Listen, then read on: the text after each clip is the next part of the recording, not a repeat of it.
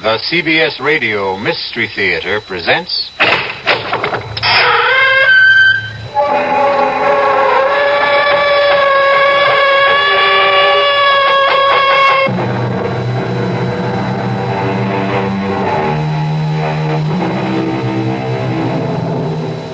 Come in.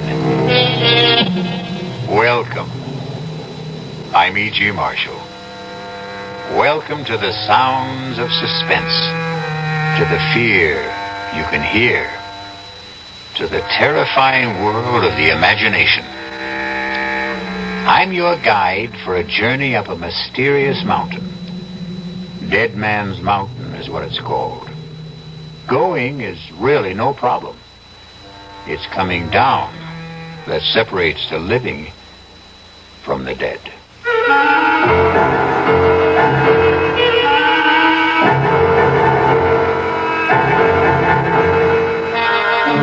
Our mystery drama, Dead Man's Mountain, was written especially for the Mystery Theater by Sam Dan and stars Alan Hewitt.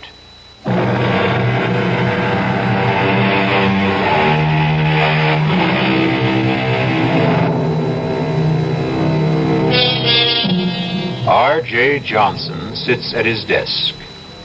Yes, the R.J. Johnson. The mysterious, the remote R.J. Johnson. I better explain that. His ways are mysterious, except when his plans include you. He is remote, except when he wants something from you. Then his presence can become an overwhelming reality. Some say R.J. is the richest man in the world. Some say he's the second, the third, the fourth richest. Does it matter? All we need to know is that on this particular morning, R.J. Johnson sits at his desk, as usual, and is formulating plans to buy or sell what? An industry? A government? Somebody's soul? Parker, I want us to maintain our short position on Consolidated Industries. It's bleeding down steadily, and we should help depress it a bit, too. No, I'm not afraid of anything like that. They won't get a government contract. We can see to it. Pick up National Computer and Starlight Oil. I want our full concentration on those three. I'll call you back later. Yes, Mrs. Dollard. Come in. Mr. Johnson, George Morrissey is here. And about time. I want hourly reports on Consolidated, National, and Starlight to see to it that Parker can always reach me. Now, have Morrissey come in. But, sir, about Morrissey. Is there a problem? Well, I... You were saying? Perhaps I should have said... Mrs. Dollard, are you all right? Perhaps I should have said... There's a man outside who claims to be George Morrissey. Mrs. Dollard, you know George Morrissey. I thought I did. If there's any doubt, check security. I did. Then that settles it. He could never hope to get past the lobby elevators if he weren't George Morrissey. Mr. Johnson, maybe what I'm trying to say is there's a man out there. And I don't want him to be George Morrissey. Have him come in here. Yes, sir. Mr. Johnson will see you now. Do you see what I mean, Mr. Johnson? Mrs. Dollard, is this your idea of a practical joke? Who is this? Please, R.J., don't yell at her. I can't stand noise. George? Yes, George. You can't be George. Look at me, R.J. Look at me. I can't believe it. You don't want to believe it. What happened to you? Please let me sit down. He walked out of this office 3 weeks ago. Yes, 3 weeks ago. He was a man of 35. And now... Now I know. I look in the mirror. I could be 75. His hair is all white. He's wrinkled, stooped. That's not the worst of it. I feel 75. I couldn't even walk without this cane. George, the first thing you have to do is tell me exactly what happened. I was at Manitou Mountain, getting the development deal set, and R.J., listen, we'll have to forget it. Give it up. What are you saying? I'm saying forget it. Look at what happened to me. They said, all the locals, they said, the mountain was haunted. Terrible things would happen to anyone who went up there. Talk sense. Can't you believe your eyes, R.J.? Look at what happened to me. George, start at the beginning. I couldn't get anyone to drive up the mountain road, so I hired a car. I drove it myself.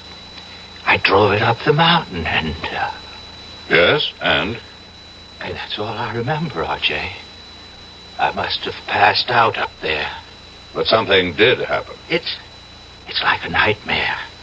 I can't bring it into focus. Just flashes of it.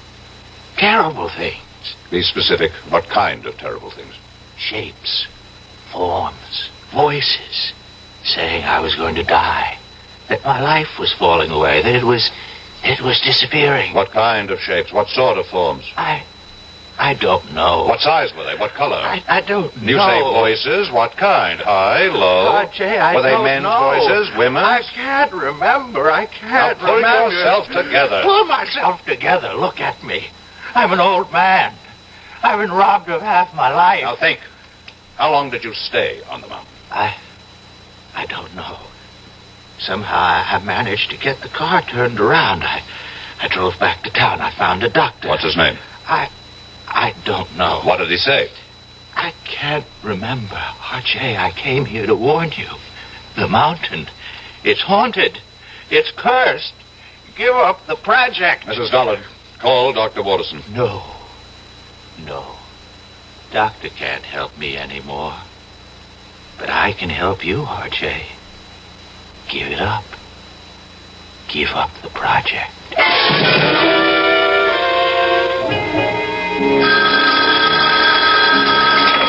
Dr. Waterson? Yes. Keep him on fluids, and whatever you do, see that he remains absolutely calm. That was the resident. About George? No change in his condition. Have you checked the local doctor? The one who saw him first? Well, we called him. He reports he treated a man of about 70 for exhaustion. That's all you could get out of him? And that's all he had to say. And what have you got to say, Doctor? We find that George Morrissey has the physical signs of a man in his 70s. But you know very well he is not in his 70s. Chronologically, no. Medically, yes. Is there a disease that could age a man so radically in so short a time? I would say a man could be ravaged by some psychic or physical attack, but here we have no signs of trauma. His tissues, organs, nervous system, circulatory system, they show the deterioration that could only be caused by aging. Let's cut through all this, Doctor. How did it happen? We don't know. You don't know. Am I supposed to buy this nonsense about a haunted mountain, curses, and all that? I don't have the answer, R.J. Watterson, over the years, I have contributed millions for medical research. I bought this whole hospital for you. So, are you telling me that now, when I need some answers, I'm not going to get anything for my money? I'm telling you that we have no answers at this time. Is it possible that George could be faking? Why should he want to fake? Answer my question. The answer's no. I want to see him. He's very weak. Is it important? I don't make unimportant requests. Well, just for a minute or two at most. And please, don't excite him.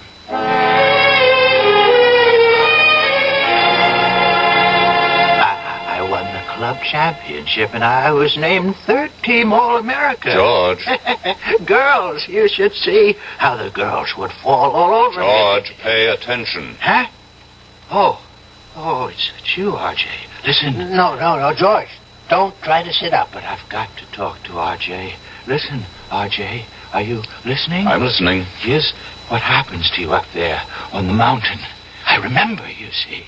Now, I remember. R.J., don't excite him, I please. accept full responsibility. Up there on that mountain, I was told you will lose that which you value most. Told? You say told? How? By whom? I don't know. How can we get anywhere if you keep saying you don't know? Think. R.J., I order you from this room. He's going to die soon anyhow. We have to get that information. R.J., I will call security and have the guards throw you out of here. No, Doctor. No, leave us alone. This is between R.J. and me. What were you told, George? I wasn't really told. It was more like a kind of feeling, an idea that seemed to seep into me. And I realized the most important thing, what mattered most to me, was my body. Talk sense. I'm talking sense, R.J. And I began to lose my body. What do you mean, lose your body? The way you really lose it. To old age. Only, oh God, only I was losing it then and there. And all at once. Is that what you think happened, Morrissey? But look, I got away from there, you see. I got away just before I would have died. But why? I should have stayed. Look at me. What good am I now? Be calm and practical, George. We have the greatest doctors in the world here. We'll beat this thing. You can still beat it, R.J. You can still beat it. Just don't go near that mountain. Just give up the project.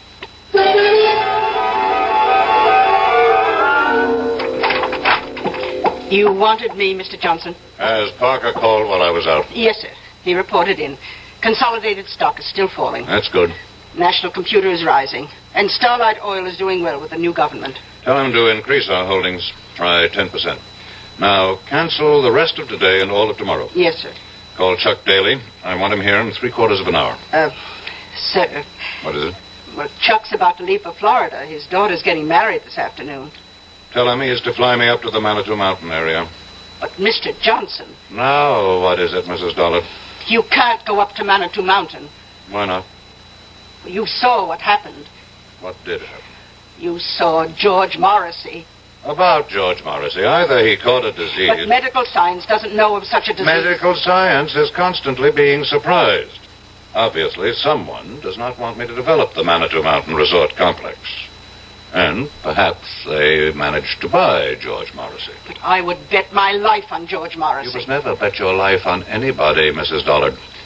The nearest town to Manitou Mountain is Lafayette Center. Reserve a room for me there at the motel. But he is George Morrissey. Fingerprints, dental records. Reserve it under the name R.J. Smith.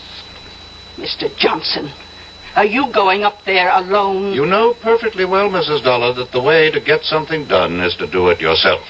But isn't it dangerous for you to go? Mrs. Dollard, I have complete freedom of action because, as you know very well, practically nobody on the outside has the faintest idea of what I look like.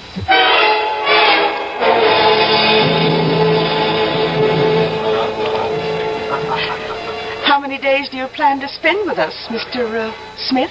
Well, that all depends. Oh? On what? Do you suppose I could hire a car and driver? Oh, let's see. I have some cards here. Pick out any name. Tell him Doris Evans over at the motel recommended you. Do you mean I need a recommendation to hire a car? Well, it's deer season. Can't expect a man to concentrate on his business. I would think you can if you pay him and he recognizes his obligation. Well, I can see you're a very serious-minded person, Mr. Smith. What brings you up to our frivolous part of the world? I intend to do some sightseeing. Sightseeing? I hear you have some very beautiful country. Oh, yes, we do have a lot of very beautiful country up here. Wild, unspoiled. And we aim to keep it that way, too. Tell me, is there a doctor in town? Oh, I hope nothing's wrong. I wouldn't want you to get sick on us while you're here. No, I should just be checked every now and then. Oh, well, we do have Doc Stallings. Does he have office hours now? His office hours are when he's not hunting or fishing. But I think he'd give up a chance at a 12-point buck for you. Why? Well, he doesn't get an opportunity like this every day. To do what? To treat the world-famous R.J. Johnson. I see. How did you know I'm sorry. Really, I shouldn't have given it away. After all, if you want to call yourself Mr. Smith, we should indulge that little conceit. But how did you know? Mr. Johnson, the whole town knows you're up here. Why, we've all been waiting for you.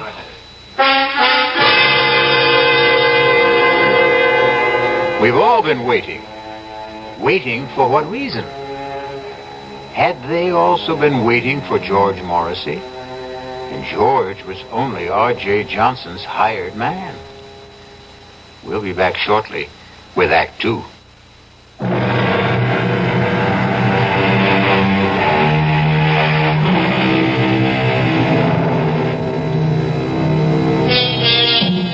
One of the world's wealthiest men sits in the tiny lobby of a small motel in an out-of-the-way village somewhere in the Adirondacks. And suddenly he feels that all of his money and power somehow seem to be very far away at this anxious moment. You say the whole town's been waiting for me, Mrs. Evans? Yes, we've been waiting. Why? Well, you own us now. I own you. In a manner of speaking. You own all the land that surrounds this village. I would think of myself as more of a neighbor. Well, we don't think your plans for the area will make you a good neighbor. You had your chance to protest against the project at the hearing. And we did. And after the legislature weighed all the pros and cons, they acted in the interests of the entire state, not your narrow provincial prejudices. You really believe that, don't you? I certainly do. Well, we know why certain votes went a certain way. Oh, do you? Suppose you tell me. We know there was bribery and pressure. Really? None of this was found by the special prosecutor's office. Well, I must admit, though, I admire your courage. My courage? To come up here, all alone, without your thugs. Oh, just a minute, Mrs. Evans. Oh, they have clean fingernails, excellent manners, college degrees. But they help you to steal and cover your tracks. In that sense, they're no better than common thugs. You really believe that, don't you? Now, let me set you straight. I have never done anything illegal. Oh, you can't be serious. No court has ever found me guilty of any crime.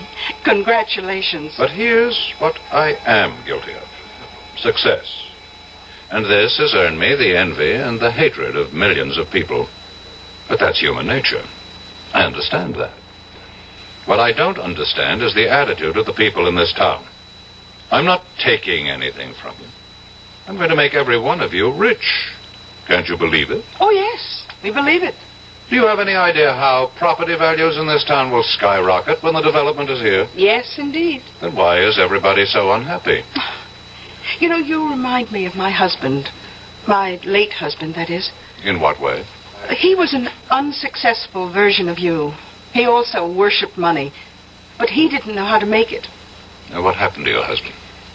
He went up to what your investment brochure calls Manitou Mountain. Dead Man's Mountain, we call it around here, and it killed him.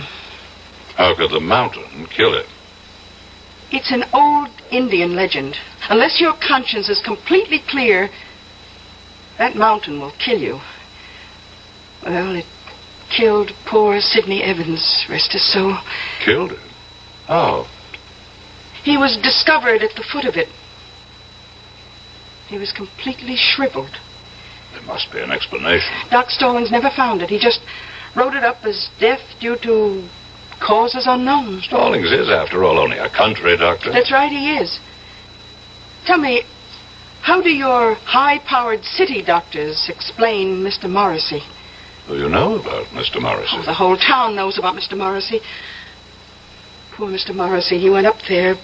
Something he had no business doing. I must correct that. He had every business doing it. He was my agent inspecting my property on orders from me. But the fact is, he went up there, and the mountain got him. Have other people met with mysterious results after climbing that mountain? Oh, very few and far between. We may be just country folk up here, but we learn from experience.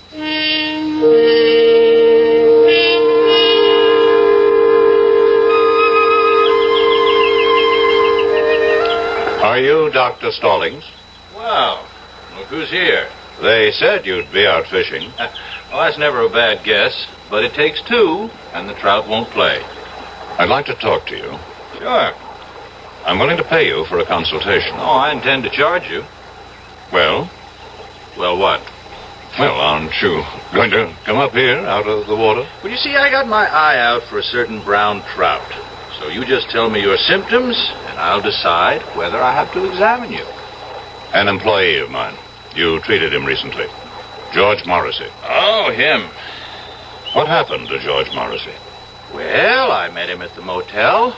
It was a Thursday night. I go there for dinner whenever Doris Evans serves pot roast. Hey, you're lucky.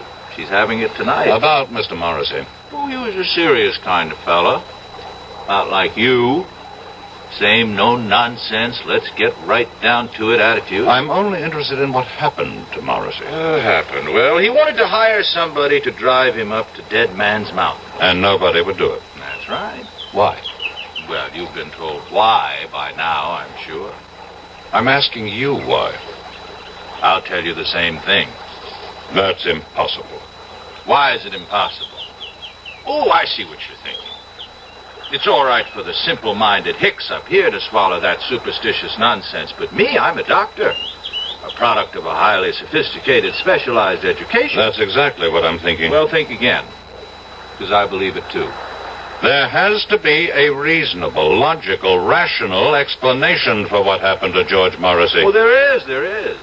He offended the spirit of the mountain. Oh, you consider that reasonable, logical, rational? Would you feel better if I said there's something up in that mountain, a virus, a bacillus, a fungus, which somehow causes immediate aging? It would be a more rational explanation.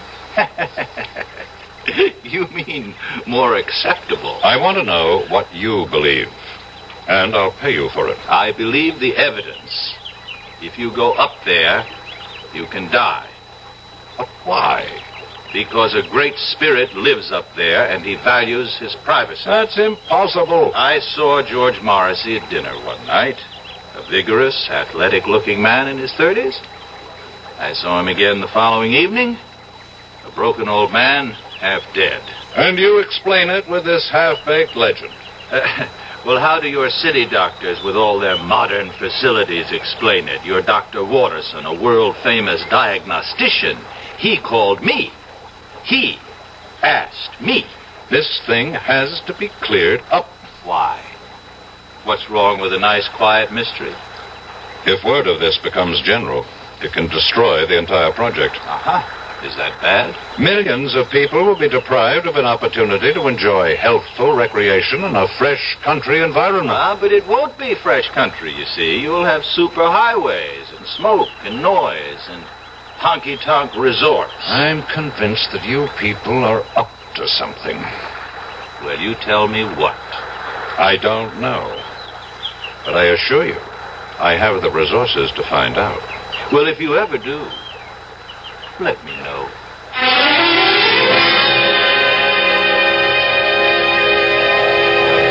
Well, did you find Doc Stallings? My secretary should have called me on the hour. Oh, she did. We serve dinner till 9:30, but the best time to eat's around 6. From then on, it's leftovers. I'll have a sandwich sent up to my room. Oh, you're joking. I don't tell jokes. You mean all you want for dinner is a sandwich? Mrs. Evans, food is merely fuel. The body is just a machine, and so my tastes are very simple. Whom do rich men think they impress when they say they have simple tastes? Do you have a wife? I never married. Oh? Well, so far we've eliminated wine and women. I can see by looking at you that there isn't too much song. Oh, what do you do with all your money? I make it grow. Well, whatever you do, don't go up that mountain. I don't think I need any more advice from anyone around here. I would like to place a call to New York. You go up that mountain, and when you come down, you'll be penniless. You have my secretary's number there. Please put it through. Just remember, I told you.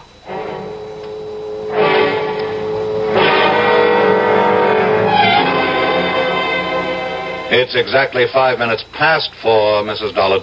I know that, sir. Why haven't you heard from Parker? I'm expecting a call any moment. Any moment was not his orders. I specifically directed him to report on the hour. Yes, sir. Why is there a delay? I don't know. Well, find out. Mr. Johnson, I'm only human. What did you say, Mrs. Dollard? Mrs. Dollard? Operator? Operator!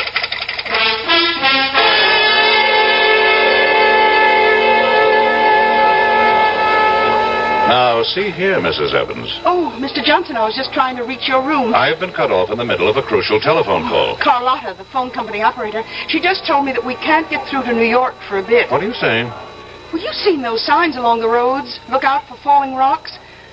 Well, we just had a pretty good slide on Route 640. But I must talk to New York. A lot of wires are down, but Ed Bailey and his boys will have it fixed before long. Oh, hi, Doc. Hello, Doris. And why does the celebrated R.J. Johnson look so agitated? Well, he can't make a phone call. Oh, my.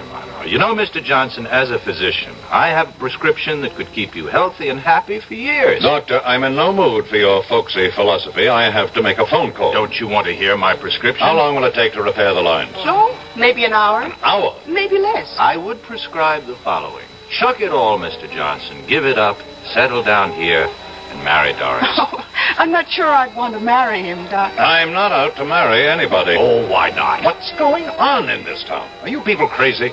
Where's the police station? The police station? Well, we do have a sheriff. Send for him. What do you want the sheriff for? There has to be some kind of plot. Where can I find the sheriff? Oh, you don't have to find him. He's coming in the door right now. Hi, Elwood. Evening, folks. A gentleman here wants to see you, Elwood. Yes, sir. Sheriff, I need your help. That's what we're here for, sir. My name is R.J. Johnson. Pleased to meet you. Sheriff, these people are trying to... Yes, sir? These people are out to do me harm. Which people? Among others, these two. Yeah, but Doc Stallings here is the greatest guy you'd ever hope to meet. Matter of fact, he takes care of me. And I personally vouch for Doris. She's my sister.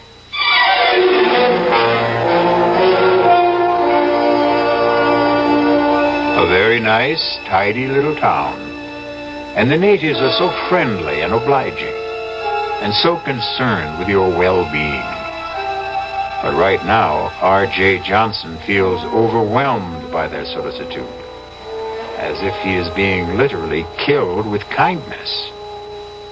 We'll return shortly with Act 3.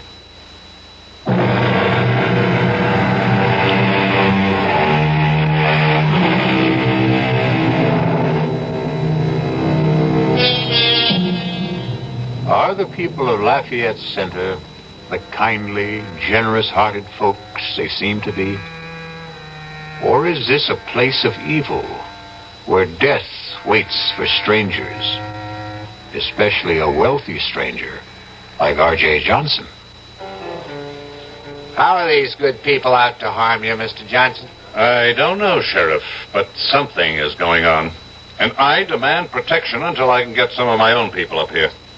You got to appreciate my position, Mr. Johnson. There's nothing I can do unless you make a choice. Well, we're only trying to help him, Elwood. You see, I look at this man's face, and I hear the tension in his voice, and I see his color, you know? So I say to him, change your way of life.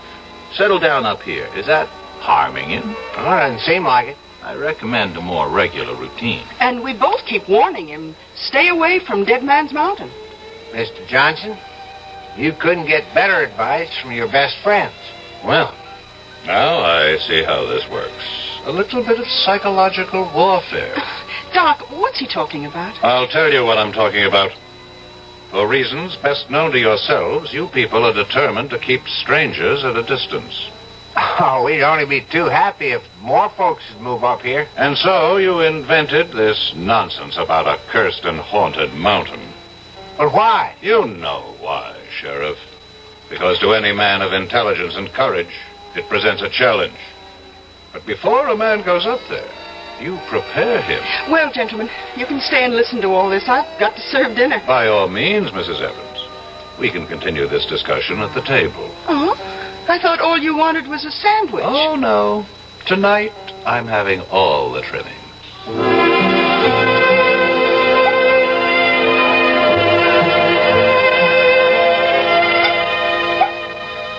Here you are, Mr. Johnson.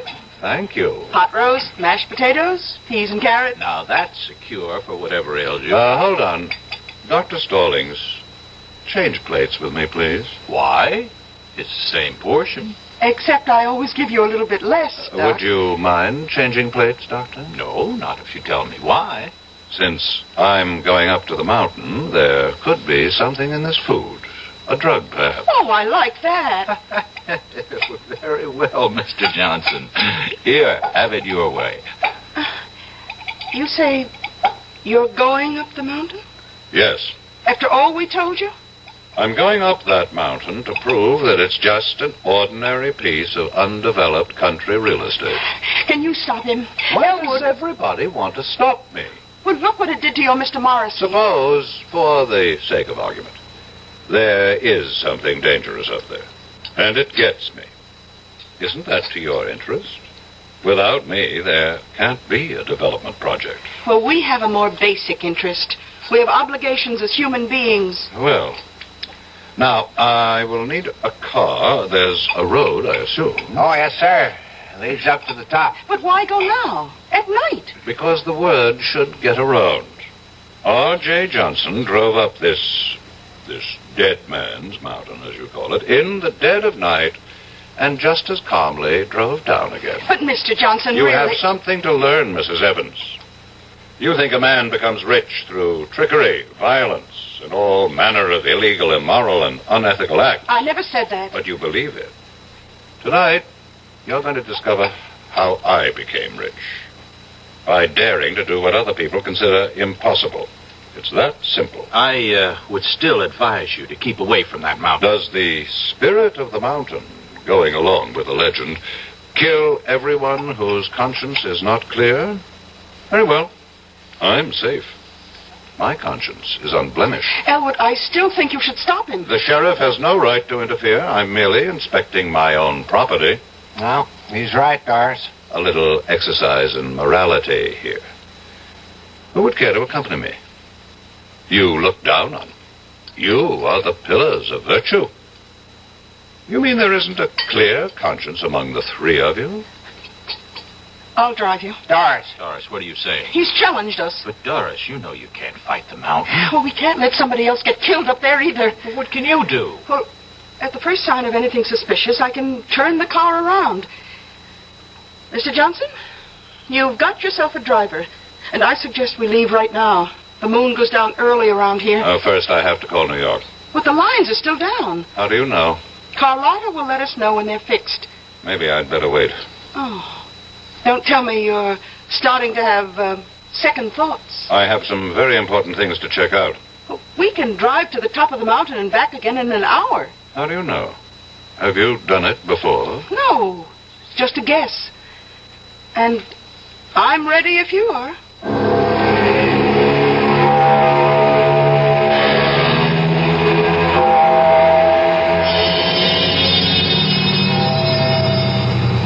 Well? What is it, Mrs. Evans? Well, we're here.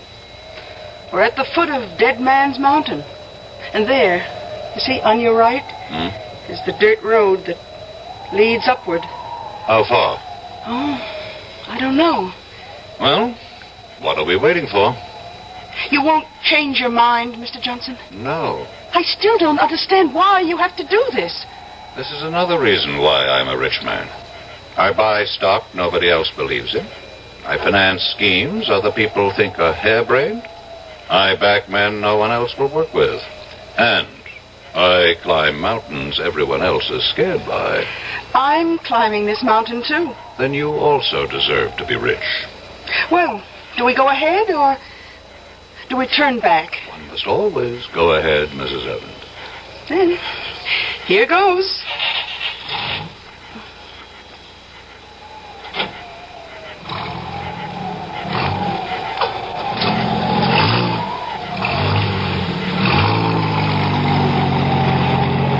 How do you feel, Mrs. Evans? All right. I guess. You guess? How do you feel? I don't have to guess. I know. I feel great. It should be interesting. What? Let's assume all you people are right. This mountain is haunted by a great spirit who strikes down all who have guilt. Which one of us do you suppose he'll strike down? Well, I don't have a guilty conscience. I wonder about that. I heard the doctor say you had a weakness for men with problems. Your late husband, maybe he didn't have problems. Maybe you had the problems. Well, we all have problems. Stop for a moment. What's the matter? I think I heard somebody. I haven't heard a sound. Listen. RJ, I'll have the security guards throw you out of here. It's Watterson. It's Dr. Watterson. What's he doing up here? Who's Dr. Watterson? He's looking after George Morrissey. I'll throw you out of here. Did you hear him? There's no one around but you and me. Now that I think of it, that's a strange way for Watterson to talk to me. He would never have the guts to say that unless he knew something. Look, I think we'd better turn around. No. I think I'm learning something. Watterson, do you know that Watterson is Parker's son-in-law? Oh, who's Parker? My administrative assistant. He executes all my orders. Suppose Consolidated Industries is not going down. Suppose it's starting to go up. Suppose Parker is still holding. Oh, come on, Mr. Johnson. Just relax. Now, if it's too much for you up here, let's turn back. Tell me, Mrs. Evans, how did you know I'd be here? Well, we just assumed. No one told you. Who would tell us? A pilot. My pilot. I didn't even know you had one. He may have been put out because I made him fly me here on his daughter's wedding day. Oh? Well, that really wasn't nice. I pay him enough, but he didn't tell you. No. Listen. I don't hear anything. Just listen. There. I'm only human, Mr. Johnson. I'm only human. Why would she answer me like that if she didn't know something? I don't hear a thing, Mr. Johnson. I'm only human. I'm only human. Let me tell you about her. She's quiet. She's almost mousy. But she's ambitious. I can tell. I've made her a rich woman. She's in on it. She's in on it, too. She and Parker and Morrissey. They worked it out. And you're in on it, too. Me? They wanted me out of the way. And so all of you got together. You worked up this phony scheme. Look, we're going to turn back. Answer the phone. What phone? Answer it. Hello. Hello. Mr. Johnson, I have the latest quote on Consolidated. It's going up. It can't go up. It's gone up 5 points so far. Get Parker. Close it out. Close it out. I can't find Parker. Get him. Get him. Mrs. Dollard. Mrs. Dollard. Who are you talking to? My secretary. She hung up on me. How could she hang up? There's no phone. Consolidated is going up. But there's no stock market at night. Mr. Johnson, it's going crazy. National computer is going down. Have Parker sell at once. I can't find Parker. Mrs. Dollard. Mrs. Dollard. She's gone again. Listen to me, Mr. Johnson. Please, listen. Do you know how much money I've lost so far? Please, listen. You have nothing to be afraid of. It's just a legend. Who can be sure it's true? Oh, sure, we local people push it to scare away developers. I feel weak. As if I lost a lot of blood. Listen, you're R.J. Johnson. You're not to be taken in with this superstitious nonsense. Fight it off. I can't. I'm trying. But all my strength is going. My money. It's disappearing. Your money isn't your strength. It is. It is. I have nothing else. Please. Answer the phone for me. I can hardly lift the receiver. The rebel government just nationalized Starlight Oil. What did you say? Mrs. Dollard. Mrs. Dollard. Mr. Johnson, We're leaving. What? It happened. Everything I was afraid of happened. Consolidated went up. National went down. And Starlight... Nothing happened. It's all your imagination. Mr. Johnson. Mr. Johnson. Talk to me. Mr. Johnson.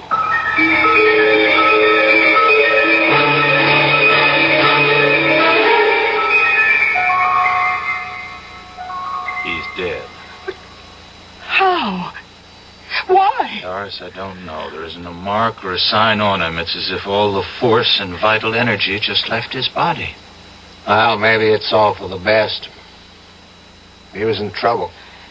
Trouble? It was on the news. Some of his holdings went haywire for some reason. 3 big companies. He's out millions. He may have died just in time.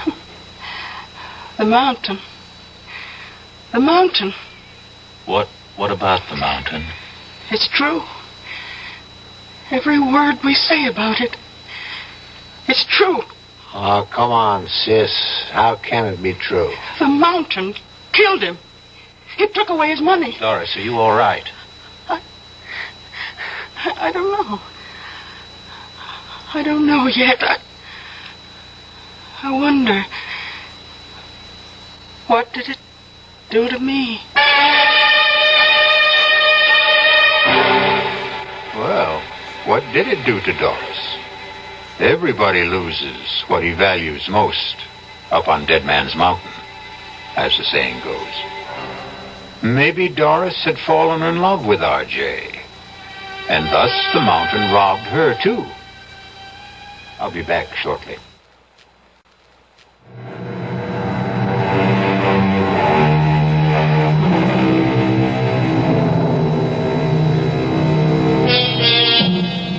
Haunted mountains.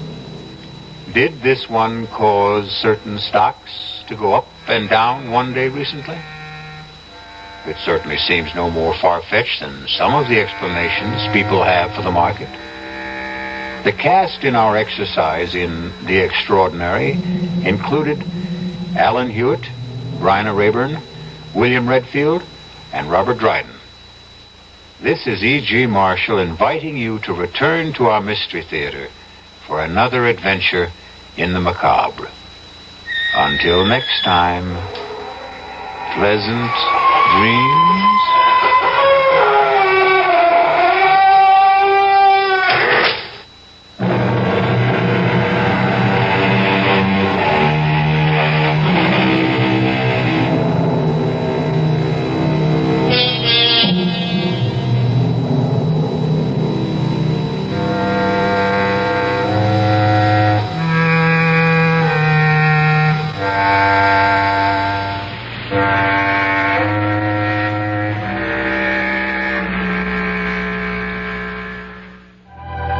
This is your friendly music station, KIXI, dial 91 AM, Seattle.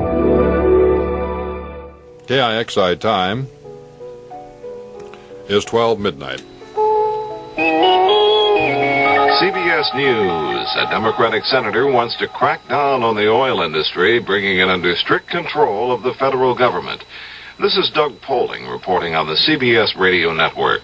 Senator Henry Jackson, Democrat of Washington, says he will propose this week legislation requiring major American oil companies be chartered by the federal government. Jackson says oil companies do have the right to earn money, but he adds he cannot understand why American oil prices have gone up along with foreign prices. I'm for reasonable, sensible, fair profits that will help provide for economic growth and provide jobs and provide the kind of income that is needed for new investment. But I must say that it is unconscionable what is going on when the price of oil is permitted to go up from a little over $3 a barrel.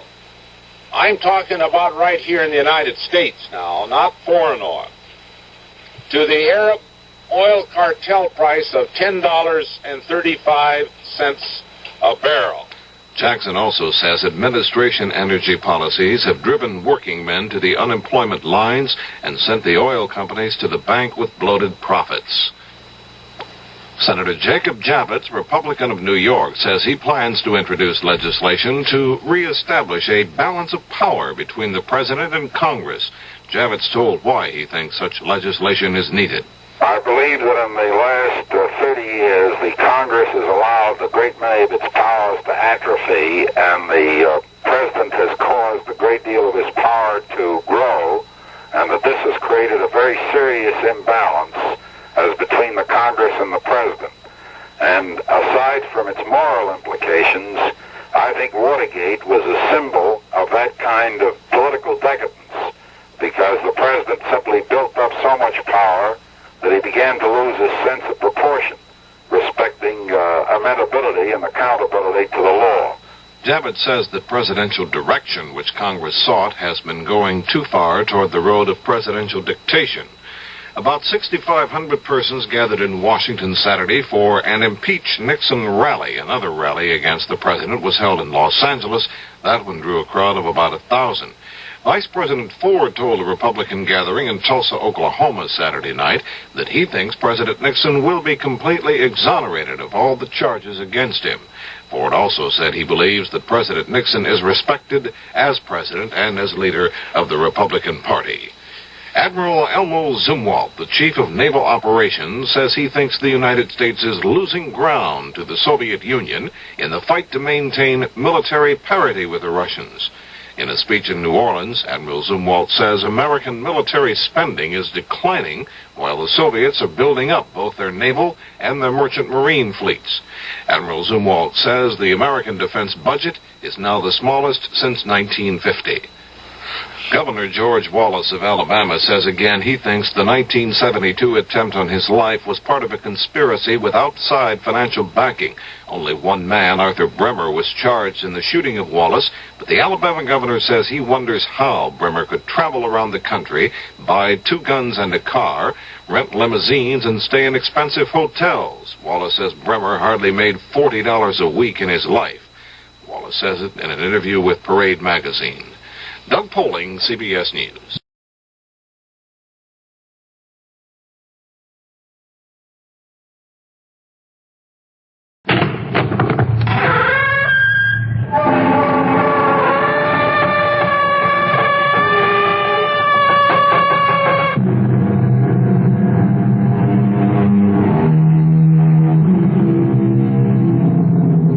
Come in. Welcome. I'm E.G. Marshall.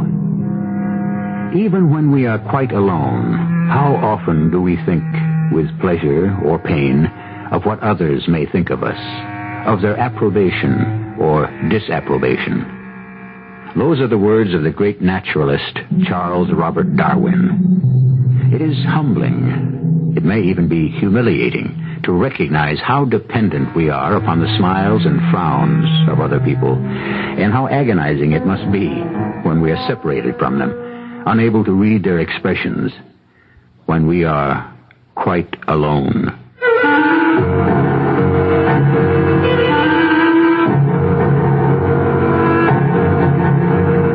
Our mystery drama, The Solitary, was written especially for the Mystery Theater by Elspeth Eric and stars Larry Haynes and Fred Gwynne.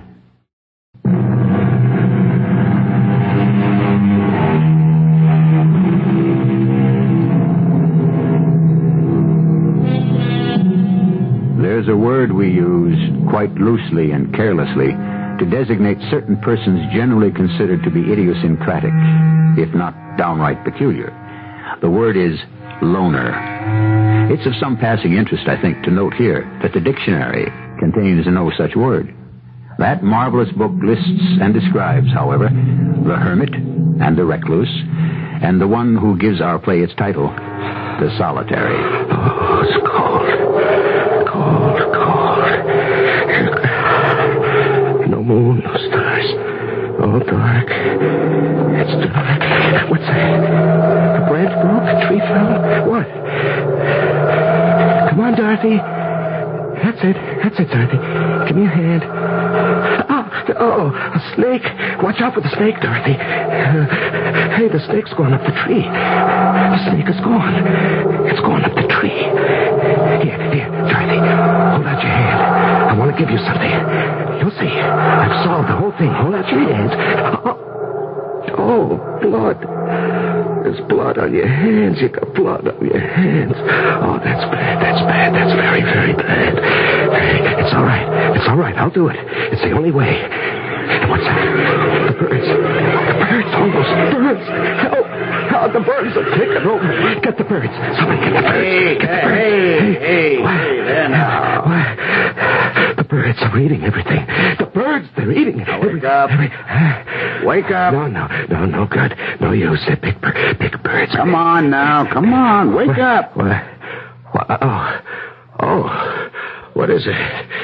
Oh. You've been dreaming. What? Come on, wake up. It's breakfast time. Oh, yeah. Breakfast. Such as it is. Oh, yes. Here. Yes, thank you. Oh, that was a dilly, that one. The dream? Yeah. I was walking through this kind of a forest with this girl, and it was dark. There was no moon or anything, and we were lost or something, and I forget. But it was cold and it was dark. I remember that much. It was just like in here. Oh, it's pretty dark in there, all right. Go ahead, eat up. There was a snake. It went up a tree. Do snakes do that? Go up trees? Some of them do, I think. Yeah, well, this one did, and then, it's funny, I think I remember, and then I can't. Well, don't think about it. Eat your breakfast, don't think about it. Yeah, okay. Oh, crumbs. Yeah, breadcrumbs. I had some breadcrumbs in my pocket, and I gave some to, I wanted to give some to her, but her hands were all bloody. They were full of blood, covered with blood. All right, take it easy. Eat your bread. Yeah, I took the breadcrumbs, and I started throwing them on the ground, and then, oh, God, yes, and the birds came and started eating the crumbs. Thousands of birds, millions of them all over, dashing themselves down on the ground and eating up the crumbs. And I knew it was hopeless. Well, what was? Oh, everything, absolutely everything. Eat your breakfast, huh? Hey, what does it mean? It was a dream. Does it have to mean something? Well, they say dreams do. Dreams have meanings if you can figure out what they are. Yours sounds to me like that old fairy tale. What was it? Hansel and Gretel or something? One of those, you know. The two kids who were lost, and they threw crumbs on the ground so their parents could trace them. You know, they were in a trail, but the birds came and ate up the crumbs. Oh, is that what happened? You remember that story? Yeah, I guess I do, yeah, I guess I do. It's been a long time. Feel better now? Yeah, I do. I really do. Thanks a lot. So, go on, eat up. Yeah, I really appreciate it, Don. All right, then eat. I will. What's the weather like outside? It's nice. Very nice. Sun shining? Yeah, shining like crazy. Is it hot? Yeah, but there's a little breeze. It's very nice. I walked all the way up the hill. Oh, you did? That must have been nice. Yeah, it was. Come on, eat up. Huh? Okay. Hey, how are the Reds doing? They've got a good chance. Oh, I've always been crazy about the Reds. Yeah, I know. Well, I grew up in Cincinnati. Yeah, I know. It's a great little town. Oh, you know Cincinnati, Don? I didn't know you knew Cincinnati. I was there a couple of times. Well, not really there. Across the river, a place called Fort Thomas. Oh. Oh, you finished? Give me the plate and the cup. Huh? Yeah. Okay, You know, I think maybe tomorrow I can sneak you up some oatmeal. Would you like that? With milk and sugar? Yeah, I like oatmeal. Then maybe you won't dream about breadcrumbs, huh? Yeah. Okay, I'll see what I can do without getting caught. No, don't get caught. Hey, Don? Yeah? Don, how many days I've been in here? 17. 17. 13 more to go.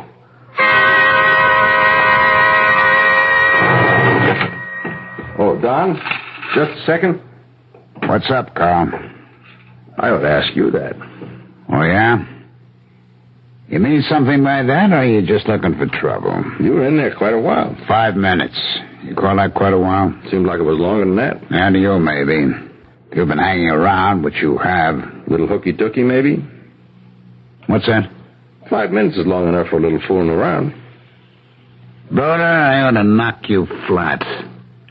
Take off your glasses and I will. Come on, take it easy. Only kidding. You're too sensitive, Higgins. I have a message for you. Warden wants to see you. He told me to tell you. Is he in his office? I believe he is. I believe he's waiting for you right now. Come in. Oh, hello, Higgins. Close the door. Rhoda said you wanted to see me. I did. I do. Sit down. I'm not going to beat about the bush, Higgins. It's about the guy in solitary. Yes, sir. I understand you've been spending some time with him.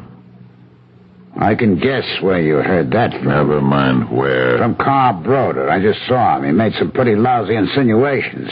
He didn't have his glasses on. Don't pay any attention to him. He's got a foul mind and he's stupid. Well, just the same. Next time he opens... Take it easy. Cool off. The prisoner's in solitary because he hit Carl. After throwing his food tray at him. Well, Carl must have said something to him. Now, your duties call for you going to the hole twice a day and leaving the requisite amount of bread and water. That's all you're supposed to do. Later you go pick up the cup and the plate. That's all. You're not supposed to hang around while he eats. Now, you know that, Higgins. You've been here long enough to know that. Yes, sir. So, why don't you do what you're supposed to do? Why this infraction of the rules? A man in solitary is supposed to be solitary. He's not supposed to be shooting the breeze with a guard. Warden, this man is a first offender. Pretty serious offense. Assault and battery. Beat up his girl. Well, she cheated on him. He was in love with her. She cheated on him. She's still in the hospital. Did you know that? Yes, I know, and that's why Did you ever ask about her? No. And that's a funny thing.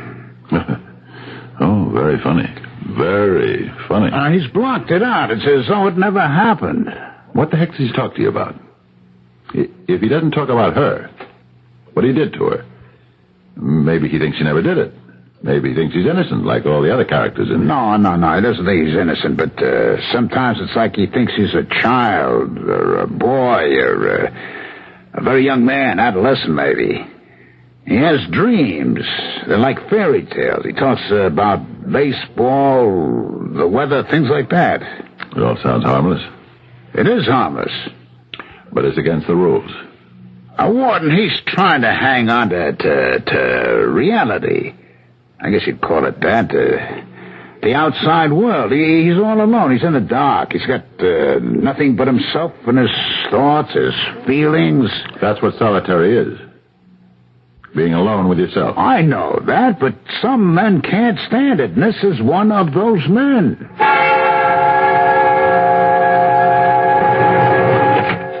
Don? Yep. Here's your ration. Is it still nice out? It's all right. Sun still shining? Yep. Hey, quite a spell of good weather we're having, huh? Hey, where are you going? Are you leaving? What's the matter? What did I do? Did I say something? Did I do something? I can't hang around. Well, why not? Did I do something? You don't like me. Is that it? I did something wrong. Is that it? Well, whatever it is, I'm sorry. I never meant to do anything. I didn't mean it. No matter what it was, I didn't mean it, and I'm sorry. Take it easy. You didn't do anything. Are you sure I didn't? Will you quiet down? Yeah, I will. You see, I'm all quiet. I'm quiet now. All right, that's better. You know, the trouble with me, I can't sleep. I mean, I sleep about, 5 or 10 minutes at a time. Sometimes 2, I can't tell. And I dream, and I wake up. Hey, Don, you're not leaving, are you? I got to. Aren't you going to light a cigar, smoke a cigar? I can't. But you have before. You said it relaxes you. I know it relaxes me. Just smoke one cigar, huh, Don? Just part of a cigar. Will you, please? Well, I'd like to watch it burn. Huh? Okay.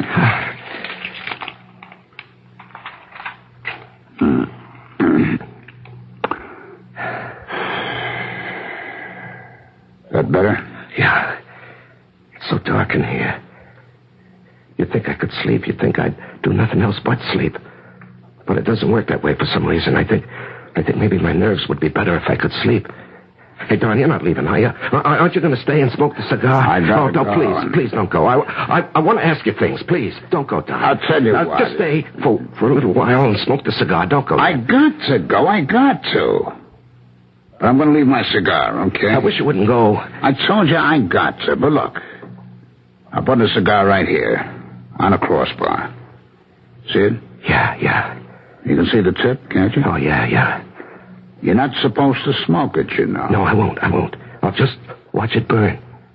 Okay, then. Yeah, it'll be like a nightlight. I'll have a nightlight. And I'll sleep.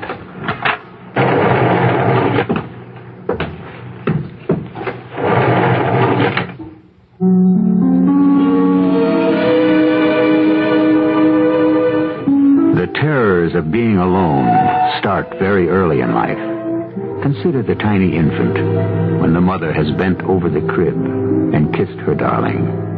When she has walked that huge, commanding, and protective figure to the door, opened it, passed through it, and closed it. The helpless being in the crib has no sure way of knowing that she will ever return. I'll continue with Act 2 shortly.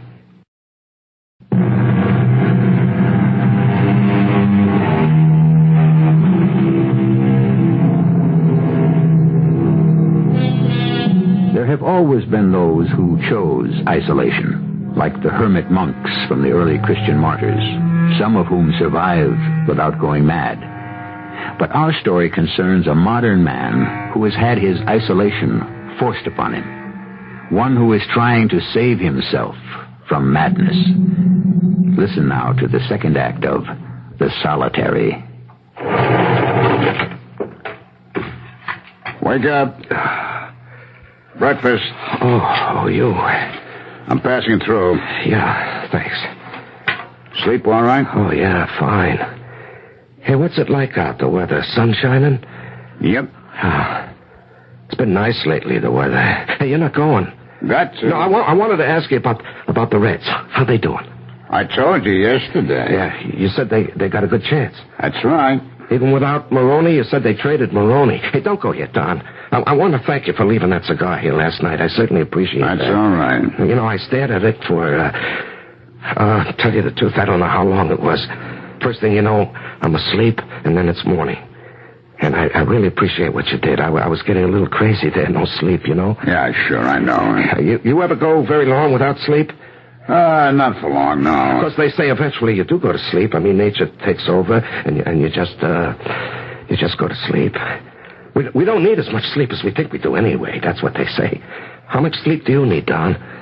Oh, about 8 hours does for me. Yeah, 8's about right for most people. Yeah, well, hey, look, you're all strung out, man. Why don't you try taking it easy? No, I'm not strung out. I'm okay. What makes you say I'm strung out? Well, you're all right. Certainly I'm all right. Good night's sleep, certainly. I'm all right. Only, do you have to leave, Don? Can't you stick around? I really can't. Oh, Don, one more thing. Just one more thing before you go, okay? Oh, what's that? You think I got any mail? Mail? Mm-hmm. You don't get any mail in solitary. Oh, I know that. Certainly I know that. Only, I thought if there was some for me up in the office or wherever they keep what it... good does that do you? Just to know that it's there. I'd like to know it's there. After all, I'm going to get out of here sometime. It would be something to look forward to. Know what I mean? Well, who would you think you might be hearing from? My mother? I'll tell you what. I'll try to find out for you. Yeah, would you, Don? Oh, man, I'd appreciate that. I really would. I would certainly appreciate that. Don't mention it. And, Don? Yeah? You're not mad at me, are you? No, you're not going to start that again, are you? Well, I have this feeling like I've done something I shouldn't have. You did something you shouldn't have, all right? Yeah, I knew it. I knew that. Now, tell me what I did. I have this feeling I did something. Now, mister, you beat up a lady. You clobbered your girlfriend. Yeah, I know I did. But I'm paying for that, Don. I'm in jail for doing that. You're doing 30 days in solitary for trying to clobber a prison guard. Yeah, I know. I assaulted Broda. Man, why did you do that? I don't know. I forget why I did it. That's one of the very worst things you can do here. You know that. Now, why did you do it? Did he say something to you? I don't know. I forget. just all of a sudden I was hitting him. You know, you're not really such a violent fella. I don't know. Maybe I am. I beat up on my girl. I beat up on Broda. Don, don't go. Don't go, please. Don't go. Look, I got to. I'm not supposed to be standing around here shooting the breeze with you. It's against regulations. The warden doesn't like it. He told me so. Yeah, but alone, all by myself, nobody here. It gets to feel like there's nobody but me in the whole world, nobody. And then I start to think, am I here? Am I somebody? Who am I? Will you tell me who I am? I can understand that. But I gotta go anyway. I'll be back this afternoon. You sure? I'm sure. So, take it easy, huh? Hey, who's that? Oh, Broda. What do you want? Thought this is where you'd be. Now, what do you want, Carl? The warden wants to see you. The warden? Seeing already? I just walked up the hill with him. He wants to see you in his office right away. All right. Run along. I'll safe lock you. Okay.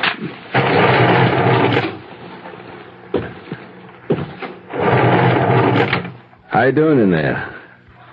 I'm doing all right. Lonesome? I'm all right. Can't quite see you, but you sound all right. I'm all right. Listen, how are the Reds making out, do you know? The Reds? Mm-hmm. Those bums.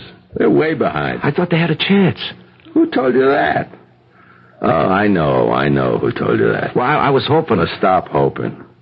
They're way behind, can't catch up in a million years. What's this? What's what? Is this ashes? Where? What ashes? On the crossbar here. Looks like cigar ashes. The hot cigar ashes get here. You've been smoking, for heaven's sake? No, I don't know. Who was smoking around here? Somebody give you a cigar? No, nobody gave me anything. Then who was smoking? Nobody. I'll find out pretty damn quick. Guard, got a flashlight? Yeah. I'll hand it over. Nobody's gonna smoke in solitary and get away with it. There's gotta be a butt around someplace unless you ate it. Is that what you did? You ate it? I wouldn't put it past you. Come on, move over. Butt's gotta be here someplace if you didn't eat it. Move over, get in the corner. Hey. You got water on your glasses. Here it is. Yeah. I knew it had to be here. Listen, why have you got drops of water on your glasses? Because it's raining, stupid. I got soaked walking up the hill. It's not raining. The sun is shining. Oh, it is? Yes, it's a very nice day out. How would you know? Now, wait a minute. Let go of me. It's nice out. The sun is shining. Let go. It's been nice out for a long time. It's raining. It is not. It's been raining for 2 whole days. You're a liar. And it is very nice out. We have had a spell of very good weather. You busted my glasses. I'll get you for this, you crumb, if it's the last thing I do. The sun is shining. It's been shining for several days. Beat you up. I ought to give it to you good. You want to mix me up? It's very nice out. What did I tell the warden, you creep? You'll get another 30 days in the hole, maybe 60. Man, you never learn, do you?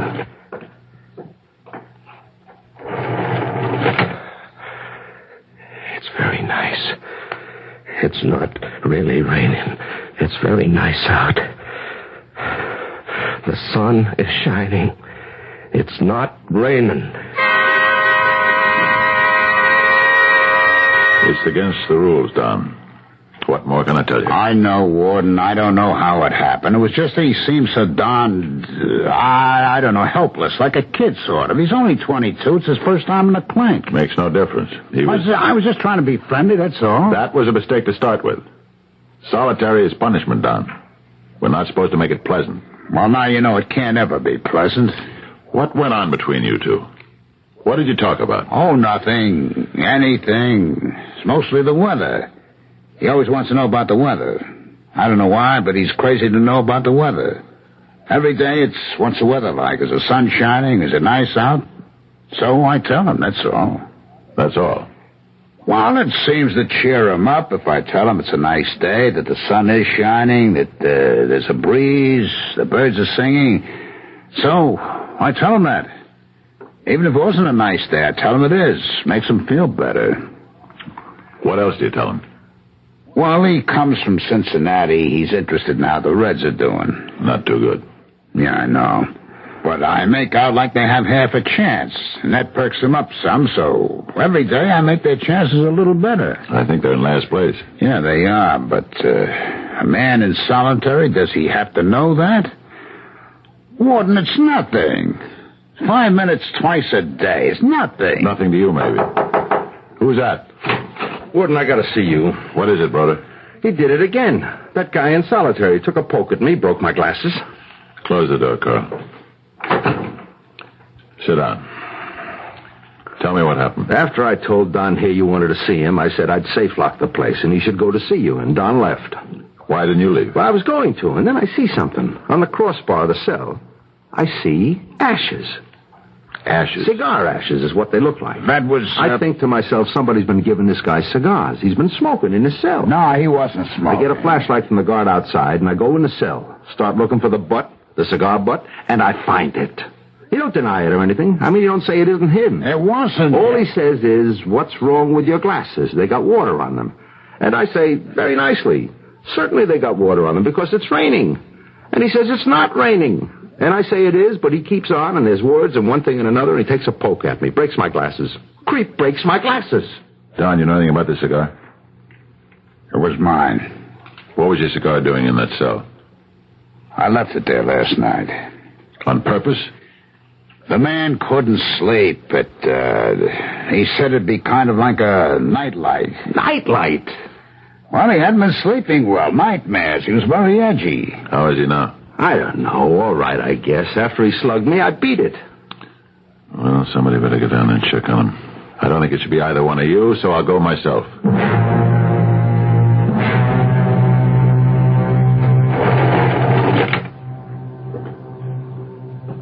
You all right in there?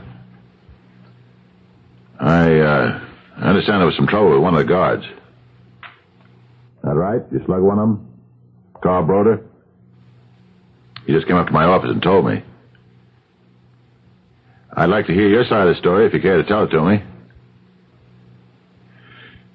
Don Higgins left a cigar in the crossbar last night. He's admitted he did it. To help you sleep, he says. Now, of course, he shouldn't have done that. When Mr. Broder found the ashes, he should have reported it. He shouldn't have gone barging into your cell like he did. That was wrong. But he was just looking for the cigar butt, that's all. You had no call to hit him. You broke his glasses, you know. You shouldn't have done that. It's the thing that got you where you are in the first place. You know that. Answer me. I know that. Well, then. What have you got to say for yourself? Anything? Warden, have I got any mail? Mail? You want to know if you have any mail? A letter, maybe? From my mother?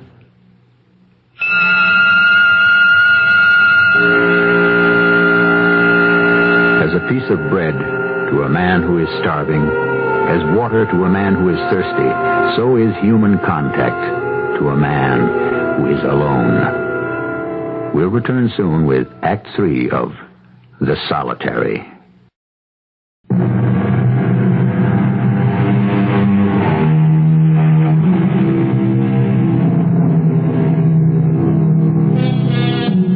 A man is stripped of his liberty.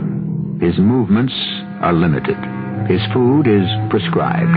His sleep is controlled. His work is assigned. His communications are censored.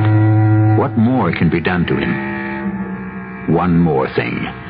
He can be deprived of human contact. And that is a final insult that turns him in upon himself. What are you doing in there? Nothing. I can hear you moving around. Look, are you listening to me? Are you? Yeah. I think you're the warden. That's right. I thought so. Now, to get back to... you asked me, did you have any mail?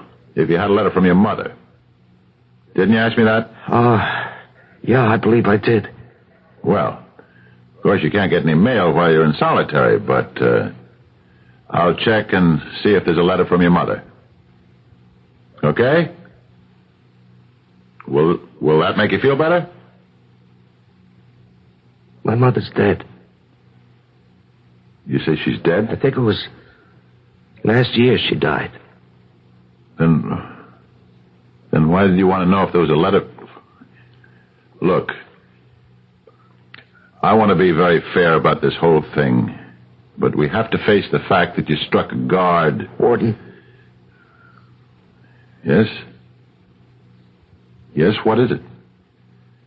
Are you really the warden here? Why, certainly. Look, regulations say you've got to be punished for striking a guard.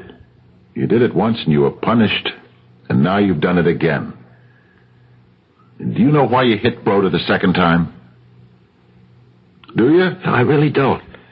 I'm telling you you'd better come up with some kind of a reason, because if you don't, I've got to give you 30 more days in the hole, and I don't really want to do that. You hear me? Give me one good reason for hitting Broder, and I'll try to go easy on you. Yeah. Come on. Think back. What happened? It wasn't Broder's fault. Come on now. You don't start a fight with a guard just for the hell of it. You're not a violent man by nature. Anyways, you don't appear to be. Of course, I could be wrong, but I don't think you are.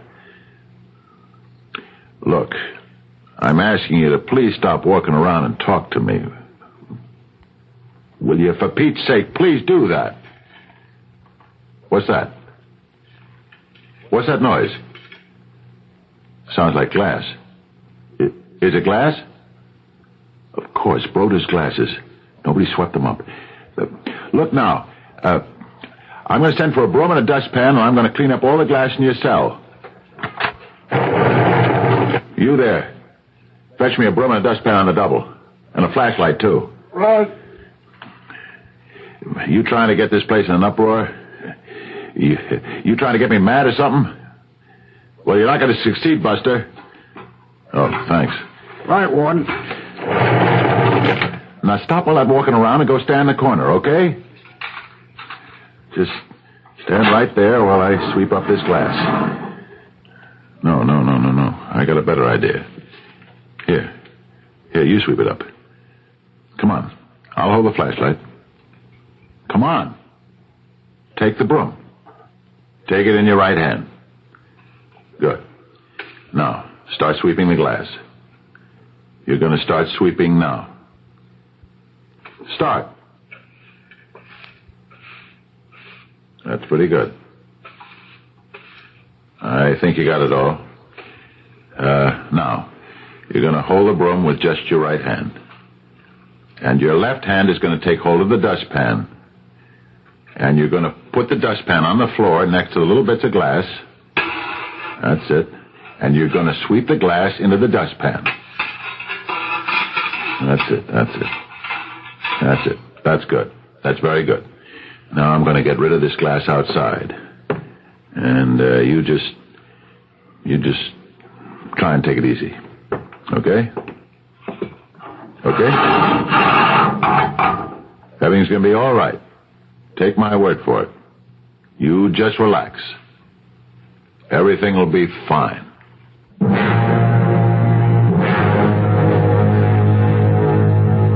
Wonder what's going on down there. Warden's checking on him. There's nothing wrong with him. He's just got a quick temper, and he's a little too free with his fists. You told him it was raining. What?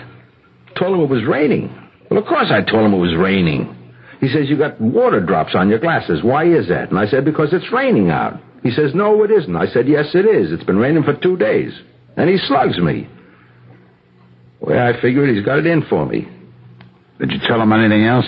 I don't know. He said something about the Reds. Yeah. I thought maybe he might have. What'd he say? Something about how they were doing. They might take the pennant or something. Yeah? What did you say? I said they were bums and didn't stand a chance. Everybody knows that. So I said it. Now, what's wrong with that? Nothing. I suppose there wasn't anything else you could say. Listen, I didn't have to say anything at all to him. I could just have left. But then I saw the cigar ash. What did you have in your head to do a dumb thing like that, leaving him a cigar? I don't know. Solitary is a punishment cell. I know it's a punishment cell. What am I, some kind of a beginner, new on the job? If you're going to start babying guys in solitary, where's the punishment? What's the point of the whole thing if you make it a breeze to do time? It isn't a breeze. It's never a breeze. Wait till you do time there before you talk about it being a breeze. Oh, that'll never happen. I'll never do time. Yeah, well, why not? You're not so pure. You're not so holy. You could make a mistake just like anybody else. I know too much about it. Yeah, that's it. That's just it.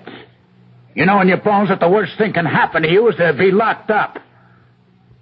Locked up is bad enough to start with, but when you're locked up alone, day after day alone, that's the worst it can get. Nobody to talk to, nobody to listen to, not even a human face to look at, not even a human hand to touch. I think it's probably the worst thing that can happen to anybody, any place, ever. All right, take it easy. Yeah, you know what that poor jerk said to me? He said it gets to feel like there's nobody but him in the whole world. Then he starts to feel maybe he's not there. And then he starts to feel that maybe he's not anybody. You see, there's nobody there. It's not even him. That's why I started giving him a few minutes of talk back and forth. Yeah, you told him the Reds didn't have a chance. Well, they haven't. What's wrong with that? I'd been telling him they did have a chance. For Pete's sake, why did you do that? He comes from Cincinnati. He's a big fan. I wanted to give him I don't know, something to root for, something outside of himself, something out of the world, something real. I don't get it. Yeah, I know you don't get it. And maybe I should have never said it, but I was grabbing at a little thing, like the weather. He liked to have a picture of everything being real beautiful outside. The sun shining, trees, flowers, birds, so I kept telling him it was wonderful out. And he believed me. Well, why not? I'm the big oracle. I'm the big smart man who knows all about what's going on. He's just a little kid who's been locked in a dark closet for doing something bad. And then you come along, you tell him I'm wrong. I don't know anything. Hell, it's no wonder he slugged you. Yeah, it's not my fault. I didn't know anything about that. I know. I didn't say it was your fault. But I don't think it's my fault either. Or maybe it was. I don't know. Maybe it's right what the warden says. Just go by the rules, forget everything else. That's what I believe. Go by the rules. Only it's a heck of a way to live. Warden? Warden? How is he? Is he okay? I don't know. He won't talk? Oh, he said a few things. Asked about a letter from his mother. He asked me about that, too. A couple of seconds later, he said his mother died last year. Oh, his mother isn't dead. Last year is when he got sent up. He's, weird. No doubt about that. I've sent for the psychologist. But in the meantime, Don, I wish you'd go down and try to talk to him. He knows you're his friend. Maybe you can get somewhere. Okay. Take the flashlight. You, may want to get a good look at him.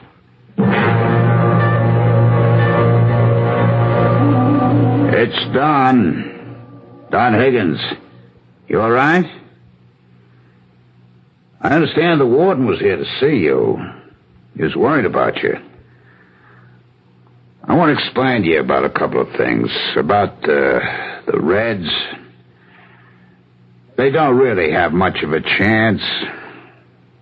I exaggerated. Actually, they hardly have a chance at all. But I thought having something to root for is always a good thing, so that's why I said what I did. And that part about the weather, that was awful dumb of me. I should never have told you it was beautiful out. I don't know why I did it. It seemed like a good idea at the time, but it wasn't, because Carl Broder didn't know. And, of course, when he said no, it was raining. Well, of course, then you didn't know who to believe, huh? Isn't that so? Isn't that the way it happened? Come on, talk to me. Look, I'm coming in there. Come on. Don't be like that. Talk. Holy mother. Hey, what's the idea? What did you do? It was a piece of glass, a skinny piece of glass. I don't know how he got it into his vein. Artery. Left carotid artery.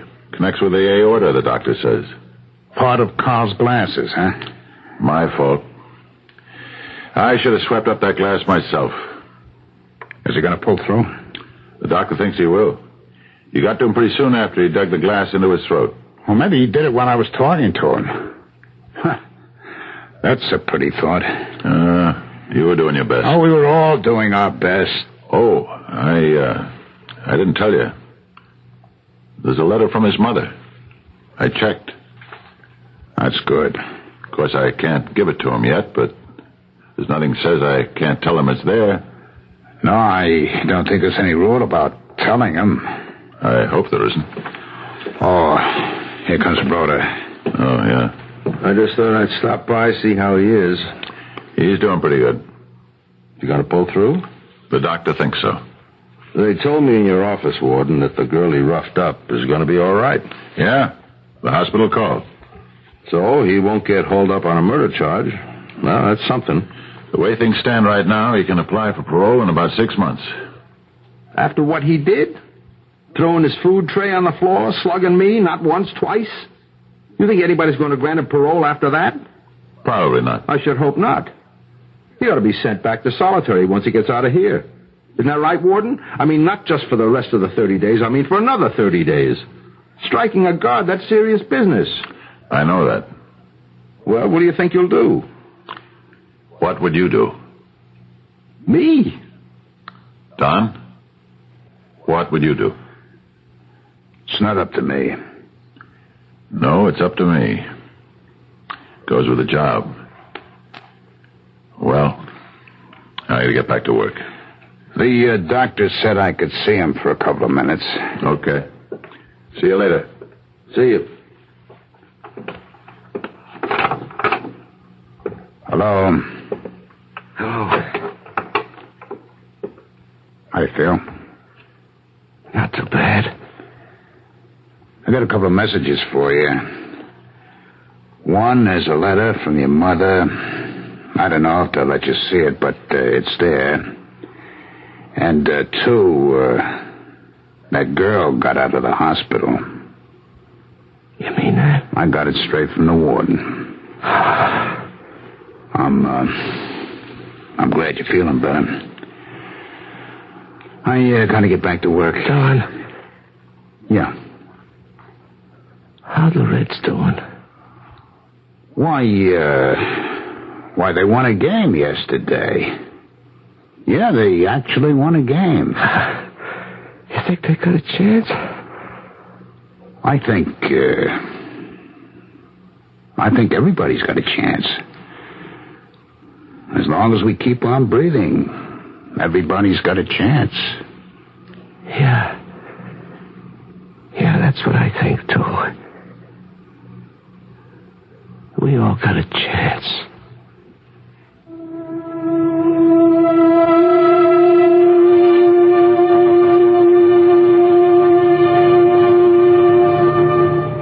I firmly believe that. Everybody's got a chance, however slim it may be or seem. But that chance is slimmer to the one who is alone. Woe to him that is alone when he falleth. Ecclesiastes chapter 3, verse 10. I'll be back shortly.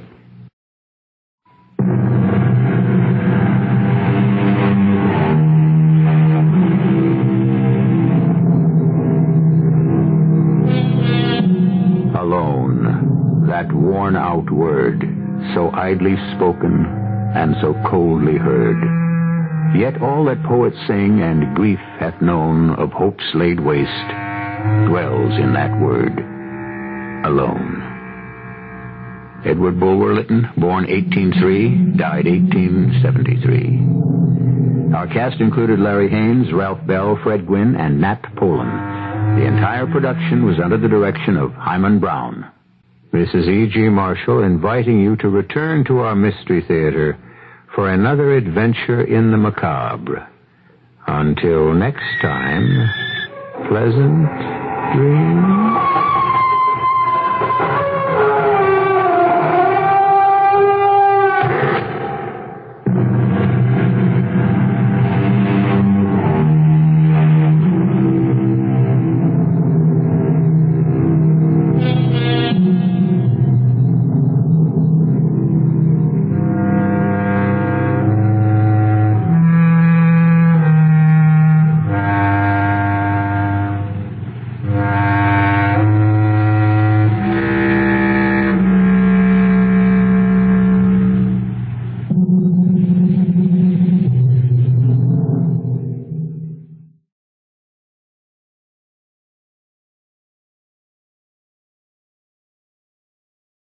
The CBS Radio Mystery Theater presents...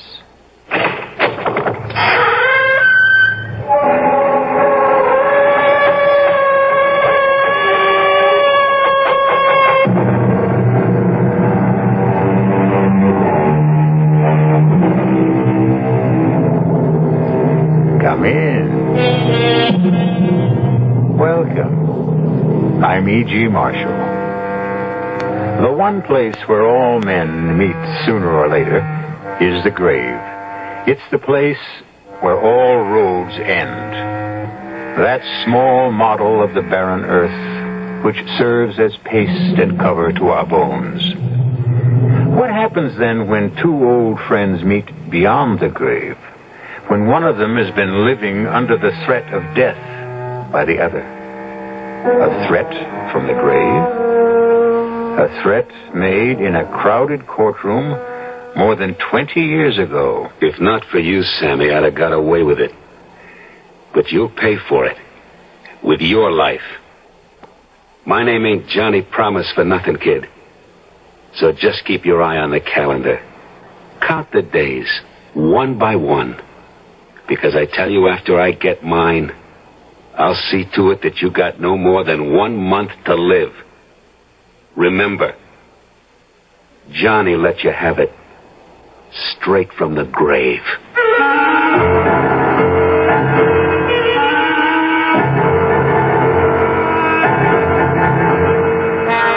Our mystery drama, Deadline for Death, was written especially for the Mystery Theater by Arnold Moss and stars Michael Tolan and Joseph Julian.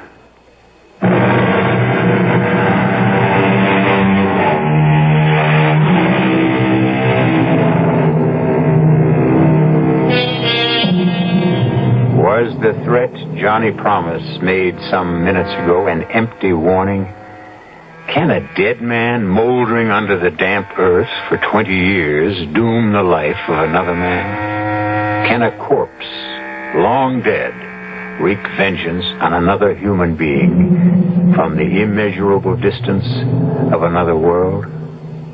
We're about to find out as Johnny Promise talks to his old friend, Sammy Rogers. Sam? Sam Rogers? Answer me, Sam. It's so dark here we can't see one another, but we can hear. There's nothing to be afraid of anymore.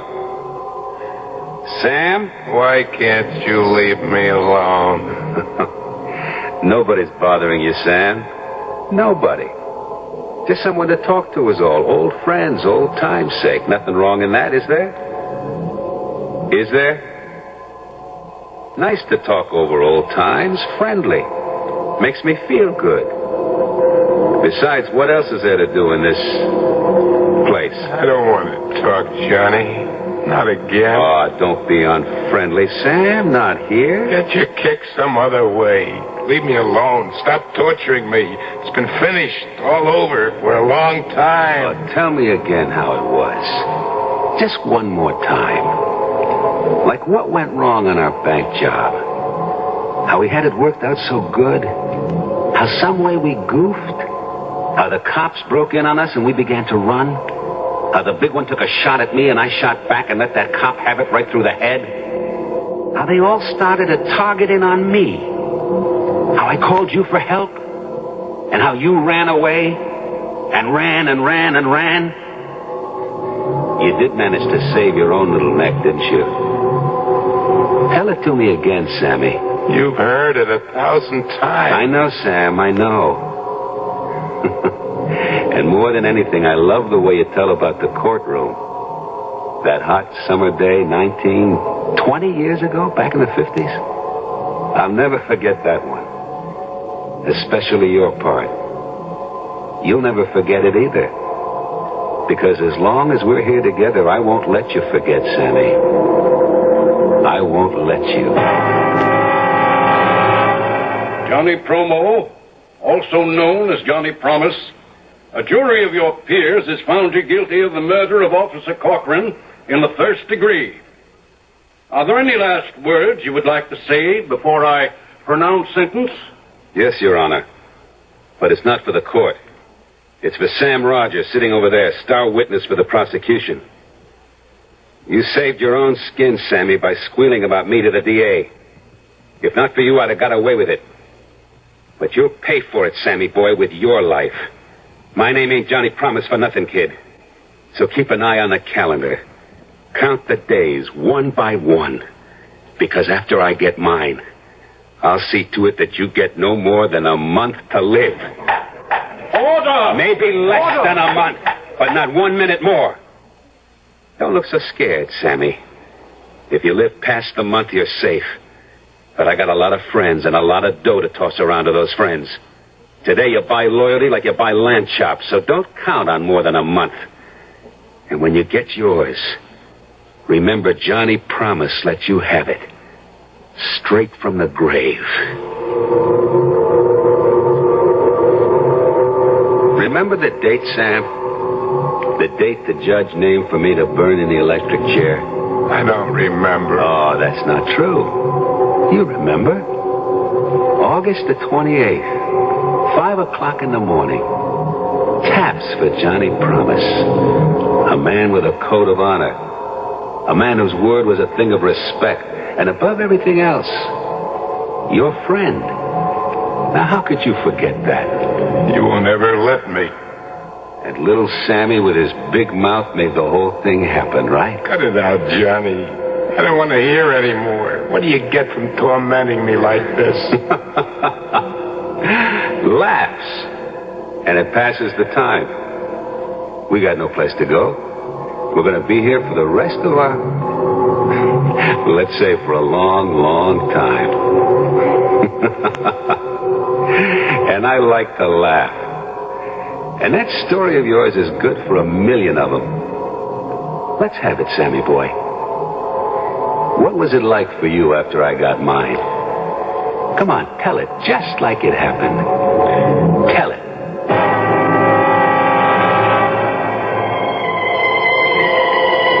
After the judge pronounced your sentence, I sat there in the courtroom like it was me he had sentenced. The cold sweat was pouring out of my body. I couldn't move. I could hardly breathe. All I could hear was your voice laughing and saying, "A month to live. 1 month to live." I knew for sure that within the month after you burned, you'd see to it somehow that I got mine. So I holed up in that scrubby hotel room, way up on the 9th floor. And for 2 whole weeks, I didn't see anyone. I wouldn't answer the phone. I wouldn't talk to anybody. I wouldn't open the door. Except for Linda.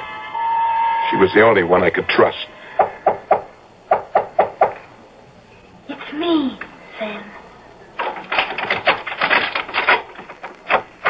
Come in quick. Here's your dinner, Sam. Thanks, Linda. And today's newspaper? September the 12th. 15 days since Johnny... You've got to stop thinking about it. Stop thinking about it. By 5 a.m. of the 28th, I'll be a dead man. And it could come at any time. In a week, tomorrow, in an hour. But you've taken care, sweetie. Nobody can get at you up here. And once you get past the 28th, you're a free man. Johnny said so, didn't he? Yeah, he did. And he never broke his promise, did he? And that's what I'm counting on. But just the same, every morning I wake up after a bad night and I hear myself talking to myself. I say, today, will it be today? Is this my last day on Earth? That's what's driving me crazy. Sam, you've got to find things to take your mind off of it. It's only another couple of weeks. And then... And then? We'll go away someplace. far away, start a whole new life. Why don't you eat something? It'll make you feel better. I'm not hungry. Maybe a little coffee while it's still hot. I got the change from the 20 you gave me. Forget it. What's right here in my bag? What are those? The keys. What keys? To this room. To this room? Of course. Where did you get them? You gave them to me, don't you remember? I never gave you any keys to this room. Who gave you those keys? I told you, Sam, you did. You lousy little liar! Ah! Where did you get those keys? I don't know what you're talking about. He even got to you. Oh, Sam, how could you think that I... He got to that crummy desk clerk first, didn't he? And then to you. And you had the duplicate made. Who made the payoff? I said, who made the payoff? Sam, you're insane. Why would I ever do anything to hurt you? Because for $500, $1,000 you'd do anything. Now get out of here, you little tramp, but fast. Oh, you're wrong, Sam. You're wrong. I love you. Get out. Oh, wait, Sam. I don't need you or anybody. Get out before I kill you.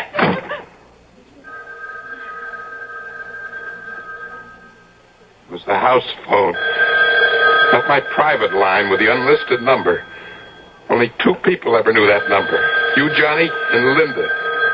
But this was from the lobby downstairs. Stood there listening to it ring. Didn't dare answer it. The sound began to bore a little hole into my brain. And finally... Yeah? Who is it? It's me, Sam. Linda. You? How could it be you? You just went out of the door. Where are you? In the lobby downstairs. I'm so glad you answered. How did you get down there so fast? Please, Sam, listen to me. I know how you felt about those keys, but you've got to trust me. Yeah, sure. But how did you get to the phone You've got to get hold of yourself. Why don't you have the locks changed on your door? Why? For what reason? Call in a locksmith. Somebody who never heard of you, of me, of Johnny, anybody we know. Let him change the locks and give the keys only to you. One of a kind for each lock. No duplicates. Do that, Sam. Please. You know I'd never do anything to hurt you. Yeah, sure, sweetie. That's a good idea. I don't know what got into me. What made me think that you... I'm sorry, Linda, for everything. You call a locksmith, yes? First thing in the morning. I'll be seeing you, Sam. Huh? Oh, yeah, Linda. Right.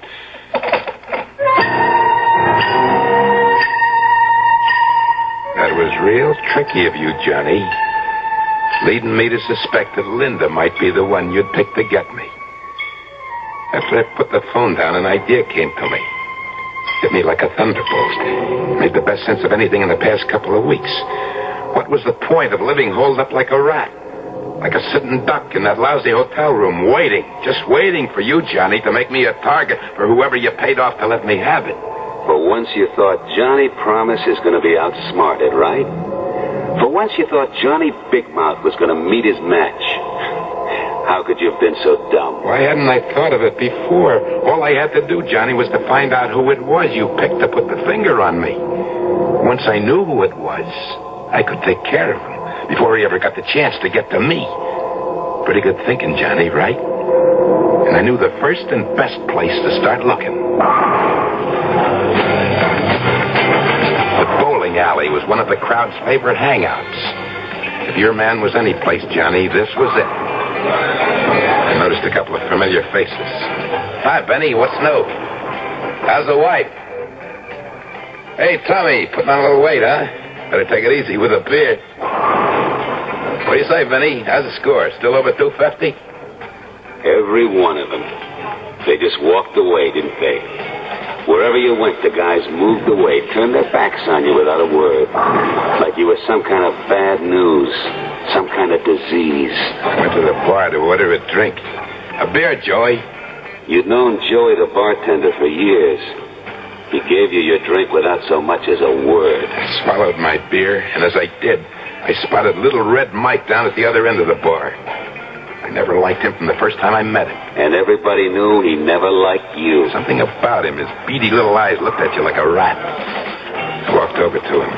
Without saying anything, he started to move away from me. I grabbed him by the back of the neck. Don't you walk away from me, you little louse. I know what you're up to. Hey, let go of me. What do you think you're doing? It's you, ain't it? You're the one. You're the one he picked to do his job. What are you talking about? Get your hands off of me. I don't know what you're saying. You sniveling, two-faced rat. You thought I was afraid of you, huh? I'm gonna let you have it. This minute, before you get me. Johnny promises little Stooley. Keep your hands where they are, Mike. Hey, you're crazy, Sam. Johnny's dead. Put that gun down. Please. I don't know what you're thinking, but you're making a big mistake. Would a smart cookie like Johnny ever pick somebody like me to do what you're thinking?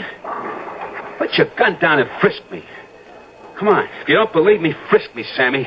Okay. All right, so I made a mistake. But from now on, stay out of my way, understand? Whatever you say. But you really ought to take it easy. Because you know as well as I do, when your time comes, you'll go. Just like everybody else. Johnny, that's your voice coming out of Red Mike's mouth. Meantime, we gotta take care, don't we, Sammy? What kind of crazy trick are you pulling, Johnny? And you can count on me for the best care a feller ever had. Like they say in the cemetery, Sammy. Perpetual care. I promise.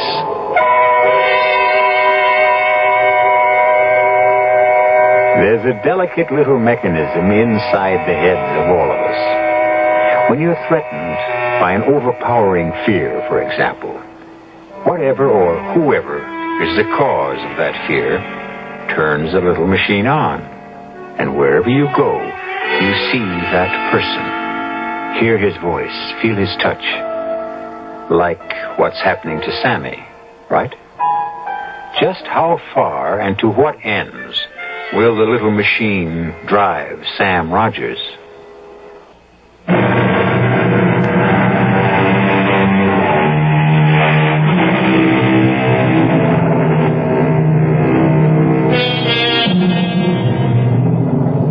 One of the great mysteries is time. It often happens that time seems never to move forward, when the minutes are suspended in some terrifying space and refuse to move. And then there is that silent, never-resting thing called time that rolls on, rushes along, swift as an ocean tide, on which we and the whole universe ride. For Sam Rogers, time was beginning to take on a new meaning. The end of the month was getting closer and closer. The days were racing by. Every night I shut my eyes to try to get just a couple of hours sleep. But I kept myself awake thinking. What were you thinking, Sammy? Tell me. That I had to find the guy you picked. The guy that was going to let me have it. I kept telling myself, get to him before he gets to you, and there'll be nothing to worry about.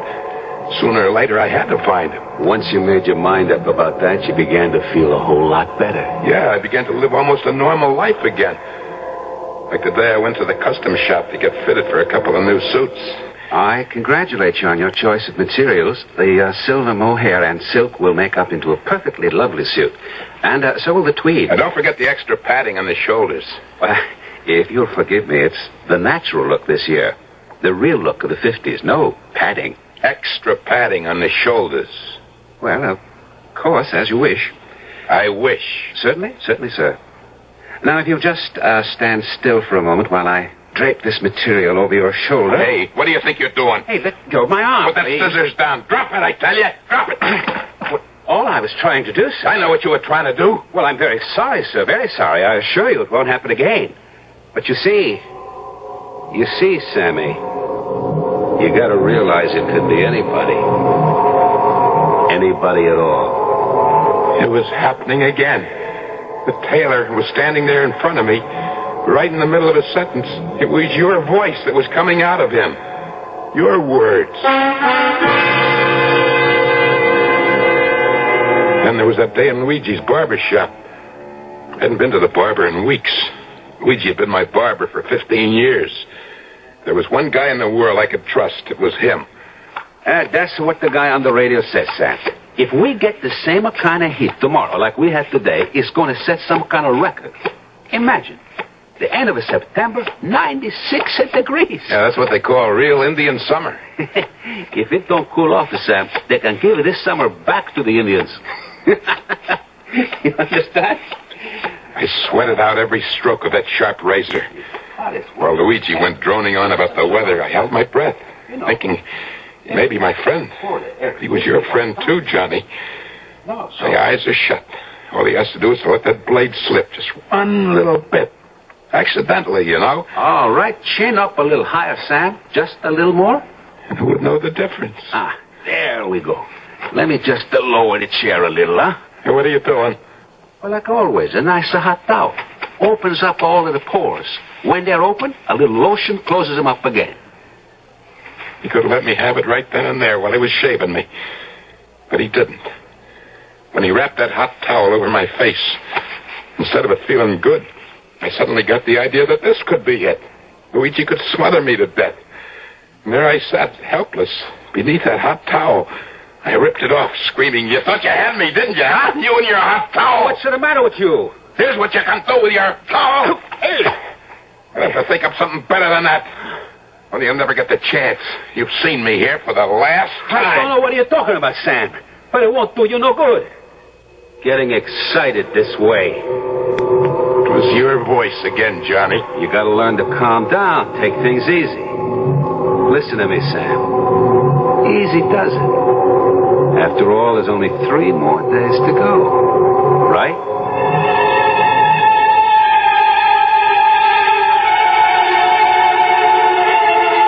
I raced all the way back to my hotel. When I got to my room, I opened the door, and I slammed it shut. Oh, my lungs were bursting. I sucked in whatever air I could in big gulps. There was a sharp pain in the middle of my chest, like a knife sticking right into me. But I was safe. Nobody could get at me here. Never mind that idiotic idea of trying to find out who was supposed to put the finger on me. Just sit it out. Sit it out. Right here, I told myself. Play it safe. But when I looked around the room, I knew that I was not safe. Even here. There was a peculiar feeling about the place. You couldn't say exactly what it was until you looked to see what time it was. And then I saw that my little electric clock on the dresser was turned around with its face to the wall. And it was unplugged. In the bathroom, there was broken glass sitting on the sink. Somebody had been there, that's for sure. No maids. I never let the maids in. Maids or anybody else. Except Linda. Linda was right. She was right. I had to get those locks changed today without waiting another hour.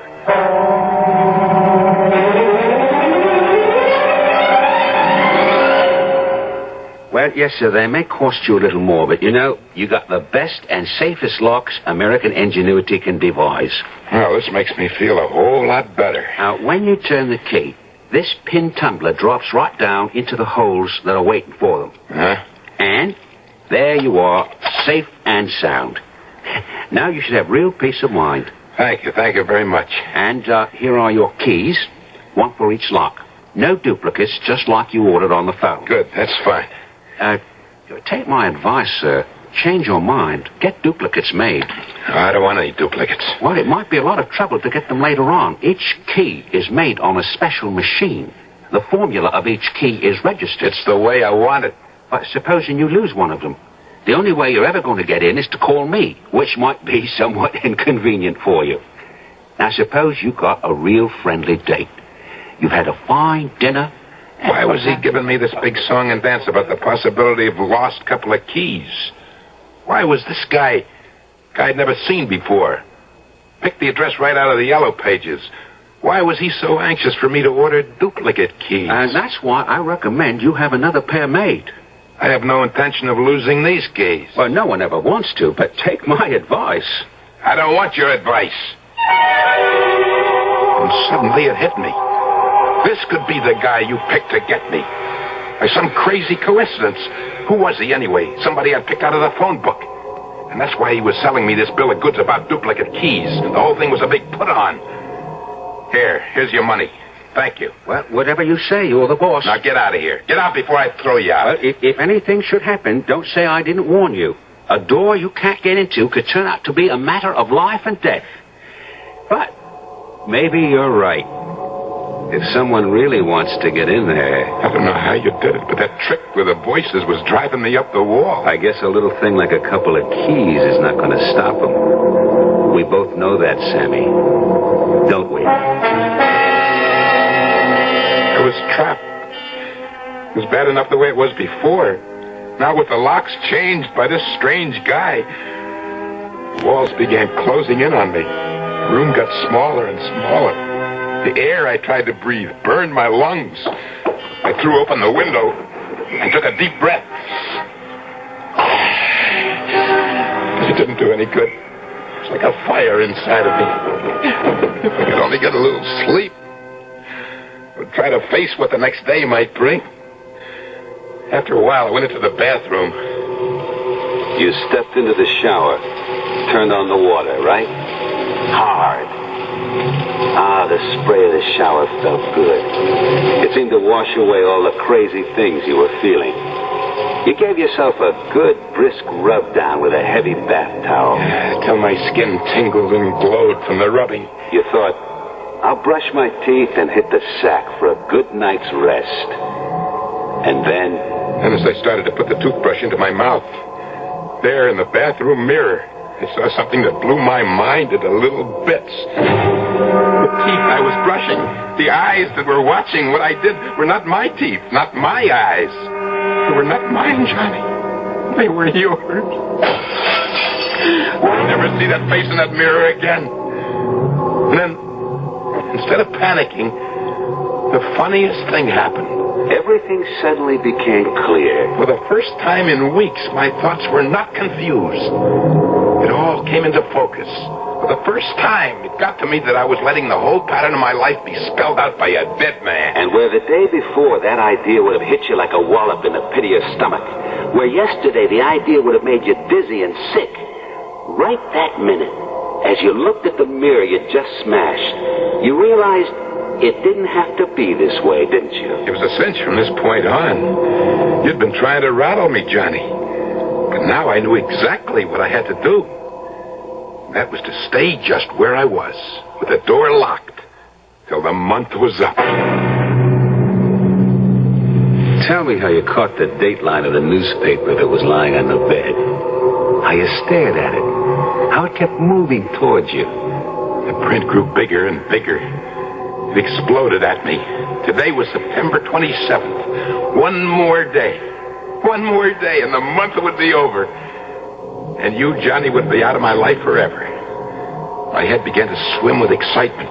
Kept telling myself, live through this one day, Sammy, get through this night, and then 5 o'clock tomorrow morning, you've got it made.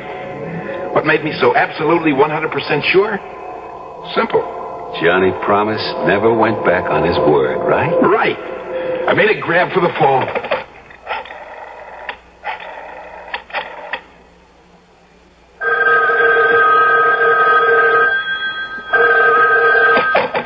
Front desk, can I help you? What time is it? Exactly. Exactly 11:15 p.m. You sure? I just checked it with the radio. I'll set my clock. It stopped. And today's the 27th? It'll be the 28th and 3/4 of an hour at midnight. And don't forget... Thank you very much. By the way, the young lady just came in. She's standing here at the desk. She'd like to talk to you. What young lady? Oh, your young lady. Put her on. How are you feeling, Sam? It couldn't be better. A couple hours more and it'll all be over. What are you doing down there in the lobby? I thought I'd be close in case you needed anything. Well, why don't you get us a couple of hamburgers and coffee? Right away. See you soon. He's feeling great, he says. Well, that's nice for a change. He's sure that in only a few hours he'll be a free man again. Poor guy. Why don't you tell him? I couldn't. I don't know what he'd do if he knew. Anyway, he'd never believe me. It might be the best way. Tell him the truth. How could I tell him that he's a very sick man? That his whole sense of time is mixed up, confused. That he doesn't know one day from another. In the state he's in, How could I possibly tell him that Johnny Promise actually went to the electric chair almost 3 years ago?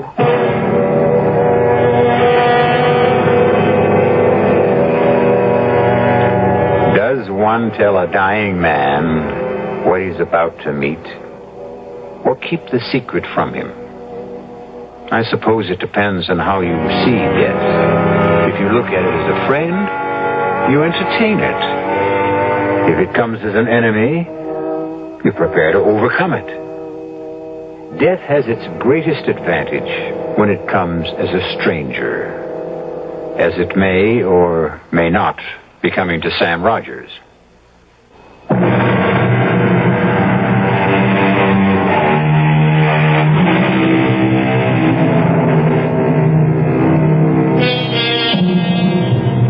It has been said, a man is never less alone than when he is alone.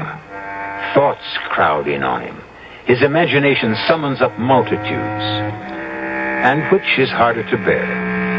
The fear of loneliness, or as in the case of Sam Rogers, the loneliness that comes from fear. Somewhere in a lonely graveyard, a cold wind whistles over the moonlit tombs. From a purgatory of his own making, Sam Rogers is forced by Johnny Promise for the 10,000th time to recreate the path of his downfall. In my hotel room, I kept staring at the clock on my dresser. The hands didn't seem to move at all. They moved so slowly. And then it was midnight. Midnight at last, right on the nose. Only 5 more hours to 5 o'clock. That was when you got yours, Johnny. 5 a.m. And here I was, just 5 hours short of the deadline you'd set for me. 5 hours, 5 years. My blood went cold. Little bumps on the back of my neck. My throat scratchy and dry. I wasn't about to fall for any more of your tricks, Johnny. Smart boy. You sat there on the bed waiting. You weren't going to answer. The knocking kept on louder and louder with more and more force. You sat so still the muscles in your back and legs began to stiffen and ache. There was a dull pounding at the base of your skull. Finally you saw the sheet of paper come sliding under the door. 4 words written in red with what seemed to be lipstick. It's me, Linda. Open. Carefully, quietly, I got off the bed, went to the door, and I whispered, "Who is it?" It's me. Open the door. Did you forget? The hamburgers and the coffee? Get in, quick.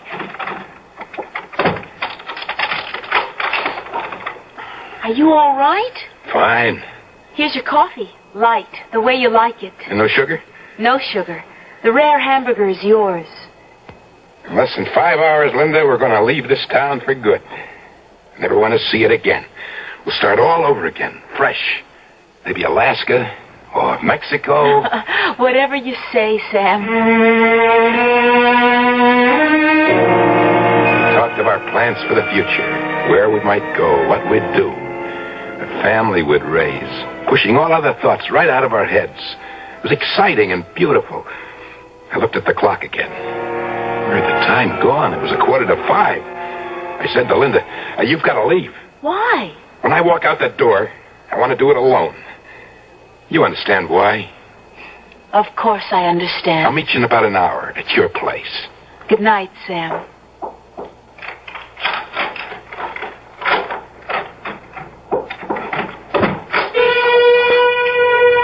The next time I looked at the clock, it was a couple of minutes past 5. The time had come at last. I'd paid my dues. And I'd showed you up, Johnny Promise. For the first time, your word wasn't worth so much as 1 bent nickel. Mustn't take any chances. Not at this late date. 110% foolproof. Safe. Give myself every possible break. The benefit of every doubt. No chances. Give myself, half-hour cushion? Wait till 5:30 at least. And beat it out of here. Fast and forever. And you hung on. Those last few minutes were the longest in your life, weren't they? Finally, that big hand on the clock dropped down to the 6. It was 5:30. A half hour past the deadline I'd set for you. So you took a deep breath and you screamed. You lost, Johnny. You lost. Sammy outsmarted you. So rot away in your grave, bit by bit, piece by piece. Because I'm alive, Johnny, and I'm going to stay alive. But you, my friend, are dead. As dead as yesterday. 5:40. 20 minutes to 6. I turned the keys. First in one lock, then the other. Flung open the door. I ran down the hallway, rang for the elevator. When I got to my floor, the door opened. I took one last look behind me and got into the elevator car. But then you thought, the elevator man, can I trust him? Was he dependable? Could he possibly? No, that's all over and done with. I don't have to be afraid of anybody, not anymore. You'd had your bad dream. You were finished with waking up in the middle of the night in a cold sweat. The nightmare was over. The only thing that was real was that you were alive and breathing. What happened when the car reached the lobby floor? I rushed past the front desk out into the street. There was a chill, penetrating drizzle. It was still dark. The promise of a new day was doing its best to break through in the east. For the first time in I don't know how long, I felt able to slow down. I started walking in the direction of Linda's place. Slow, with a sure, firm step. The streets were deserted. It figures. A Sunday morning, 5:45. Wonderful feeling, wasn't it? Like the whole city belonged to you and you alone. That's right. The buildings took on a look of friendliness, like I'd never seen them before. The traffic lights were changing from red to green, then back from green to red, but there was no traffic. Like a ghost city, abandoned. And my own footsteps echoed behind me as I walked. Was it my imagination? I thought I heard 2 pair of footsteps following mine. But you didn't have the guts to turn around and look back. For a minute, you thought maybe they were your own footsteps echoing down those narrow streets. I stopped. They stopped. I started to walk. They started. I got to a corner and quickly turned into the other street. Out of the corner of my eye, I saw 2 men. It wasn't light enough to make out their faces. They weren't saying a word. They just seemed to have their minds on one thing, to keep me in their sight, no matter where I went. My heart stopped. There they were, less than 50 feet behind me. Following. A sickening thought came to me. Terrifying. Tell me about it. It's possible, I thought. Anything is possible. Just suppose in some crazy way that I made a mistake. Suppose my clock had been wrong. I think it's 5:45, but I suppose... Then all of a sudden you found yourself passing the jewelry shop.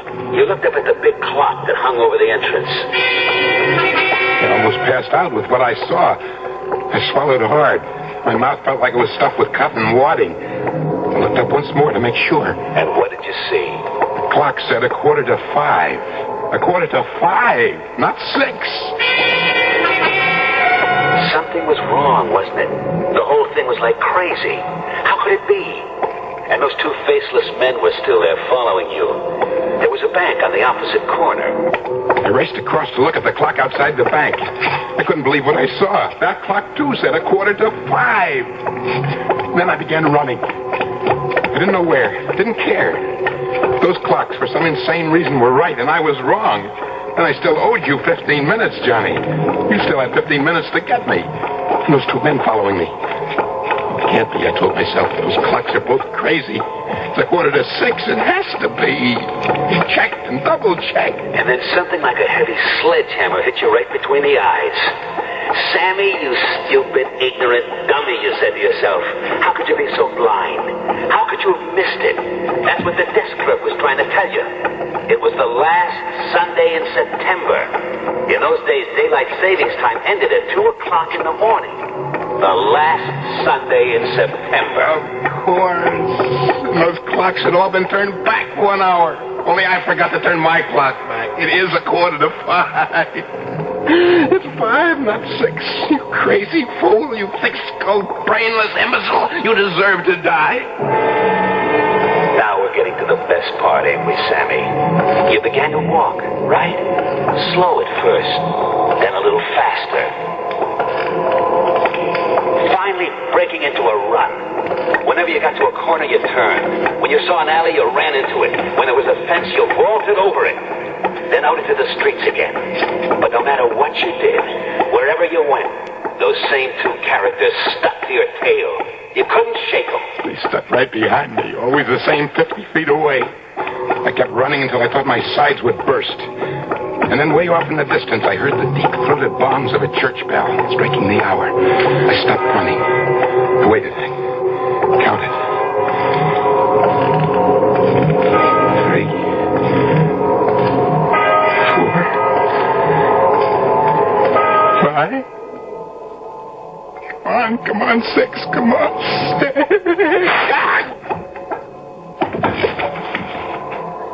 That was it, Sammy boy. You doubled up and fell to the pavement. You never got to the count of 6, because there wasn't any 6. You dropped right there where you were standing, right? Your body crumpled up like a little rag doll. It was all over, just like I promised. Except for one thing. One little thing. Remember, Sammy? I remember. Tell me how it was, Sammy. I dropped, like you said. And then? The two men rushed up. One of them felt my pulse, and the other my heart. And there was no pulse. There was no heartbeat. I was dead. Go on, Sam. One of the men got up from where he'd been kneeling over my body, turned slowly to the other fella, and said, "He's dead, all right. And not a mark on him. That big newspaper delivery truck passed by. Backfired. Just backfired. And this guy drops dead. I guess we better call the police." So Johnny kept his word after all, didn't he? And even today, from where he is now, he keeps assuring the rest of his companions. It's like it's my code of honor. Once I give my word, I never break it. That's why they still call me Johnny Promise. Right, Sammy? "Right, Johnny." Oh, and, Sammy. Yeah?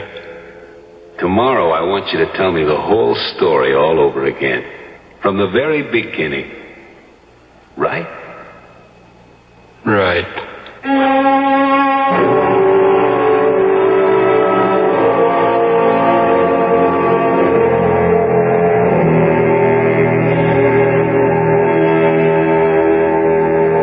I'll be back shortly.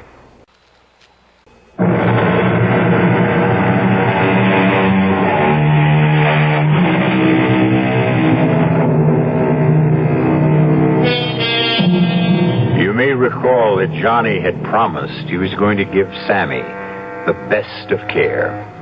Everlasting, perpetual care. Which is exactly what happened. Before he passed away, Johnny signed a contract with the cemetery to provide Sammy Rogers' grave with perpetual care. Weeds removed, flowers 4 times a year, neat and beautiful till the end of time. Always a man of his word. Our cast included Joseph Julian, Michael Tolan, June Gable, and Guy Rep. The entire production was under the direction of Hyman Brown. This is E.G. Marshall inviting you to return to our Mystery Theater for another adventure in the macabre. Until next time, pleasant dreams.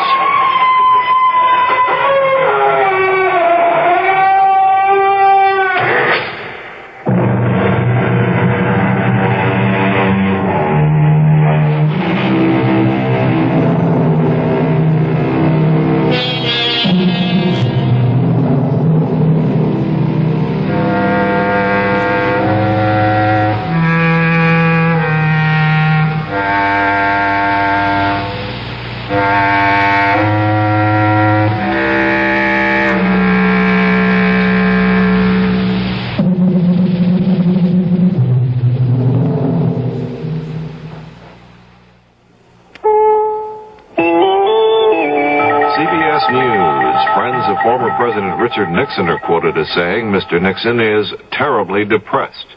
This is Doug Poling reporting on the CBS radio network. In a dispatch from San Clemente, California, the Washington Post quotes a friend of Mr. Nixon as saying he is terribly depressed and has much to be depressed about. The report says Mr. Nixon is concerned about his legal problems, expects to be indicted for his role in Watergate, and hopes for a pardon from President Ford to spare him a long ordeal in the courts. The friend said Mr. Nixon gets up early in the morning at his San Clemente home, sometimes wandering alone along the beach, rummaging through stacks of unanswered mail, or disconsolately playing the piano. The report contrasts with one given Wednesday by the president's daughter, Julie Eisenhower, who described her father as being in good spirits and doing fine. President Ford spent much of Thursday meeting with a group of economists. They gave the president a generally gloomy forecast for the immediate future, one of rising unemployment and only a modest slowing of inflation through the end of next year. In his closing statement to the group, President Ford said he cannot solve the nation's economic ills alone. This isn't a problem that only a president can solve. It's not a problem that only the Congress can solve. And it's certainly not a problem that any one element in our society can solve. So, in response to the recommendation of a bipartisan effort in the Senate, I determined that it should be undertaken, that it should be in the open so the American people could see firsthand the consensus as well as the divergence. Senate Democrats voted to stay in session until the end of the year, if necessary, to deal with anti-inflation legislation.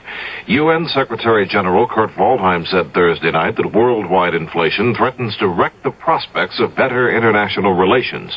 In his annual report to UN members, Waldheim said inflation is one of the most potentially dangerous problems facing the world. The FBI has released new figures on the crime rate in America. Fred Graham has a report. The new FBI figures show that last year the number of major crimes reported to the police shot up again, this time by 6%. From 4 million crimes reported in 1963, the total rose to 8.6 million last year. Since 1963, the crime rate almost doubled from 2,159 crimes per 100,000 Americans to 4,116. Last year, murder increased by 5%, up 42% in 5 years. Rape was up 10%, aggravated assault up 7%, robbery up 2%, auto theft up 5%, larceny up 5%, and burglary up 8%. In the big cities, crime increased hardly at all, but it was up by 9% in suburbia, 10% in rural areas. Tentative FBI figures for the first 3 months of this year show crime rising even faster, 15%. Fred Graham, CBS News, Washington. A U.S. Air Force plane, which broke the world speed record between New York and London on Sunday, will try to establish the mark for time between London and Los Angeles next week.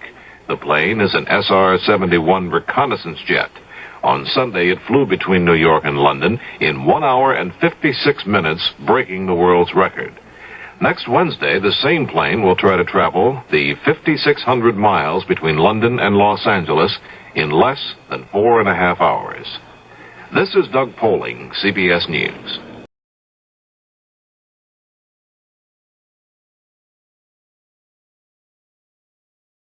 The CBS Radio Mystery Theater presents...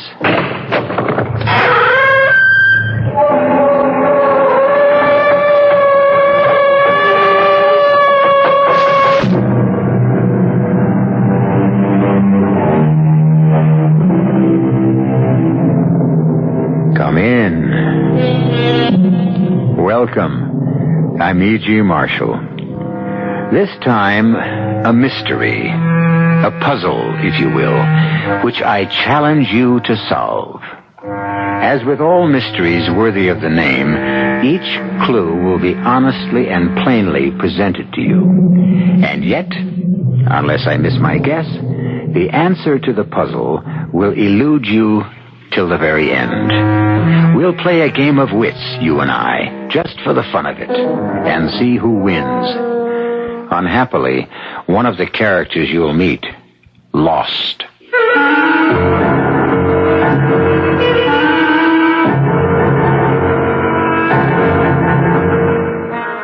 Our Our mystery drama, Sting of Death, was written especially for the Mystery Theater by George Lothar and stars William Prince.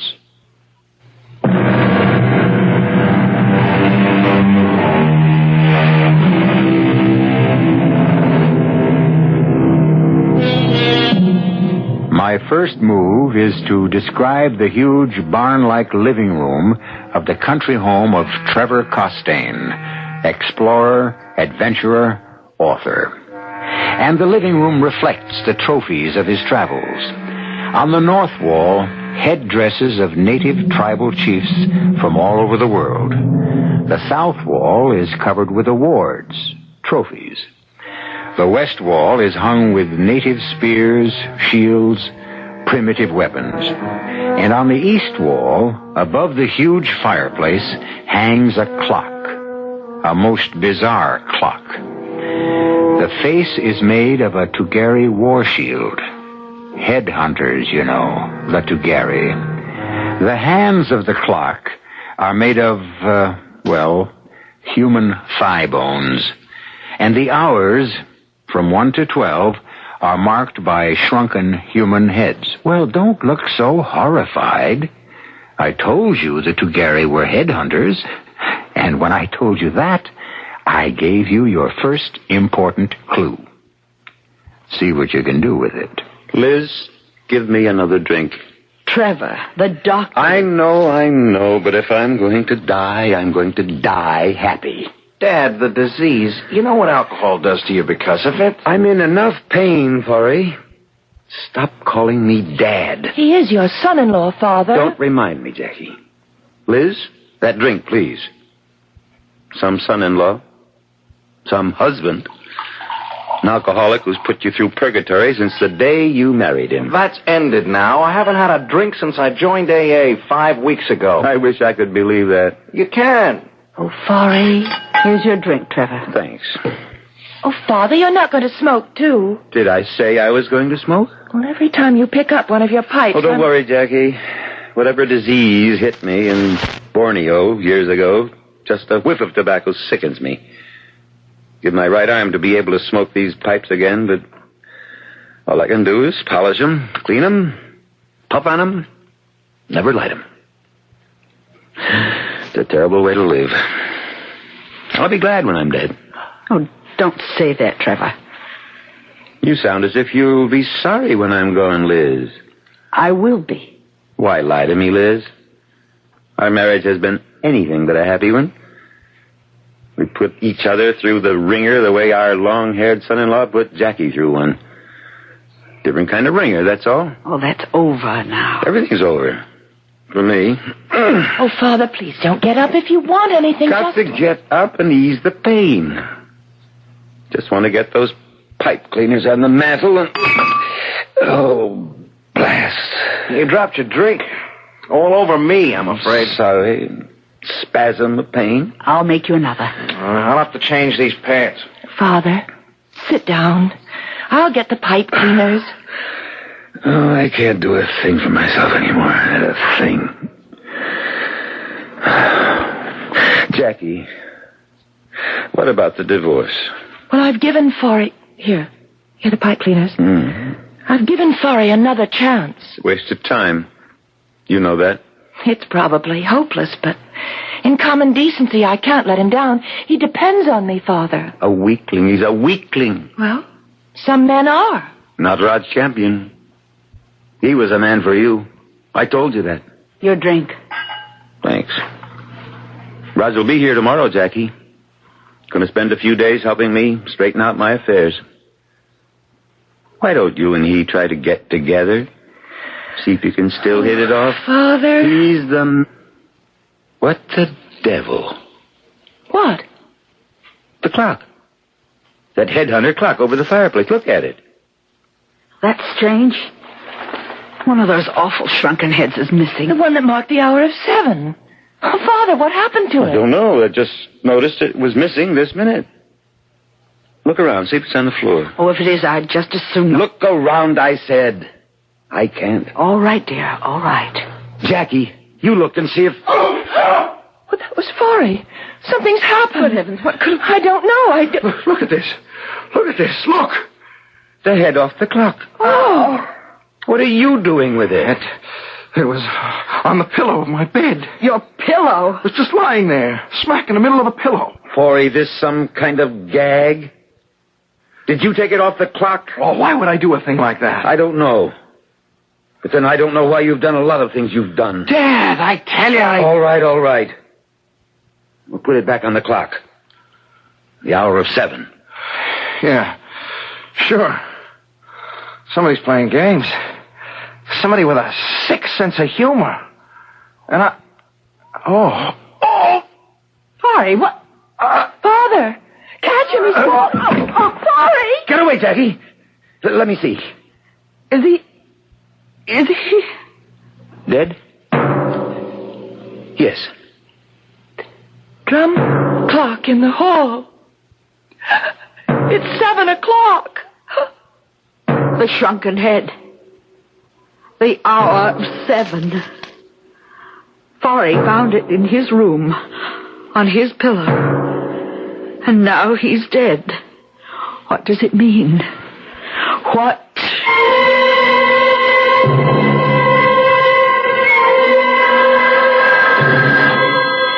Yes? Oh, this is Trevor Costain. I see. Yes. Well, I want to be informed the minute you find out. Fine. Goodbye. Who was that? The coroner's office. I've been bugging them all through the night to tell me what killed that husband of yours. And? We just wanted to let me know they're starting the autopsy now. Oh. Jackie? Yes, Father? We've never pulled any punches with each other, you and me, so don't let's pull any now. You really sorry Forey's dead? What a thing to ask. What's the answer? I don't know. Marriage to Forey was purgatory, as you said last night, but he was starting a new life, joining AA, and... it isn't fair somehow. Not to him, maybe. But it's very fair to you. What do you mean? You can do what you should have done in the first place. You can marry Roger. Oh, Father, you're taking an awful lot for granted. You love him, don't you? Yes, I guess I do, but... No buts about it. When Roger gets here... Hey, sounds like he's here. Come on. Let's meet him at the door. Are you strong enough to walk? Sure. Having a good day. Come on. Can't wait to see him. Best safari manager I ever had. Never took any guff from me either. Didn't have to. He's a fine man, Jackie. Fine man. Hey, Trevor. Jackie. Good to see you. Rod, you old son of a gun. I can't tell you how good it is to... Who's this? Trevor. Jackie. Meet Virginia. My wife.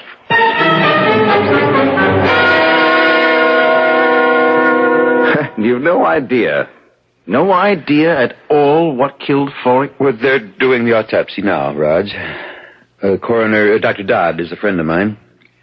You'll let me know what they come up with as soon as they know. Help yourself to a drink, Raj. Oh, thanks. You? No, almost lunchtime. I have to limit myself. Can't even smoke. And with 3 months or less to live. Hell of a way to go out. Oh, hand me those pipe cleaners, will you? Yeah, here you are. At least you get some satisfaction from fooling around with these old pipes of yours. Yes. Kind of makes not smoking a little easier. You know, Raj, you shocked me when you arrived with a wife. How come? I had plans for you and Jackie. I was in love with Jackie, yes, but when she married Forey, well, that was that. Ginny's a wonderful girl, and she'll be a wonderful wife. Oh, I'm sure. Speaking of Jackie and Virginia, they ought to be back from their walk soon. It's almost... Now, what in blazes? What is it? The clock. Look at the clock. A head's missing. From 12. Now, what does this mean? Well, probably nothing at all. Probably just fell off. It didn't just fall off. And don't bother looking for it on the floor. Someone took that head off the clock rods. And unless I miss my guess, it means someone else is going to die. Oh, I can't believe that there's any significance. Oh, Father. Roger. Is something wrong? Jackie, your mother's still asleep in her room, worn out after last night. Better get her down here. Well, why? What's happened? A head is missing from the clock again, this time from the hour of 12. Oh, no. If it means another death, well, never mind. Wake your mother up and tell her to come down here. Liz, stay here. All of you. I'll handle this. Father, when did you discover this head missing? Just now. Seconds before you and Virginia came back from your walk. But, Father, you don't think it means... It can't mean another... I'm afraid it could. Easy, Elizabeth. Trev, she woke up a minute ago to find this beside her on the pillow. The shrunken head. Oh, Mother. Oh, am I going to die? Is that what it means? That I'm going to die the way Forey did? Oh, of course not. 12 o'clock. My head is missing from 12 o'clock. I'm going to die at 12. I know I'm going to die at 12. Question is, 12 noon or 12 midnight? Oh, I didn't think of that. Well, you'd better. Oh, how can you be so callous? That head. That shrunken head. You put it on my pillow. What? It would be just like you to do something crazy like this, because you're sick, Trevor. Mother, He is sick. I don't know how he killed Forey. Before our eyes, yours and mine, killed him. But he did. And he's going to do it again. This time to me. Take it easy, Elizabeth. When is he going to do it? That's the only question now. The only question that interests me. When, Trevor? 12 noon? 12 midnight? I don't mind dying, but I can't bear not knowing when. Tell me, Trevor. Tell me.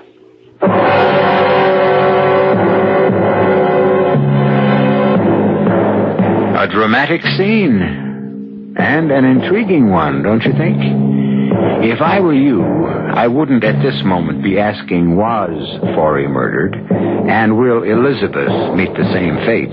But if Forey was, and she does, how? I'll return in a minute for Act 2.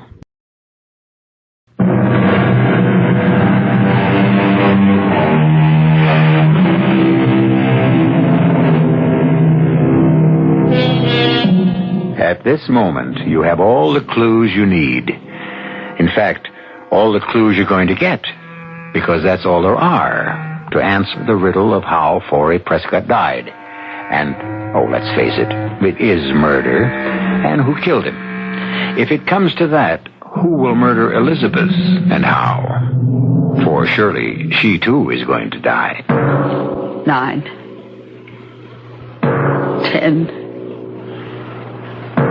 11, 12. Catch her. She's falling. I've got her. Elizabeth?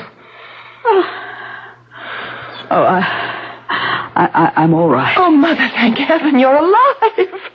So you see, my dear Elizabeth, I didn't murder you after all. Oh, only because you mean to prolong the agony, Trevor.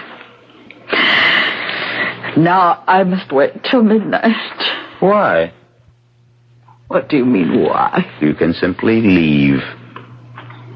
Get out of here now. Yes, Mother, you can do that. I'll drive you to town. You could stay at the motel.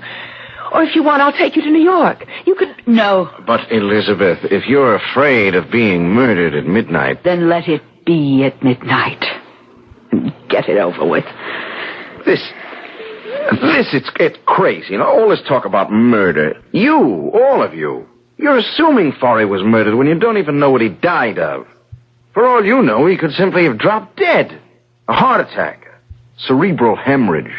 Why have you assumed, the three of you, Jackie, you, Trev, you, Elizabeth, why have you assumed from the start that Forey was murdered? But if he wasn't, Raj, what's the meaning behind the shrunken head?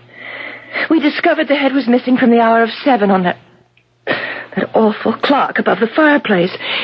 And then Forey found it on the pillow of his bed, and Forey died at exactly 7 o'clock. This time a head is missing from 12, and it's on the pillow of my bed, where I found it when I woke up from my nap. Hello? Oh, hello, Ed. Dr. Dodd, the coroner. I see. Well, how long will that take? Will you let me know? Thanks, Ed. Thanks very much. What did Dr. Dodd say, Father? Forey was murdered. No! The autopsy revealed poison in the body tissues. What kind of poison? Well, they don't know yet. Ed's sending a tissue sample to the New York police lab to find out. No doubt about it now, though. Forey was murdered. As you will murder me at midnight.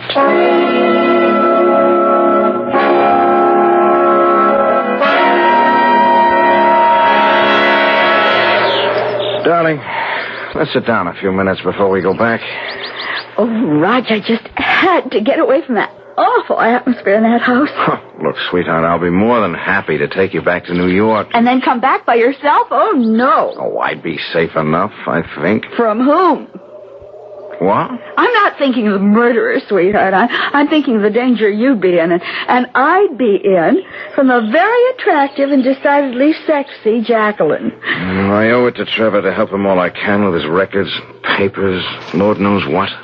Help him get them in order before he dies.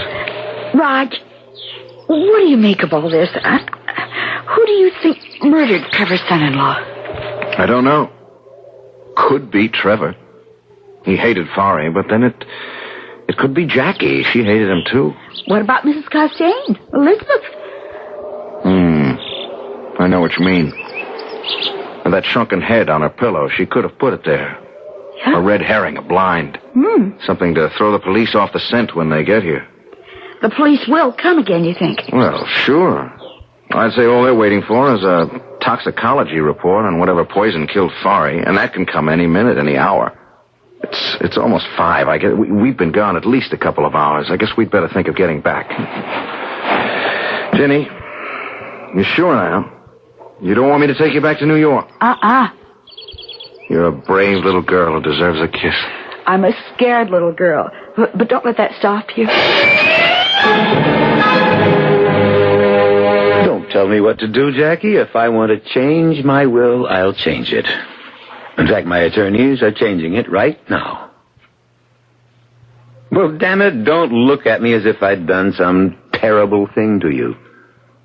Or maybe you misunderstood me. No, I didn't misunderstand. You're cutting Mother off and leaving your fortune to me. Why? Plain enough. I want to be sure you're financially safe and secure. Oh, no, Father. There's more behind it than that. You know as well as I do Mother would take good care of me, share what she has with me. You don't know her like I know her. Oh, I know her better than you. I've spent my life with her. You've spent yours elsewhere. I'm an explorer, or I was. Oh, you could have spent more time with her. I don't tolerate fools easily. Well, we've got off the subject. What's your real reason for changing the will? All right. Let me tell you. You're still hoping I'll marry Roger Campion. You're hoping that if I'm an heiress, the money will help induce him to divorce Virginia and marry me. You said it, not me. Well, you think it. You must. I can't think of any other reason for changing your will. Oh, Father, Roger and I are through with each other. If only you hadn't married Forey. damn. Well, if you'd put a brake on your temper, you wouldn't break so many of those pipe stems. One of my best pipes, too. Well, I have to send it for repair. I wish I could repair the mess you've made of your life as easily. All right, I made a mess of my life, but that's over now. Barry's dead, and that's over. I mean to keep you from making another. Now, you listen to me. Roger's the man for you. He always has been. And why you didn't marry him years ago... You know why? I wanted a husband I could live with, be with. Not a wanderer like you. I saw what happened to Mother because of you. The emptiness, loneliness, and I made up my mind it would never happen to me. Farley was no bargain, as it turned out, but he stayed at home. So does Roger now. He runs his safaris from an office in New York. That disease you picked up in Borneo, it's just making you see things in a warped way, a distorted way. You're not yourself. You think it's crazy of me to change my will? It's crazy of me to hope that you'll persuade Roger to get a divorce and marry you. That what I want so much, the two people I love most in this world, should make it together. If I haven't got a prayer, it'll happen. Well, it won't. I'm sorry, but it won't. It will. I want... You can't always have what you want. You're wrong. I always have, and always will. Till the day I die.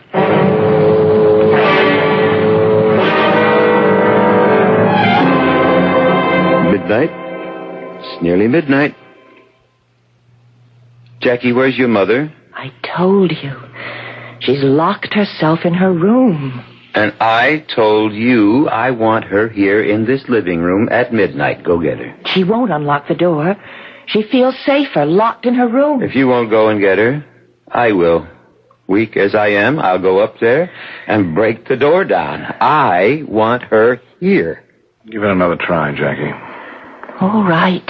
And tell her I'll come up and break the door down. And you go get that piece of fluff you married. I want her here, too. That little piece of fluff I married is probably fast asleep. And Trev, I'm not waking her. You will do as I say. She's had a rough time since we got here this morning. If I'd known what we were heading into, I wouldn't have come, let alone bring Ginny. She went to bed after dinner, and that's where she's going to stay. All right. Now, that's the one thing I always liked about you, Raj. You never failed to stand up to me. You take a lot of standing up, too. Not anymore. Hand me that rack of pipes, will you? The one with church wardens. Church wardens? Oh, the ones with the long stem. Yes. They're beautiful, Trev. They really are. Any practical reason for the extra long stems? Oh, sure. They cool and filter the smoke. The longer the stem, the better... Oh, you finally decided to join us. You decided, Trevor. Why are you so determined to have me here, in this room at midnight? Elizabeth, why were you so determined to stay in yours? To put it plainly, so you couldn't kill me. You've eaten no dinner? You've had nothing to drink all day? To cut down the chances of your poisoning me, the way you poisoned Fari. I locked myself in my room to cut the chances down even further. But, well, here I am. You wanted me here, in this room, so you could murder me. And I'm sure that when the drum clock strikes at midnight, you will. How, I don't know, but you will. It's never occurred to you, I suppose, that I want you here so I can protect you. Protect me? Is that so hard to believe? Oh, very hard. In fact, impossible. Well, less than a minute now to midnight. Roger. Yes, Elizabeth? Goodbye. I want you to know that, like Trevor, I too have always been very fond of you. respected you. Hoped you and Jackie would marry. But I also want you to know that you couldn't have done better when you married Virginia. She's a fine girl, Roger. Just the kind of wife you need. Goodbye, Roger. Elizabeth, you're sounding as if you were going to your execution. In a way, that's what it will be. Nonsense. You're not going to die. You're standing here in this room, as healthy a woman as I've ever seen. We've let Fari's death overshadow everything, warp our thinking, make us expect death. But look around you, Elizabeth. Where could you possibly find a more home-like scene? A scene that ought to reflect contentment rather than anything else. Content? I mean, look around. The fire blazing in the fireplace, Trev polishing his pipe, the friendly warmth of an old house where... Midnight. Jackie. Mother. Let me hold you. Mother, you're not going to die. I am, I know it. Elizabeth, this is nonsense. It's ridiculous. Trevor. I'm waiting. What do you mean? Waiting? For you to kill me. Murder me. If I murder you, Elizabeth, it'll be the neatest trick of the week. I couldn't agree with you more. Oh, Mother. Oh, Mother! I tried to catch her, but... No. Jackie, stand back. Let me... She's dead. But how? How? One moment she was alive and the next... dead. Roger, what killed her? What killed Fari? What?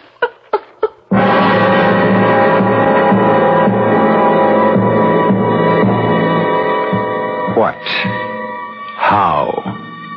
Do you know? Have you figured it all out? As I told you, you have all the clues I have, and I've figured it out. Well, I think I have. I'll be back shortly for Act 3.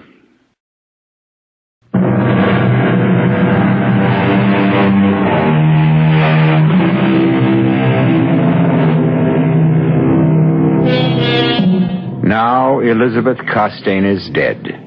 Mysteriously struck down, instantly killed as her son-in-law Forrest Prescott was, only the day before.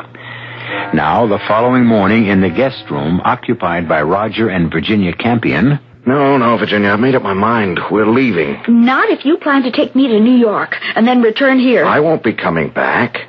I never expected anything like this when I agreed to help Trevor straighten out his affairs. Oh, but Roger, you're such old friends. I'm not so sure of that, Jenny. To be Trevor Costain's friend, you have to be friends on his terms. Oh, he likes me, sure. He values my friendship up to a point. But that's because I always did the job he wanted done, and I never crossed him. He must have been a hard man to live with. He hasn't changed any, even with his death only a few weeks, months away. He's still demanding and getting what he wants. He's still riding roughshod over everyone in his path. I have got a strong suspicion that that's why Fari and Elizabeth were murdered. They got in Trevor's way. Then you really think... I'm almost sure of it. Now, there are only 4 of us left in this house now. There's you and me and Jackie and Trevor. Now, you and I certainly aren't murderers, and Jackie wouldn't kill a gnat if she could avoid it. No. It's got to be Trevor. What I can't figure out is how he killed them. What's that? Oh, I thought all the police had left. Oh, it's the last car heading out of the driveway now. Come on, Ginny, let's get these bags packed. I want to be heading out of that driveway, too. And just as soon as possible.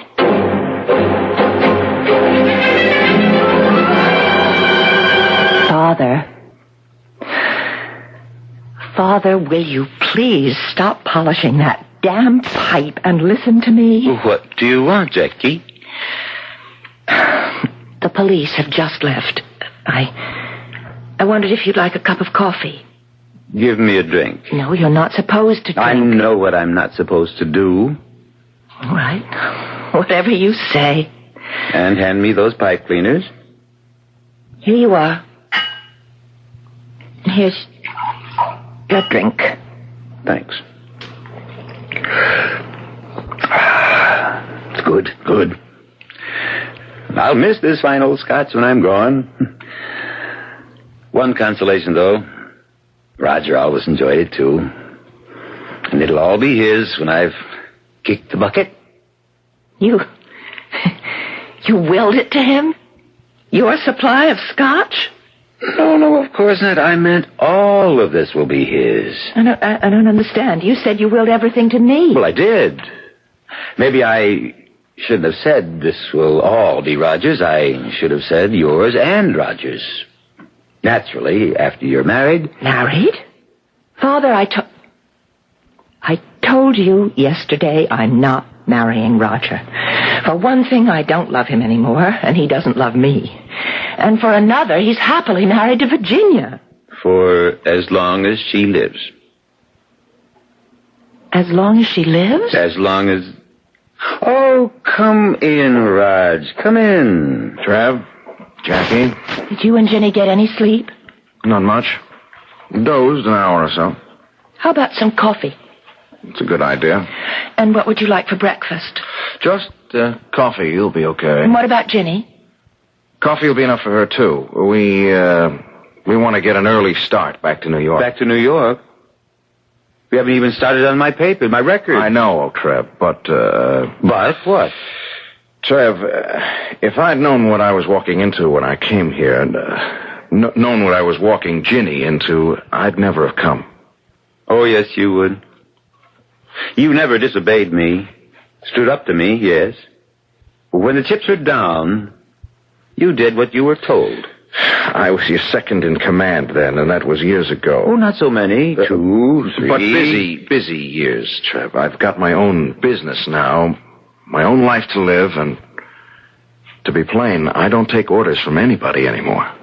Why, you ungrateful... Now, just a minute, Trev. I was more than willing to come here and spend as much time as it took to straighten out your affairs. I felt I owed you that. The least you owed me, the least. Maybe. But what I don't owe you is putting my life, or Ginny's, on the line for you. You mean Fari's death? Mother's? Yeah, and who's next? I've got a feeling that no one is safe in this house. A feeling? Or a suspicion? Same thing, Trev. Not exactly. Feeling there may be another death is one thing. Suspecting who might be behind the deaths is another. You suspect me, don't you? Yes, Trev, I do. Well, I guess the time has come to tell you that your suspicion is correct. 100% correct. You did kill. Oh, you suspected me too, but did it's you? Impossible. You hardly have strength enough left to stand on your feet, to walk a few steps. Wrong.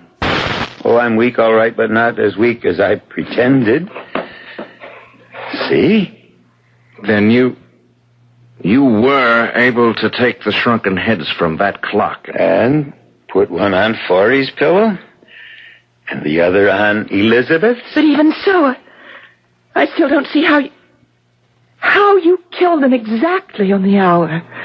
Forey at 7, Mother at midnight. How did you manage that, Trev? My little secret. Some sort of slow-acting poison? A poison that you were able to time to the minute? No, but a small matter. All that matters to me now is that you and Roger marry. You're out of your head. Father. You're sick. Right now you're overly tired. You're exhausted. You're a little mixed up. Crazy. Say it. You said it yesterday. Say it again. Crazy. But sane or crazy, the two of you will do as I wish. Obey my final order. No way, Trev. I love Virginia. I'm married to Virginia. I'll stay married to Virginia. You can't very well stay married to a corpse, Raj. Now, what do you mean by that? Why, no more than what is stated in the marriage vows. Till death do us part. And death is going to do just that in a few short minutes. When I kill Virginia, as I kill Forey and Elizabeth. Trev, you've gone crazy. Ginny and I are getting out of here and fast. Don't move. What? I said don't move. Try, and I'll kill you where you stand. And be warned, Raj, I can do it. Jackie? Yes? Get Virginia. Bring her here. Father, Do as I order you. But Do you want him to die now, before your eyes? Jackie, no. I'd better do what he wants, or he will kill you, Raj. Get her in here, Jackie. No need. I'm here. Ginny. I heard every word he said. He will kill you, Raj. Unless you let him kill me. Let me kill you? He can't prevent me. What I mean is it's my death you want. Not his. I don't know how you do it. But go ahead. And do it. Kill me. Ginny, you're out of your mind. I love you, Raj. Too much to see you die. Answer that, Jackie. Hello? Yes, Dr. Dodd. It's for you, Father. You talk to him. I can't at the moment. Oh, if Father can't come to the phone, Dr. Dodd, could you give me... Oh, I see. Yes. Yes, I'll tell him. Well? The poison that killed Forey. And Mother, too. I guess. The New York police identified it. Curare. Curare? So, that's how you did it. What is curare? It's a poison used by New Guinea headhunters to kill their victims. Kill them instantly. How? With darts. Thorns. Dipped in the stuff. Shot through blowguns. Yes, but how could Father... Oh, good Lord. Oh, Lord. The pipes. The pipes. You've sat there polishing and cleaning. Blowing through the stems to clear them, you said. But blowing a poison dart through them when you wanted to. The stem of a pipe makes an excellent blowgun. Especially the very long stem of a churchwarden, like this one. And the thorn inside this stem, a thorn dipped in curare, kills instantly. Virginia? Yes. Doesn't hurt, Virginia. All you feel is a little sting when the thorn pricks the skin. Second later, you'll be dead. Roger, I warned you. Drop it, Trev. Drop that pipe stem, or blowgun, or whatever you call it. I don't see anything funny. You standing there, holding that Masai war spear over your head, ready to throw it. You look a little silly, Raj. You're not exactly the Masai warrior type. I know how to throw one of these things, and you know I do. You've seen me do it. In Africa, yes. Those Masai spears fascinated you. But you practiced every day. Got quite good, too. But not good enough to put that spear through me before I blow this dart into your wife. Not you. I'm not going to throw it into you. I'm going to throw it into her. Me? Kill Jackie? You leave me no choice, Trev. You love your daughter. You love her more than anything, anyone on this earth. Kill Jenny, and I'll kill her. You haven't the guts. Yeah, try me. Jackie, take that pipe stem away from him. Give it to me, Father. Take it. I know when I'm licked. What are you doing? Calling the police. All things considered, Trev, the quicker you're taken into custody, the better. If you want to move really fast, call the morgue. The morgue? I gave Jackie the pipe stem, but I kept the thorn. Father, no!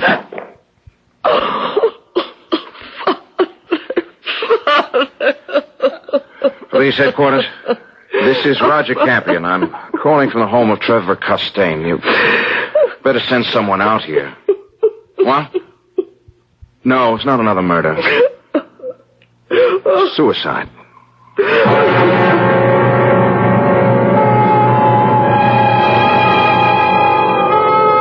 You'll admit I did play fair with you. From the very beginning of this mystery, you had all the clues, all of them, including the shrunken heads, the New Guinea headhunters who you might have known used curare, and a clue that gave everything away. Trevor Costain's absorbing interest in his pipes. When E.G. Marshall plays fair, he plays fair. I'll be back shortly.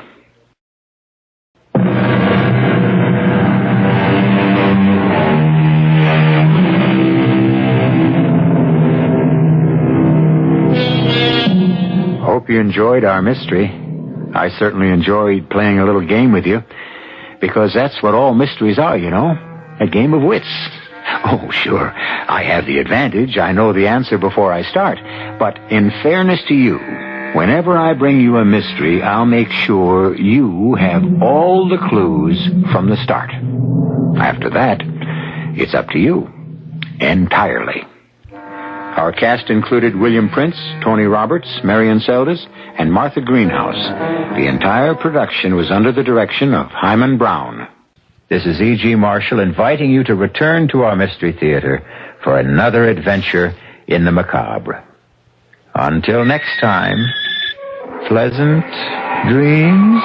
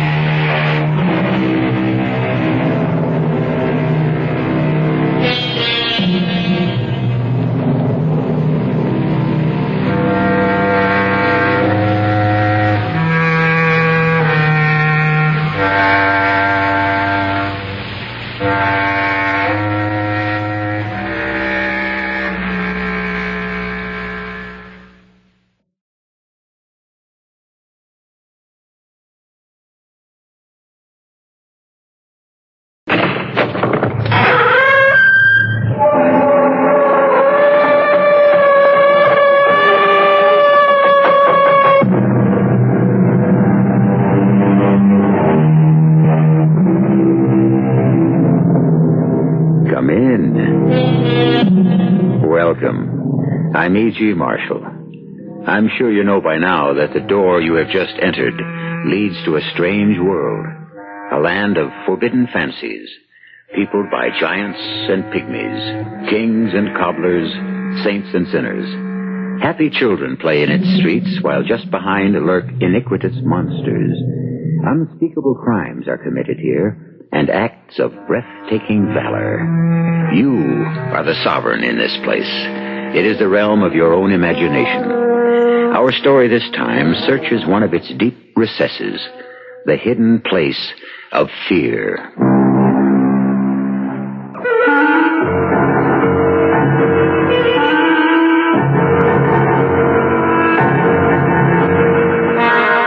Our mystery drama, Death Pays No Dividend, was written especially for the Mystery Theater by Mary Jane Higby and stars Anne Shepard and Guy Sorrell.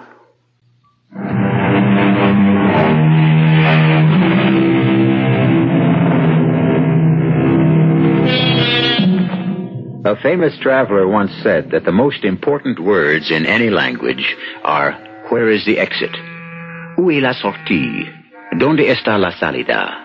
But what of the place where there is no way out, where every wall is a blank one, marked no exit? This is the circumstance of three men whose work brings them to the tip of a very small island. There was once a stockade here.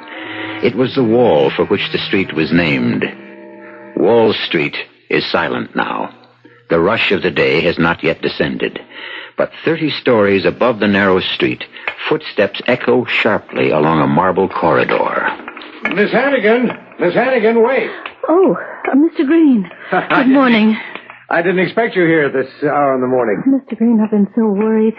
About getting another job? Well, I'm sure we can help you. Our recommendation should be worth something in spite of... No, not about myself. It's Mr. Ellis. Oh? He's horribly depressed. Well, that's only to be expected. You put your whole life into a business, and then through no fault of your own, it suddenly blows up in your face. No, wait. Please.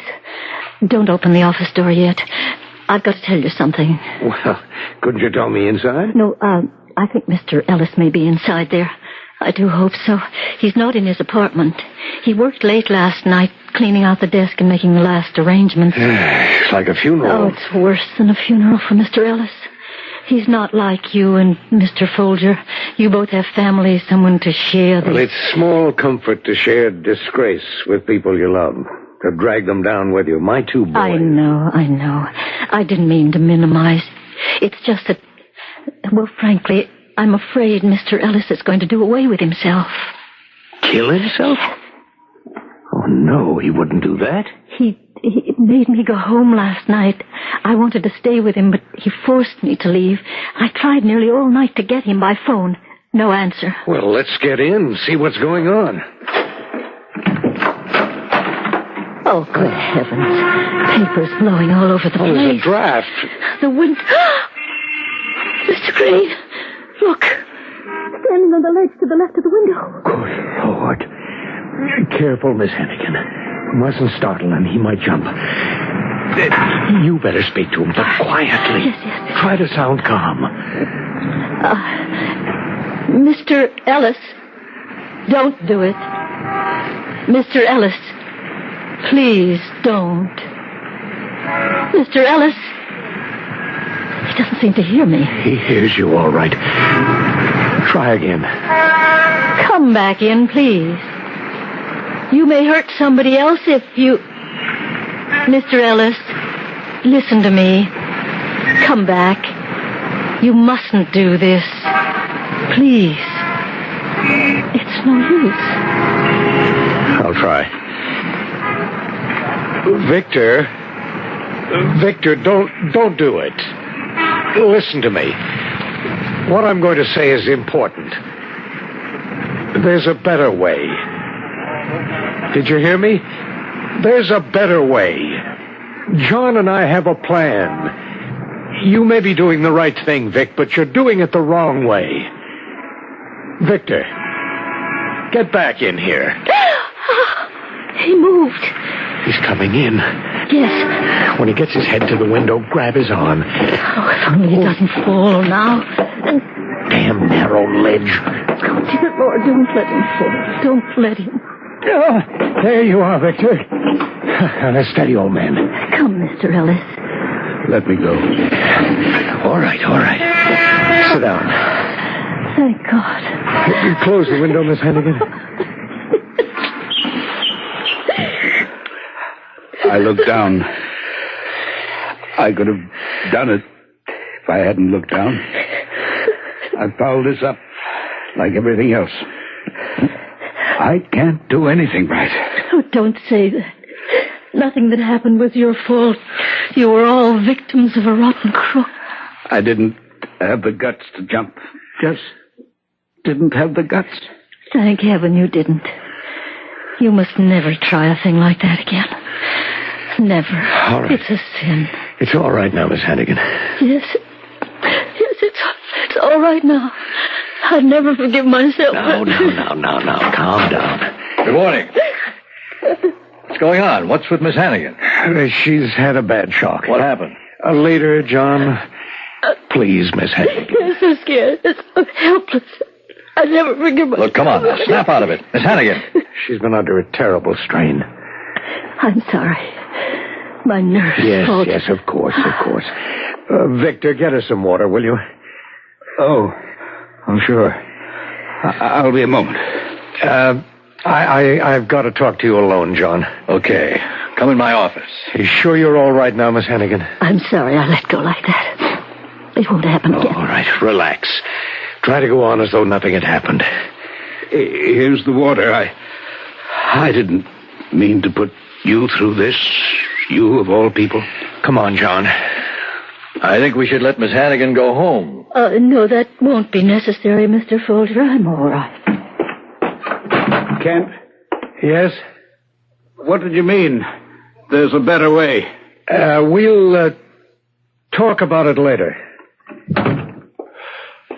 Now, what was going on?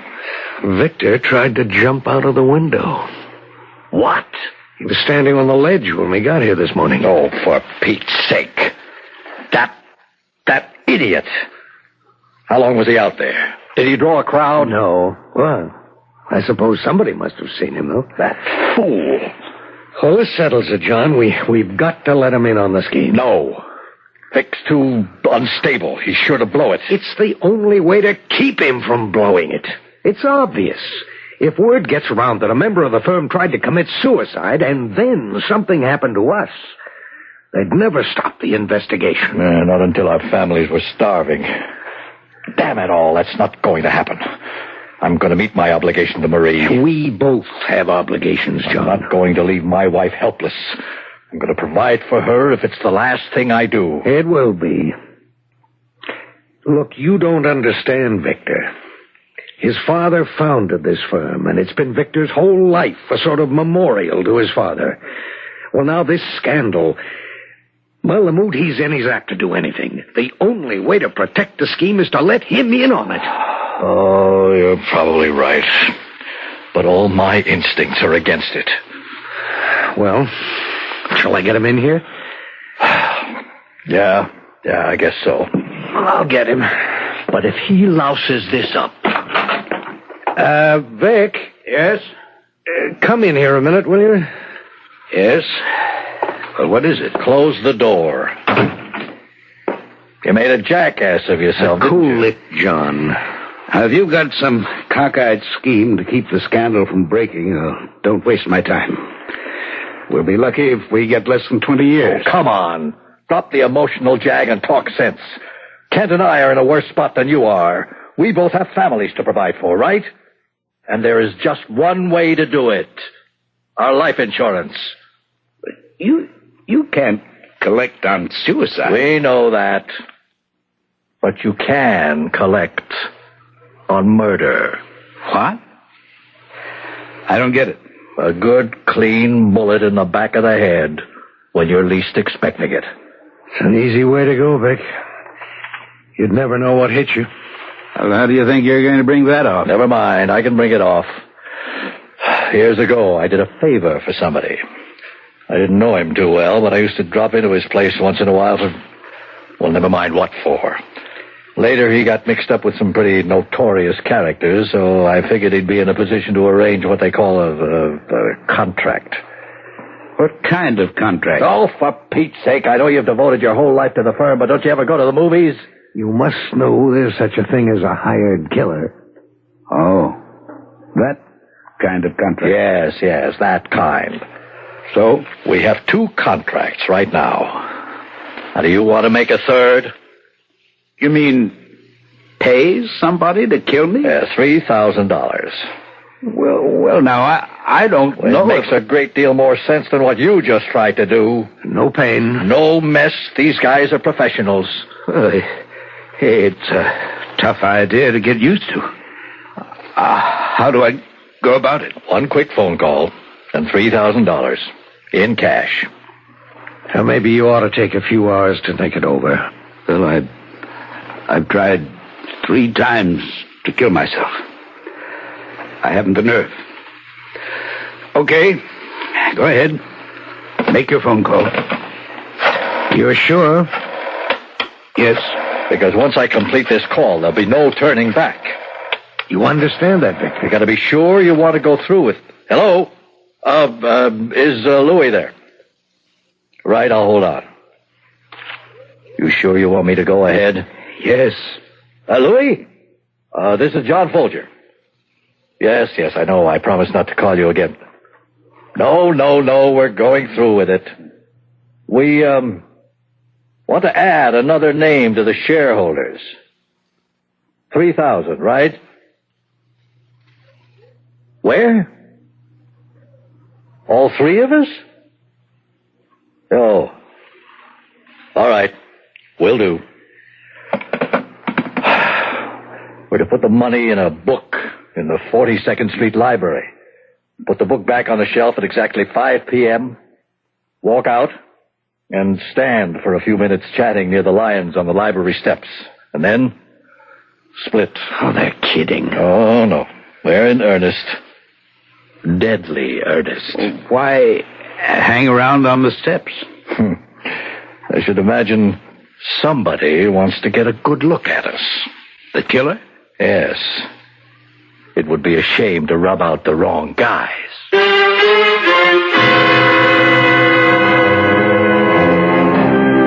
A suicide pact, but quite unlike your ordinary run-of-the-mill agreement. The participants have relinquished any option of withdrawing. From now on, each one knows that his next move may well be his last. We'll see how they stand up under that unpleasant knowledge when we return with Act 2.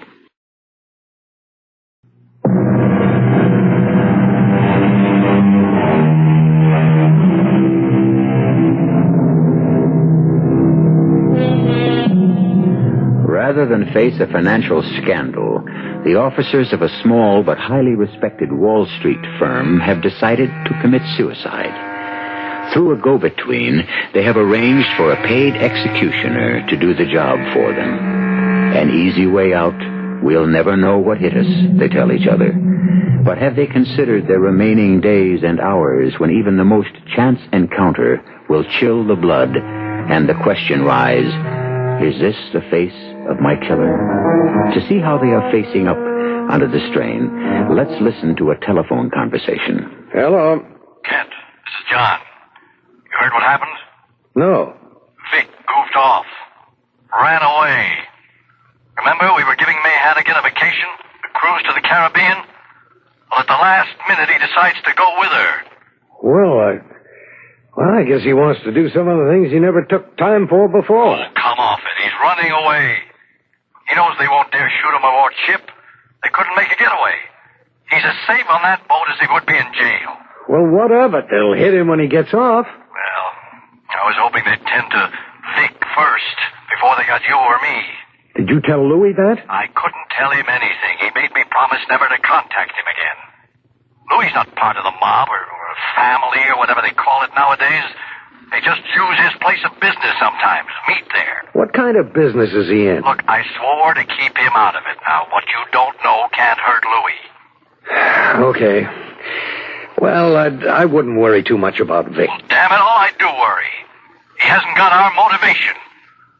Once you and I are out of the way, what's to keep him from getting the wind up and running to the police with the whole story? I don't think he can do that. There's such a thing as accessory before the fact, you know. This may look like a suicide pact to us, but to the police it's going to be murder.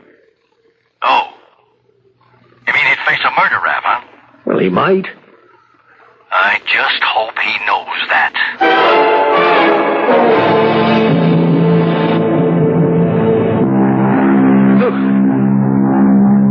Darn thing startles me every time I hear it.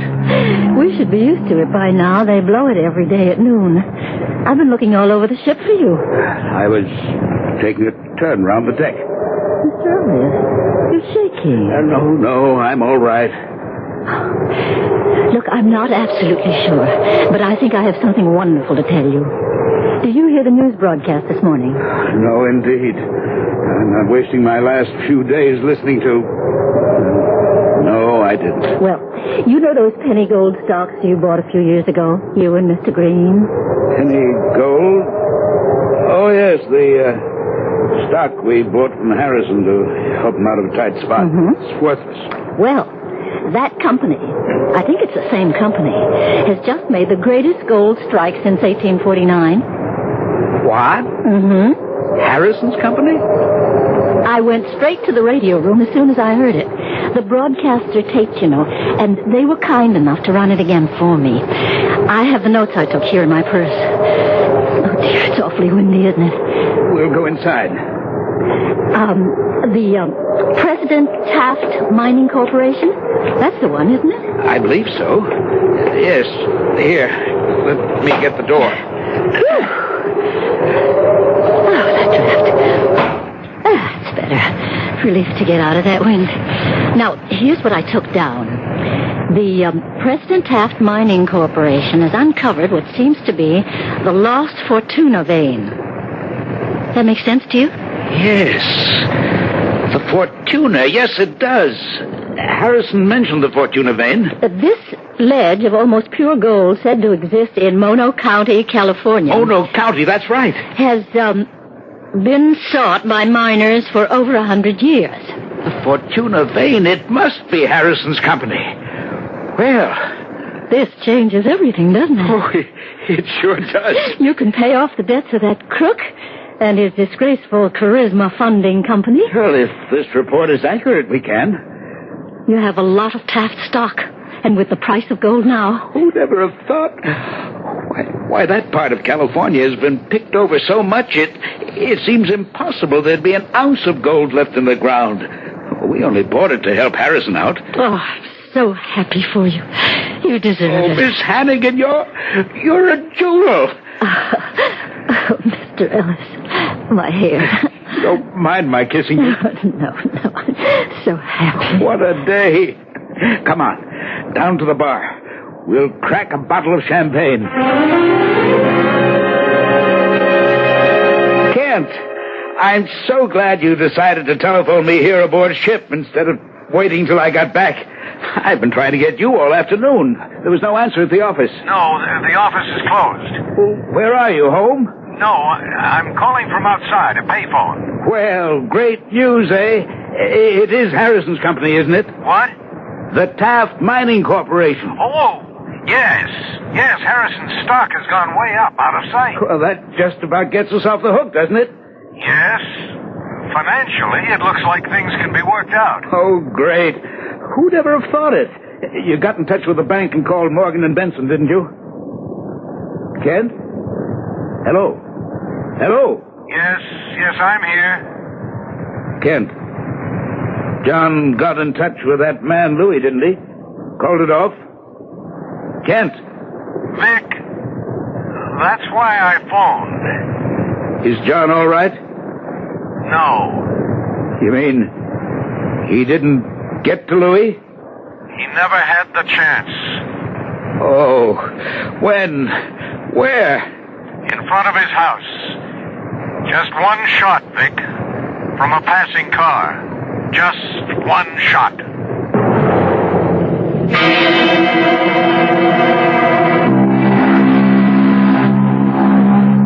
Mr. Ellis, what on earth? Not the greatest disguise in the world, but the best I could do. I bought the hippie clothes from a kid down in Tourist, and I had the ship's beauty parlor dye my hair. Goodbye, Miss Hannigan. Wait. You seriously believe there's a gunman waiting for you when we dock? That's the hell of it. I don't know where he is. Here, at the office, my apartment. Well, don't rush off like this. You're not thinking clearly. There's only one sensible thing to do. Go to the police. The police? Tell them the whole story and ask for protection. I can't do that. It's the only way. But I can't do that to John. Mr. Folger's dead, Mr. Ellis. His widow's alive and she's an invalid. If I go to the police, they'll cancel the insurance she'll get. The firm can take care of Mrs. Folger. We'll be lucky if we can pay our debts and save the firm. No, I got into this mess and I've got to see it through. I'm going to make a break and run for it. I'll be the first one off the ship and run into a taxi. Please, listen to me. Don't rush down the gangplank alone. Let some of the other passengers start first. Then saunter off casually. Oh, dear. Take my arm. I'm coming with you. No, absolutely not. I'm a living target. Stay out of range, Miss Hannigan. Your life depends on it. Goodbye. Where do you plan to go? Some hotel, I guess, till I can figure a way to get out of town safely. Here. Look, take my keys. Go to my apartment. No, I'm not going to drag you into this. It's the safest place for you. Nobody will dream of looking for you there. And I can reach you by phone. I'll go straight to the office. That way, you'll know what's going on. Well, all right. But only for a few hours. We've got to talk to this Louis person. I hope Kent's still alive. If not, you have the power of attorney I executed for you in Puerto Rico. Take complete charge until you hear from one of us again, if you ever do. Goodbye, Miss Hannigan.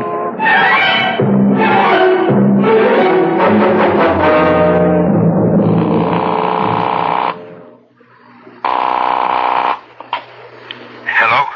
Oh, good. You've made it to the apartment all right. Yes. I haven't dared open a window or raise a blind. all right at the office? I don't know. I guess so. I have an uneasy feeling that I'm being watched as I sit here. You're all alone? Yes. It's Saturday, you know. I'm just getting jittery, I guess. It's hard to keep my imagination from running riot. There is one strange thing, though. What's that? One of the walls in your office is half painted. You didn't authorize the paint job, did you? Well, of course not. We're dissolving the firm. Building manager must have made a mistake. No, he says not. His painters didn't do it. Oh, by the way, I think I know who that man Louis is. The one who set up the deal. Well, how'd you find that out? The filing cabinet in Mr. Folger's office. There's a promissory note made to Mr. Folger by a Louis Vongoli. He owns a small bar on the east side. That makes sense. John said he used to drop in at Louis's place. A bar, eh? Mm-hmm. I'm going to drop in on Louis myself and put an end to this awful business. But if I fail, we better get you out of town in a hurry. You can go to my grandfather's house in the country. Now, I'm not going to drag you any further into this. And I certainly don't want to bring your grandfather into... My house now. I inherited it. You've got to go, Mr. Ellis, because I called Kent Green's home. Yes? Well, for heaven's sake, May, tell me what happened. He's been missing since the day John Folger died.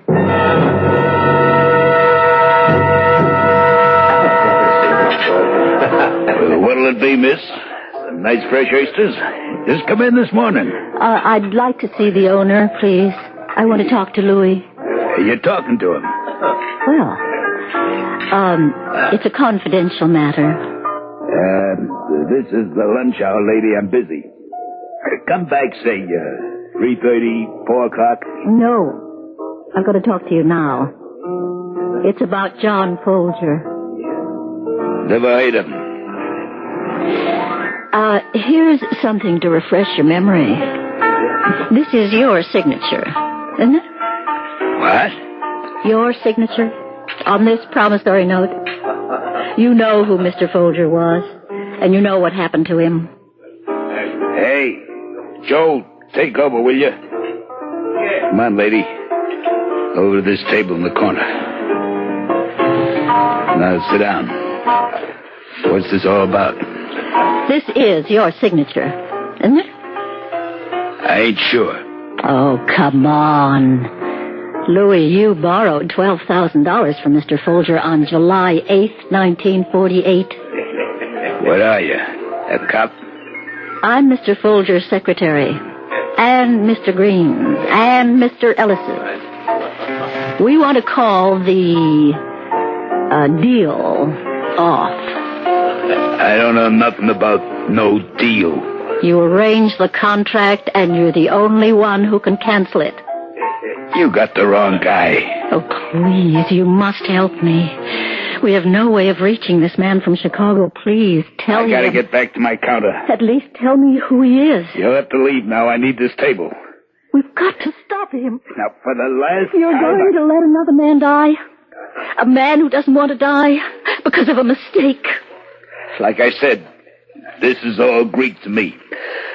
But, I did hear there's talk around that Froggy Bynes is in town. Who? You heard me. Where can I find him? I wouldn't know. Well, tell me what he looks like. Never seen Froggy in my life. Froggy? Is he a Frenchman? They call him that because he ain't got hardly no voice. Oh. That's all I know. No voice. Yeah, he got a knife in his throat when he was a kid. Can't hardly make no sound at all. A killer with hardly any voice. That's not much to go on, is it? May Hannigan's confidence is at a low ebb as she walks out of Louis Vongoli's bar onto the teeming streets of Manhattan. How long, she wonders, can she keep the last remaining partner of Ellis Green and Folger alive? We'll find the answer to that question when we return shortly with Act 3.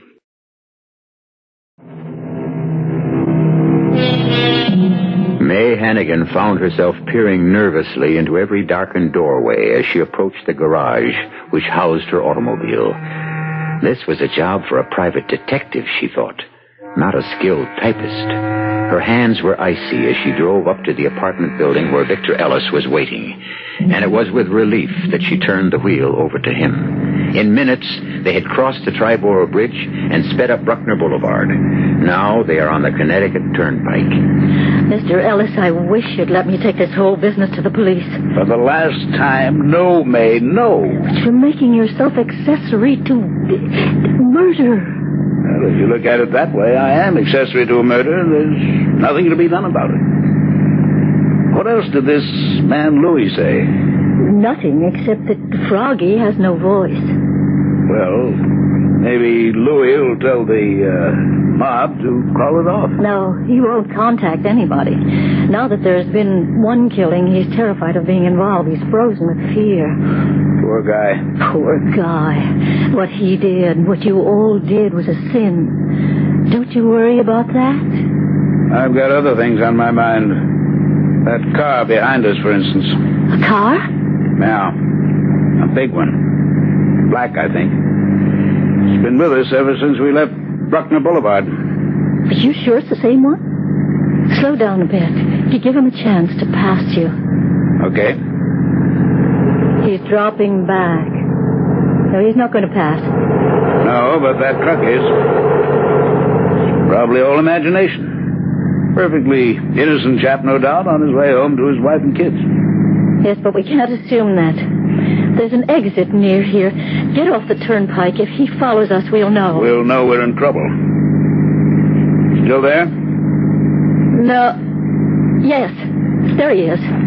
He's after us, all right. Okay, Buster, if it's a race you want. Oh, Mr. Ellis, not so fast. You have to turn left at the next light. Stop! Mr. Ellis, red light! Look out! Ah! Made it. Oh, you nearly killed us both. I lost him. Yes, he stopped for the light.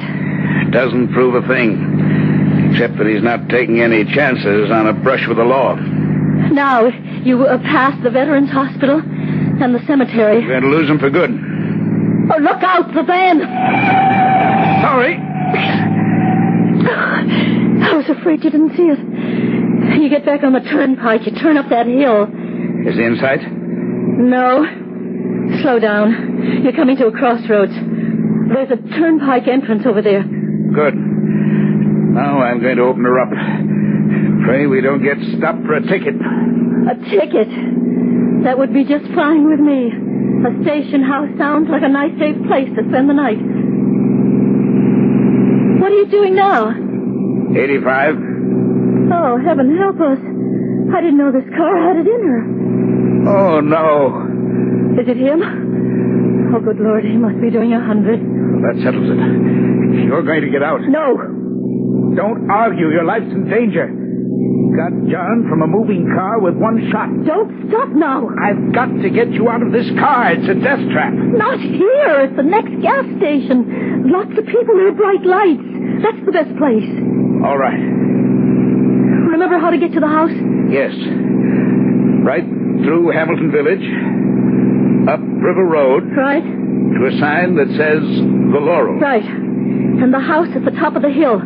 But don't get off the turnpike unless you know you've lost it. Don't let him overtake you on a dark road. Here's the gas station. Oh, Mr. Ellis, I beg you. Stop here and call the police. I'll get out. Oh, dear. You'll go to the house, then. I'll try. Heaven knows I'll try. I'll phone there every half hour till you answer. Oh, dear heaven. What can I do? What can I do?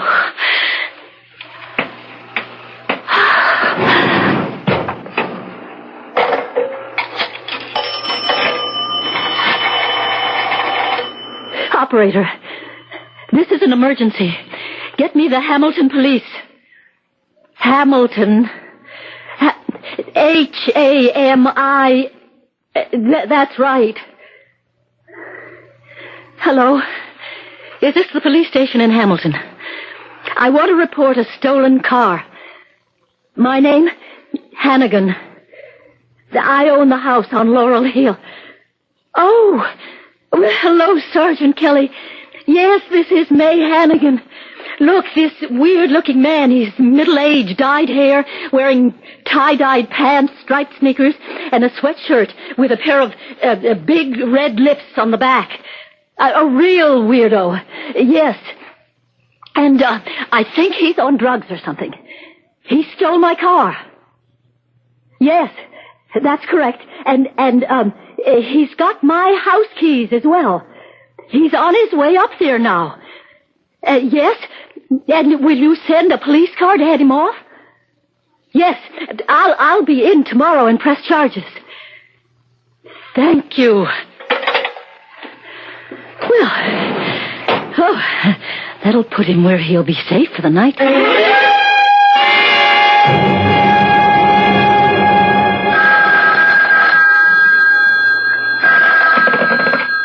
Hello?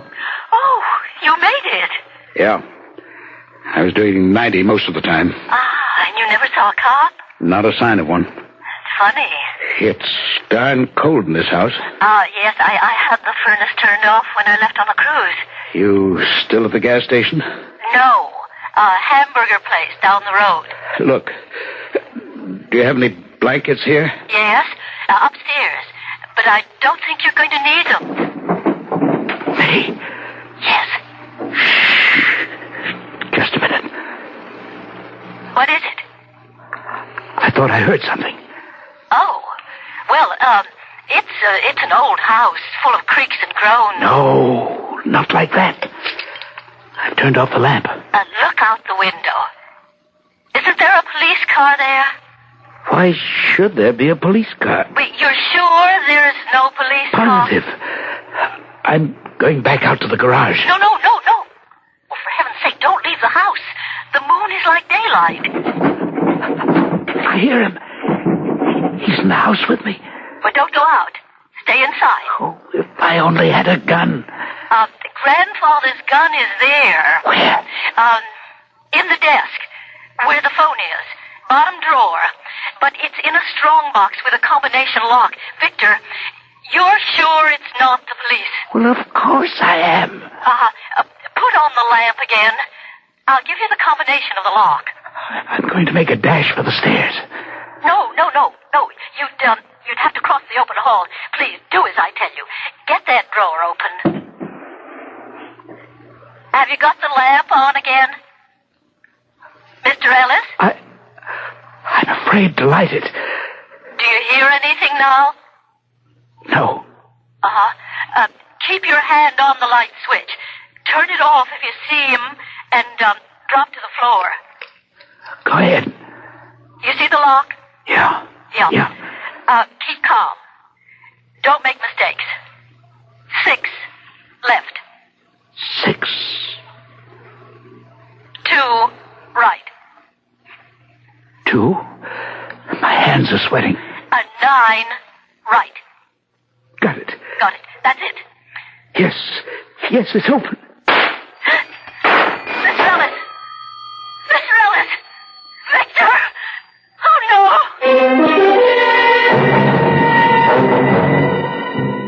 I'm well aware of my constitutional rights, and I don't think you can lock me up in that cell.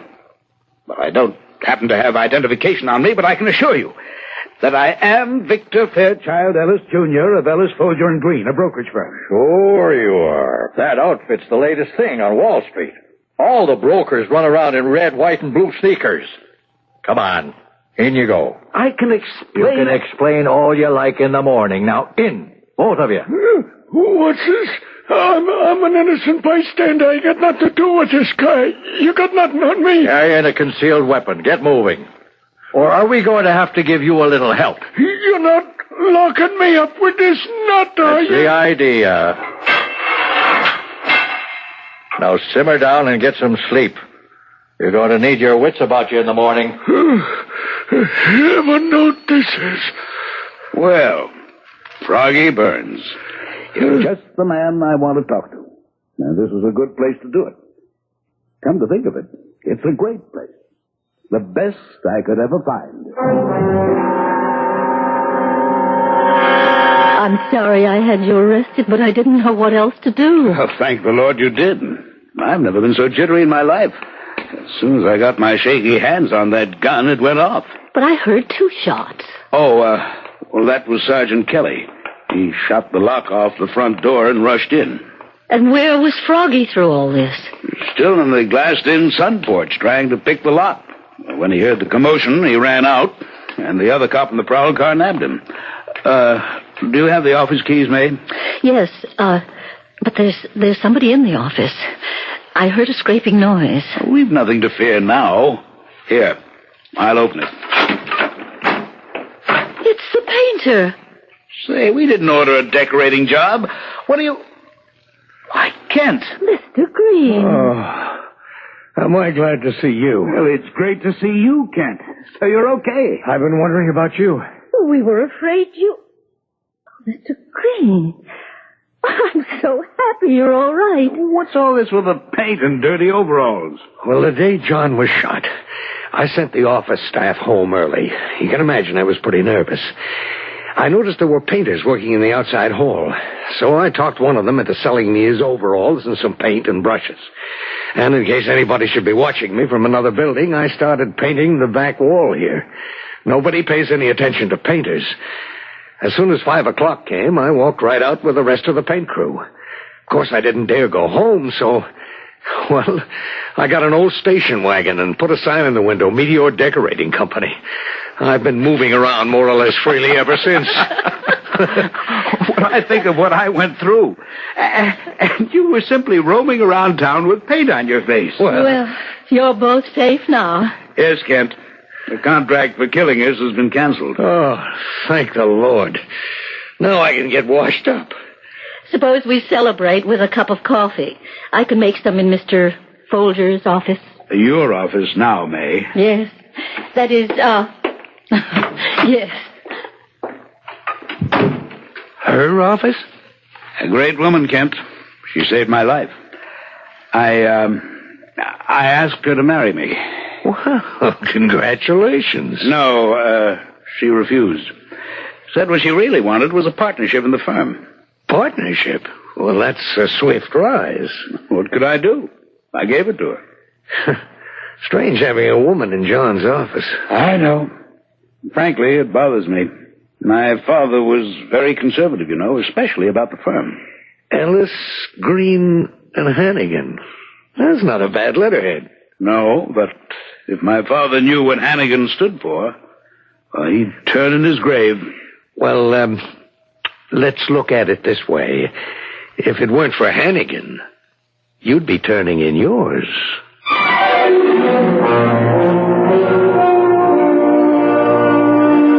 So May Hannigan accomplished 2 very difficult things that night. She saved her employer from certain death, and she raised herself into the gilded executive ranks. And that, as any secretary will tell you, is the hardest thing in the world to do. But as May herself often says, there must be an easier way. I'll be back shortly.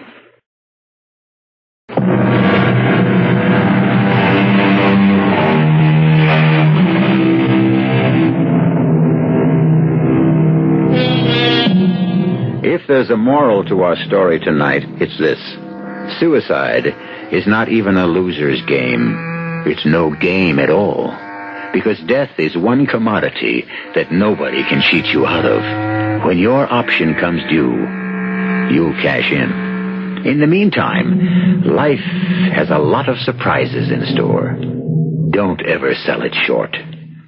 Our cast included Ann Shepard, Guy Sorrell, Court Benson, and Ken Harvey. The entire production was under the direction of Hyman Brown.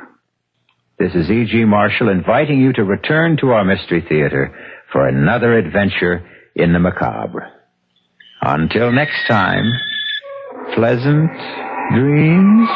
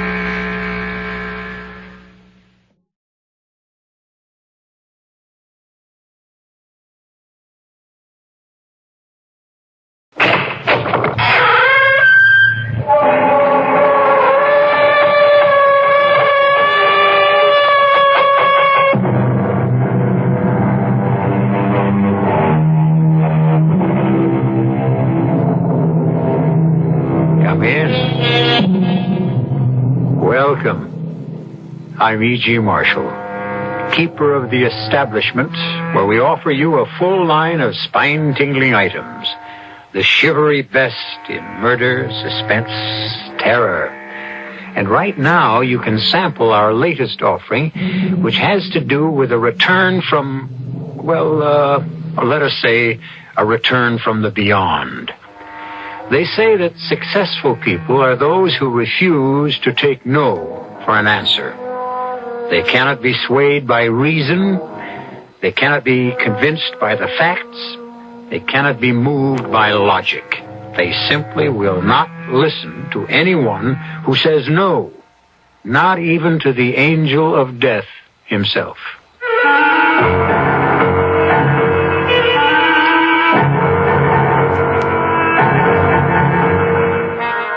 Our mystery drama, Is the Lady Dead?, was written especially for the Mystery Theater by Sam Dan and stars Larry Haynes and Joan Loring.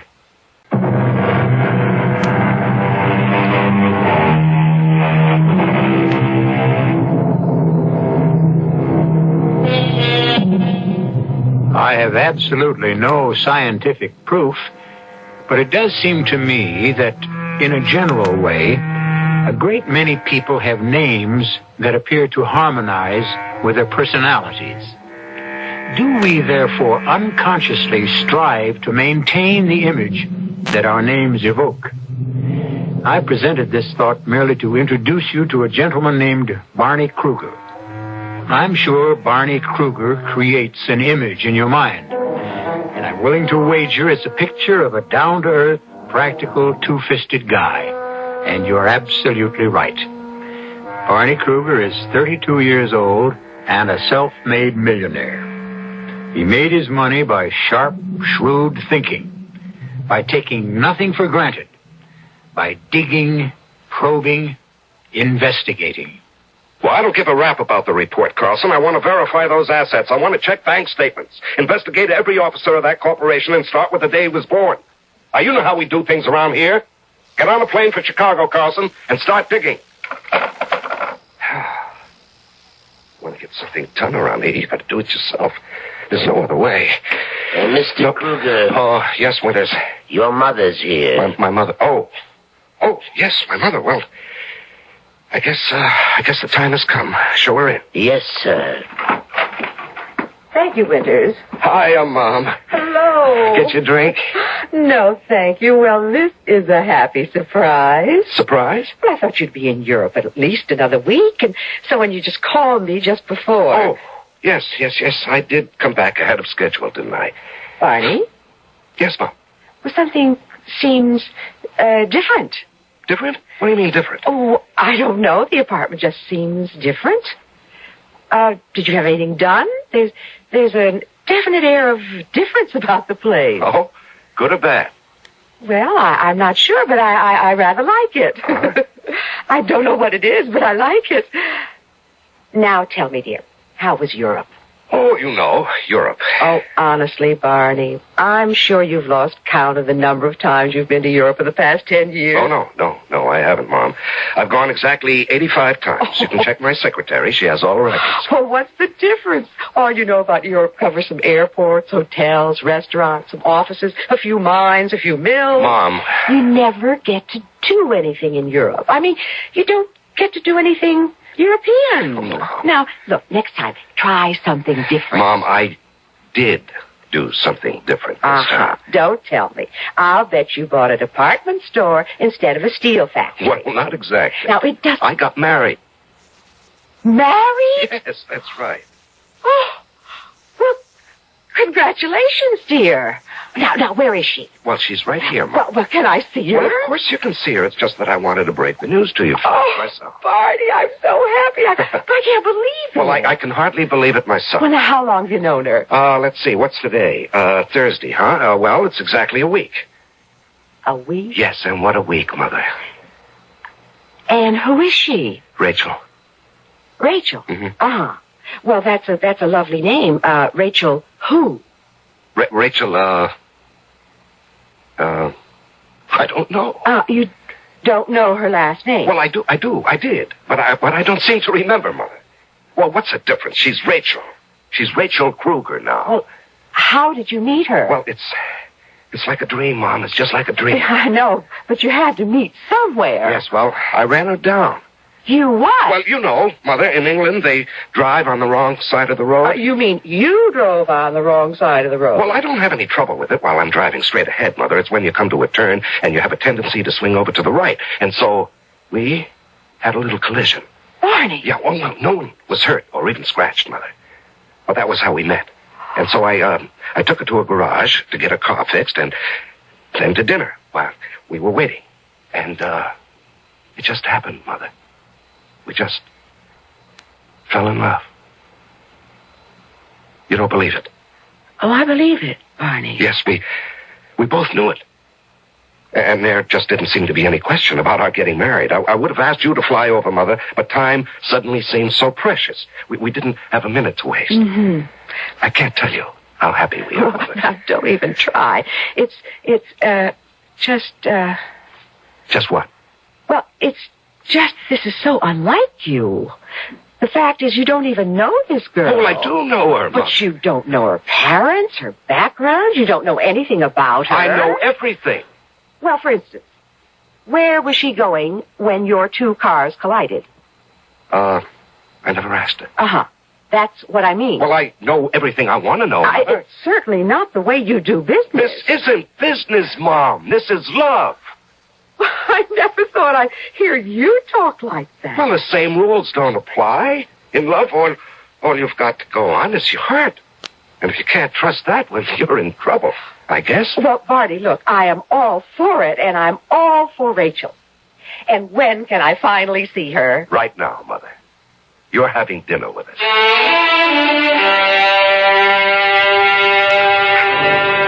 But I want to know everything about you, Rachel. Oh, it isn't possible to know everything about anyone, even oneself.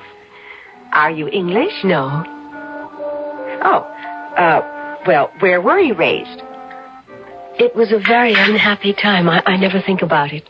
Oh, I'm sorry. Are your parents alive? I have none. Oh.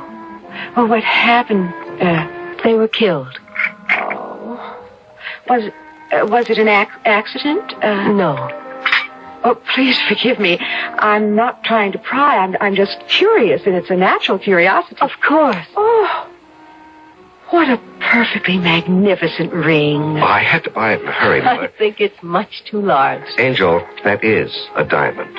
I wear it because it makes Barney happy. Well, I don't think I have ever seen him so happy in his life. It's so easy to make Barney happy. A pity he had to wait so long. Well, my dear, I think you're worth the wait. Now, time I was homeward bound. Oh, well, Mother, must you go? It's so early. Oh, but when you're a guest of a newlywed couple, that's when your welcome wears out. Early. Rachel, dear, I'm so happy for you. Thank you. Call me Mother. Mother. Listen, why don't you two girls get together, go shopping, have lunch and things? Oh, don't worry, Barney. We'll arrange for all that. I'll call you tomorrow, Rachel. Goodbye, Mother. Well, I'll see you to the door, Mother. Well, Mom, what do you think? Oh, Barney. She is just wonderful.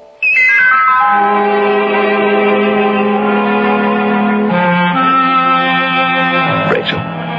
Yes? Aren't you asleep? What is it, honey? It's nothing. Oh, no, it is something. Oh, Barney. I didn't know people could be so happy. There's nothing to it. Just fall in love. Barney, now that I know what love is, I want to live. Rachel, what are you saying? I want to live. Of course you're going to live. I mean, why shouldn't you? You're so strong. You're so sure of yourself.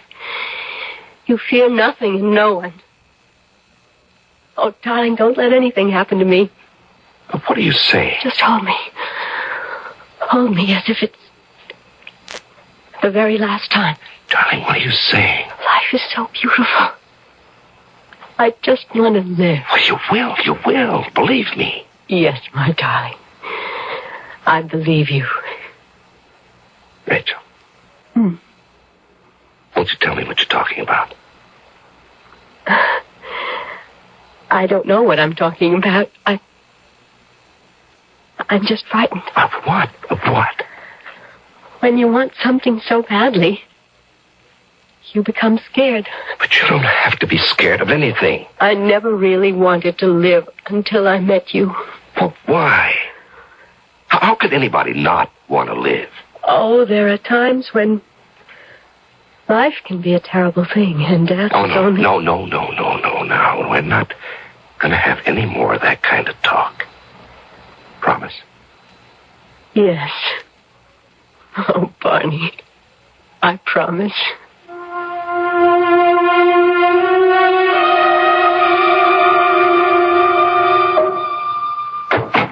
Barney, what a surprise. Hello, Mother.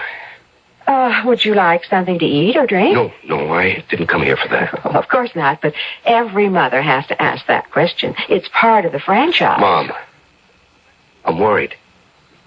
Why? Well, it has to do with, Rachel. How did you know? I'm worried, too. Oh, why are you worried? It's something in her eyes. What? I don't know. Yes, I see something in her eyes, too, Mother. Something that scares me, and I don't know what it is, either. I think it's a look of fear. Well, what can she be afraid of? We don't know. Actually, we don't know anything about Rachel. We love her, but we know nothing about her. Mom, Rachel is afraid of dying. Is she ill? Oh, the best doctors in the country can find nothing wrong with her. But I think I know what it is. What are you saying, Barney? You've heard of people who died of grief. Of course. Well, why can't people also die of happiness? Barney. Mom, Rachel is dying. Something's killing her. Barney, don't say that. Mom. I'd better answer that. Hello? Mother. Oh, Rachel, dear. What? How are you? Mother, is Barney there? Yes, dear. I'll put him on. Barney. Yes, thank you. Rachel. Barney, please, come home quickly.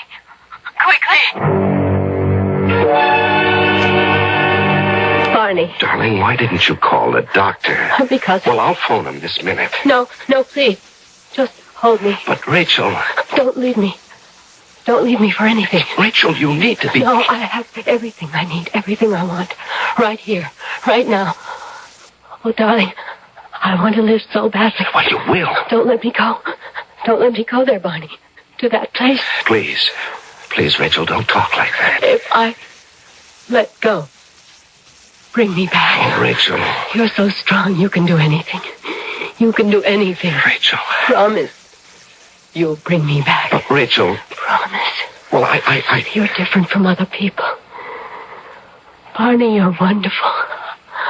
I know there are things you can do. Oh, Barney, promise. Well, I promise. And I'll help. I'll try as hard as I can to help. And the two together, we can do it. We can bring me back.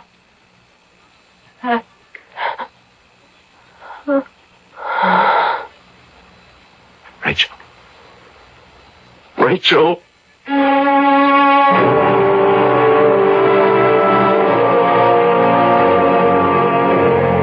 Your mother is here, sir. Tell her I'll see her later. Dr. Mallory. Send Dr. Mallory away. He offered to make the arrangements, sir. Arrangements? For the funeral. I'll make the arrangements myself. That's all, Winters. Yes, sir. Oh, Winters. Yes, sir. What are we having for dinner? Oh, I didn't think. I can prepare some sandwiches, sir. Oh, no. Mrs. Kruger doesn't like sandwiches. Do we have any lamb chops? Yes, sir. Well, I'll have mine rare, as usual, and Mrs. Kruger likes hers medium. Oh, no, sir. Your mother likes hers well done. I'm not talking about my mother. I'm talking about my wife. Your wife? As you know, Winters, there's an exact science to making chops medium. She likes them exactly between rare and well done. But Mrs. Kruger is, Yes, Winters. Mrs. Kruger is what? Nothing, sir. Nothing at all.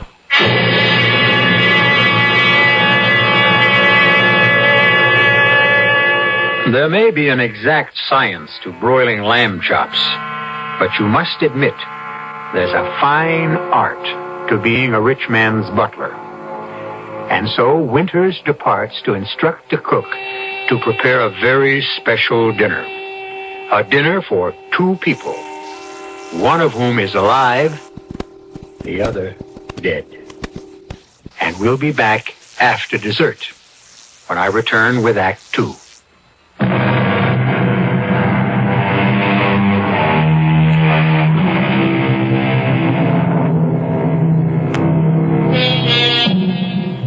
Death is always the final answer, and death always has the last word. But not for Barney Kruger. Rachel is dead. There is absolutely no question about that. But evidently Barney Kruger will not accept it. Before you dismiss Barney Kruger as a psychotic or a kook, remember, this is the same Barney Kruger whose reputation for hard-headed practicality is respected throughout the business community. Mrs. Kruger. Yes, Winters. Is my son... I don't know what to say, Mrs. Kruger. He ordered dinner for himself and for whom? For her. What are you saying, Winters? Mrs. Kruger, I'm very much aware of what I'm saying. But surely he knows. Yes, ma'am, he knows. But still, he ordered...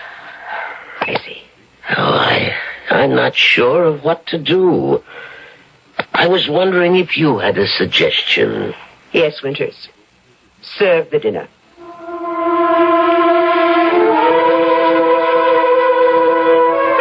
Barney? Come in, Mother. Sit down. Have you had anything to eat? Oh, yes, Mother. Everything's fine. Well, Winters told me... Do you want to look at Rachel, Mother? She's even more beautiful than... Yes, Barney.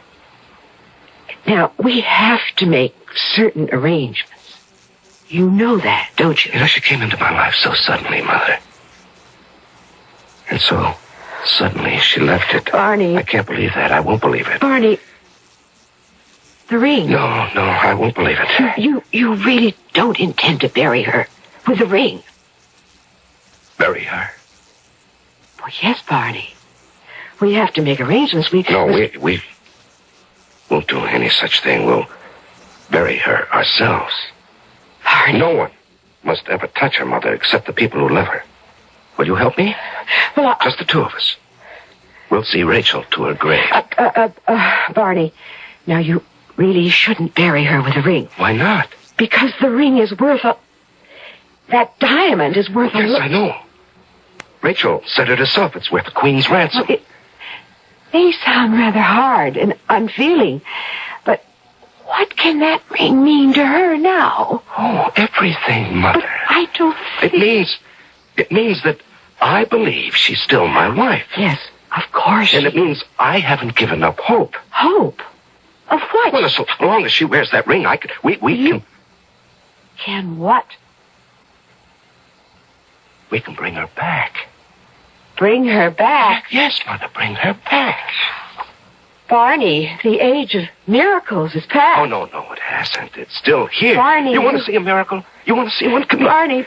No, Mom, I mean that. Come here. Where? Just look. Look in that mirror. Well, why do you want me to look in the mirror? So you can see a miracle. I don't You are the miracle, Mother. Are you... What did it say about you in the Sunday paper, Mom? I don't remember. Well, I remember. I memorized it. I was so proud of it. Mrs. Elwood Kruger, the acknowledged social leader of the city, stunningly attractive, impeccably groomed, was hostess at the reception for the senator. Barney, darling, look, I don't... You don't what, Mother? You don't remember? You don't remember how it was when I was a little kid? You don't remember that my father was a hopeless drunk? Look, Barney... And how you washed dishes in an all-night hash joint so you could support the three of us? And when he died in a charity ward, you were thankful because it meant one less mouth to feed. Barney, why I looked at you, Ma, every day. You were ready to drop dead from exhaustion, and I said, I'm going to make a great lady out of my mother. And when I was 5 years old, I started selling papers. Barney, this is not what we're... It is, Mom. It is what we're talking about. Who were you, Ma? What were you? You were just a poor girl with no education, no training. Look at what I made possible. I realize, Barney, I Just know. look in the mirror. Look at you now. Stunning, socially prominent Mrs. Elwood Kruger. You eat lunch with senators. You've had dinner at the White House. Now look in the mirror and tell me what you see. A miracle. Winters. Yes, sir? It's very cold in here. But, Mr. Kruger, the thermostat is way up. Well, Mrs. Kruger is feeling chilled. Mrs. Kruger? Yes, and, bring her some of that brandy I brought back from Paris. Sir, may I say something? What? Well, there's no other way to say it than to say it. Sir, Mrs. Kruger isn't here. I'm aware of that, Winters. You buried... Her funeral was this afternoon. Yes. Then you have to admit... What? What do I have to admit? You have to admit she's dead. Yes, Winters. She's dead. For now. For now? Yes, for now. Winters, I'd like to ask you something. Yes, sir. I need a man to work for me without asking a lot of questions, who believes in what I tell him. A man who's with me. You follow this? Yes, sir. Till now, that man has been you, Winters. Yes, sir. So, my question. Is that man still you? Yes, sir. That man is still me. Well, you have to believe with me, Winters. Understand? I think so, sir. Fine. Bring Mrs. Kruger her brandy. Yes, sir. Thank you. Will Mrs. Kruger want anything else? I don't think so. Yes, sir. Thanks again.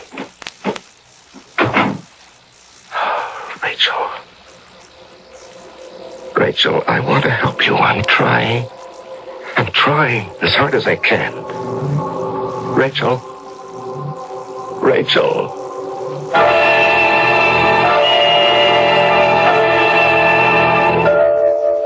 I'm very much concerned, Mr. Kruger. Mr. Kruger? About what, Carlson? Well, the amount of our investment, we're dipping very deeply into reserve capital. Well, that's what reserve capital's for, isn't it? That's why we're getting on a plane for Chicago to see if we, Yes, go on. We're going to Chicago to see if... Don't talk. No, I guess I'm hearing things. Well, now I have all the information you need about Henley. Henley? What do you mean, Henley? How did you know about Henley? How do I know? Mr. Kruger. That's why we're going to Chicago to acquire Jason Henley and Company. Oh, yes, Henley. Rachel? Rachel? Where are you? Mr. Kruger, who are you looking for? I'll see you later. But our plane leaves for Chicago. She was just here. She can't have gone far. Mr. Kruger, we have to get on that plane. You get on the plane. You go. But you're the one that has to examine the assets. Well, you do it, Carlson. But you have to make a decision by tonight. You make the decision. You go there, and you make it. Mr. Kruger, where are you going?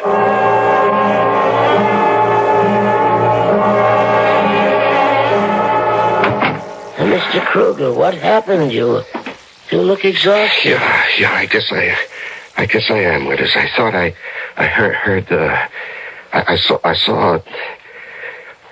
I ran Winters, I ran around for hours trying. I know why. It's because this would have been our anniversary, our first anniversary. Yes, sir, I know that, sir.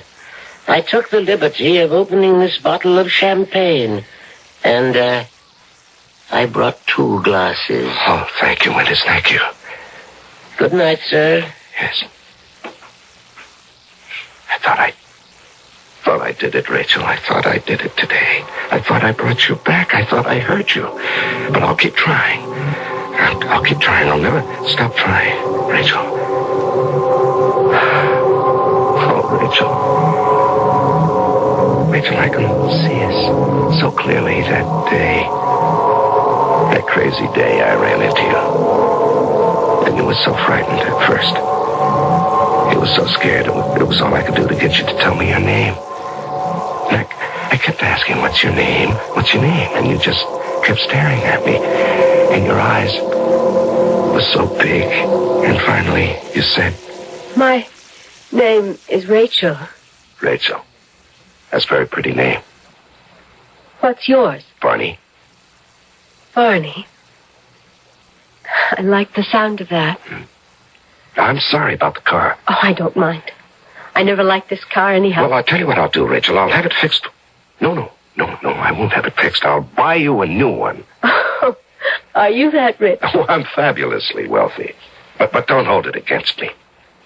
Do you know you really are a very nice person. How can you tell?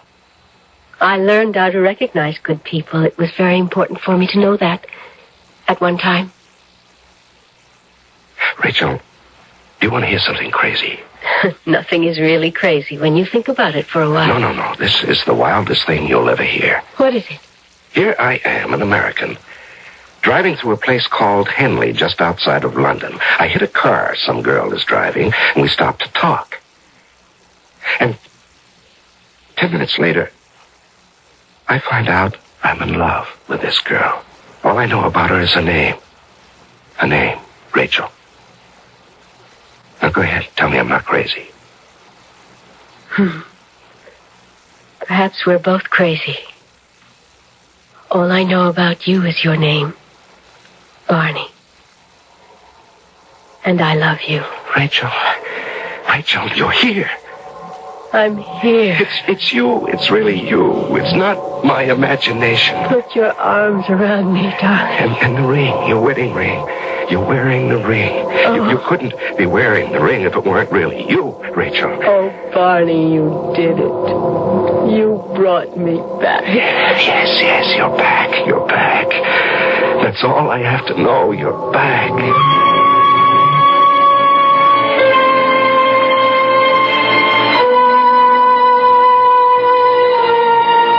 It all shows what can happen when you're in the habit of saying no. But is she back? Is it possible? You remember the story of Orpheus? He went to the land of the dead to reclaim his lost bride. He almost succeeded, too.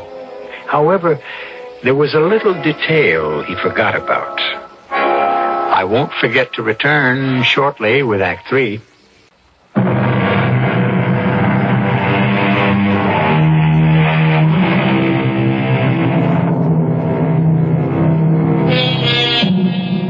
It's part of the culture of our country. We raise the kids on slogans like, never say die, don't give up the ship. And when threatened with annihilation by a numerically superior enemy, didn't an American general earn immortality by simply answering nuts? Barney Kruger took it all seriously. He believed he could attain any goal he set out to reach. He's even brought his wife back from the dead. Barney, I knew you would do it for me. I knew you would do it. Oh, Rachel, I can hardly believe it. Everything in the room. It's exactly the same. Exactly. Yes, I didn't touch anything. Nobody touched anything. Everything is here. You see? just as I left it. Yes, your clothes, all your things.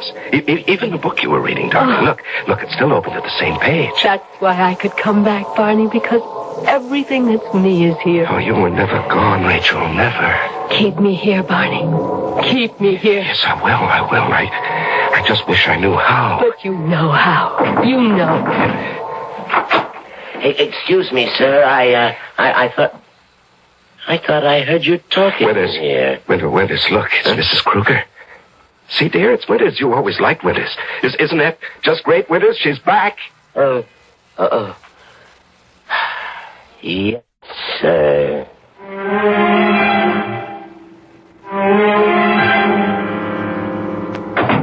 Barney. Mom. Well, what's the sensational surprise? I hope you're hungry. Oh, of course I am. Am I late for lunch? Oh, you'll remember this lunch as long as you live. I see the table set for 3. Who is your guest? Oh, no guest, Mom. It's all family. Family? Mom, I have a problem. Oh. Are you asking me to help? Yes. Well? Well, I didn't realize how complicated a thing like this would be. You see, after all, legally, she is dead, and And what? And there was a death certificate, a burial, and, well, how can I account for the fact... Barney, what are you trying to say? Mom, how do I, reintroduce her into the world? Barney, are you all right? Mom, she's back. Who? Who do you think? Rachel. Barney. I did it, Mom. I did it. I made the miracle. I made it happen. No, Barney. Wait. Just wait. You'll see. You'll see with your own eyes. Now, wait. Now, Barney, please. Wait, Mom. Wait. Rachel? Rachel, Mother's here. It's time for lunch. Well, Mother? Mom, come on now. I know it's a shock, but here she is. Here? Who is? Rachel. Oh, can't you say anything? Barney. You mean you can just stand there and not do anything, Mother? Barney, I don't know what Well, a normal person would put her arms around... Barney. Please, Mother. You claim you don't see Rachel? Barney, my son. Now, just a minute. Winters, come in here. Barney, let me call. Wait, Mother. Winters. Yes, sir. Winters, how many people are here in this room? How many people, sir? Yes, you heard me. There's you, my mother, myself, and my wife. Ah. Yes, sir. Yes, Winters. That'll be all, Winters. Yes, sir. Well? That man worships you, Barney. He'd lay down his life for you. He'd swear on the Bible. What do you say now? I say that Winters is wrong to help you perpetuate this fantasy. Oh, is that what it is? Barney, please let me call... A doctor, huh? Naturally. But what else? You say you don't see Rachel. Rachel I didn't ask you that. I asked you if you see Rachel. No, Barney, I don't see Rachel. I believe you. Well, then... You don't see any woman as a part of my life, Oh, Mother. Barney. You know, it's a funny thing, Ma, now that I look back on it. You never really wanted me to get married. Oh, sure, you always said so. And you encouraged me to meet this one or that one or the other one, but that was just the paint on the top, Mom. Somehow or other, you'd always tout me off at the last minute. Now, Barney, why would Because you wanted me all for yourself. Barney. Papa's been dead 25 years. You never went out with another guy once. Why? Barney, Even today, hundreds of men, guys who are really up there, too, they all go for you, Mother. How come you never even look at anybody? Barney, this is not the time. You wanted me all to yourself, and you still want it that way. That's why you don't see Rachel. But he is not... Rachel, say hello to Mother. Hello, Mother. She's not here, huh? Who just spoke? Who's standing right next to me? Barney, what do you want me to say? It isn't as if you were a little boy and we can play little games together. I'm not your little boy anymore, Mother. I'm on my own. And there's another woman in my life. Barney, please. I want you to face reality. Mom, she's not throwing you out. She's not taking your place. She's what another part of me needs. Now, please, Mom, just take her in your arms, huh? And tell her she's welcome. She's your daughter.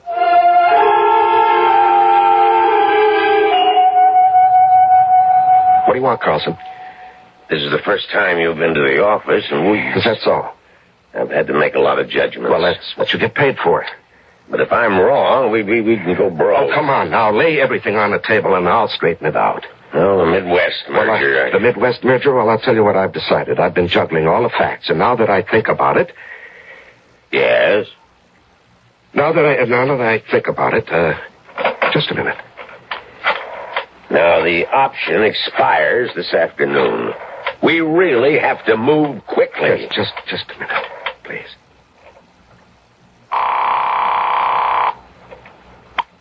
Darling. Hello. I miss you, Barney. Yes, I miss you, too. I need you to keep me here. Don't stay away from me, Barney. No, I won't. I need all of your faith, all of your strength, all of your will. Darling, you've got it. I need you to hold me, Barney. Hold me. Yes. Hurry back to me, darling. Hurry, before I slip away again. No. Don't do that. I'll be right there. Hurry, Barney. Hurry. I'll see you, Carlson. Where are you going? I have an important date. Mr. Kruger, we are going broke. Can't you understand? I need $500,000 to cover an option this afternoon. We don't have... Well, don't bother me with details. And unless you raise another $500,000 by Wednesday morning... All right, I'll raise it. But I Is don't there see anything when else? You can raise... Just leave it to me. Oh. Please. I'm going home, and I don't want anybody to disturb me. Barney, do you ever get tired of me? After the life you led before? Now, what kind of life did I lead before? Well, you went everywhere. Well, we go everywhere, the two of us. Even if we never leave the house, we sit here together and... Oh, Barney, I hope I'm enough for you. No. We don't need that kind of talk. Because I'll have to be enough for you. I'll need you with me all the time.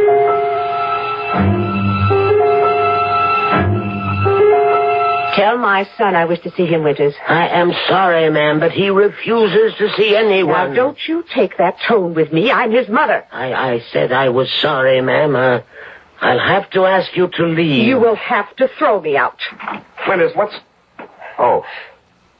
That'll be all, Winters. Yes. Barney, I must talk to you. What's there to talk about? Barney, this newspaper. Read it. I don't care about any... Just read it. The incredible collapse of the Kruger Enterprises.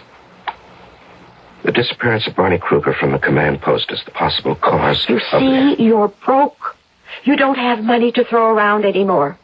You know, if you had that ring right now... Now, Mother, I don't want to hear any more. If you had that ring, you could hold off some creditors, buy some time. Will you let me alone? The world won't let you alone. Now, you won't be able to keep this house. Mother, I don't want to hear any more. Don't you say that you don't care. This is a conceit of yours.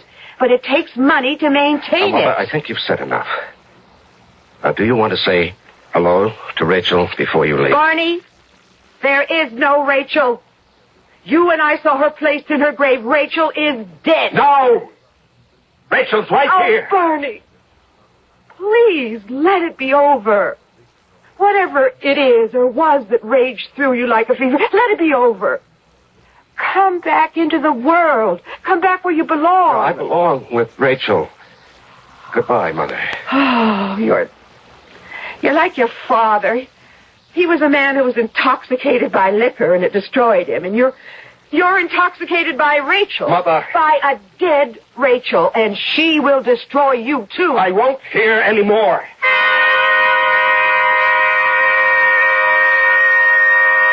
Barney, hold me. I can't be broke. I can't be. Hold me, Barney. You know, I'm crazy. I must be going crazy. Hold me, Barney. Kiss me. What? Hold you? Hold me. But Rachel... But what, Barney? Hold me. I need all of you to hold me. Put your arms around me. But Rachel, you're I'm what, Barney? You're dead. What did you say? You're dead. Oh, yes. Now I'm dead. But if you're dead, why do I see you so clearly? Because All of your strength hasn't left me yet. It's going, and soon I won't. Rachel. Rachel, are you here? No, Barney, you couldn't keep me here. You weren't strong enough. You don't want me badly enough. Rachel, you're becoming dim, Rachel. I'm no longer your wife. Here, your ring. No. Take your ring. No. I don't want that. I don't want it. You didn't believe the miracle. Rachel, don't go. I don't go. I believe, Rachel. I do believe. Goodbye, Barney. Goodbye. Rachel? Rachel? Barney. Your mother, she was here. She was here. She's been here Barney, in this room Barney, all the time. Barney, sit down. Now, have Winters get you something. No, she was here, Mother. You know she was here. It's time that we face certain facts. Now, you know that Rachel has... Barney! Look. What's that lying on the floor? Well, Mother. It's the ring.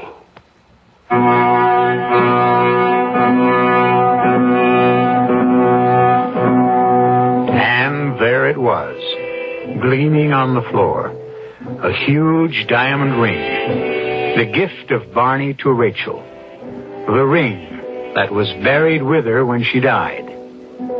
And you can believe that she returned to the grave and left the ring to release him from their marriage vow. You can believe that. But if you're one of those practical 2 + 2 must equal 4 people, we have another alternative. I'll be back shortly.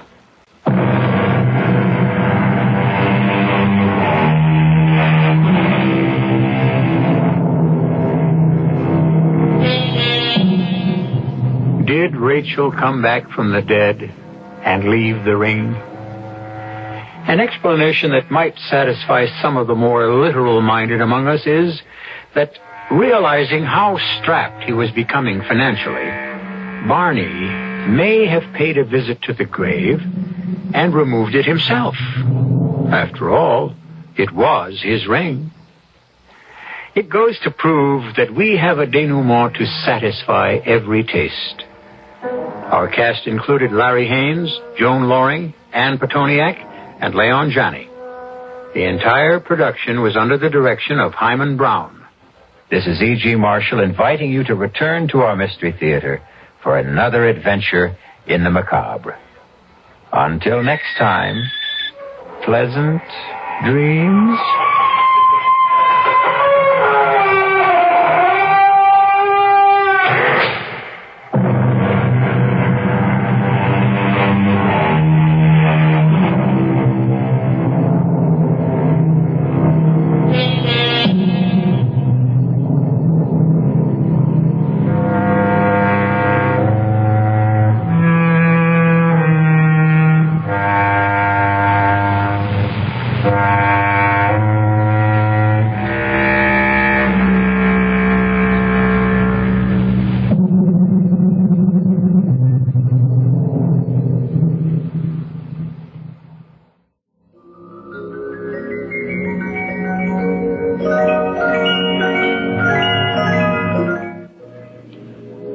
CBS News is next on KIXI AM and FM in Seattle.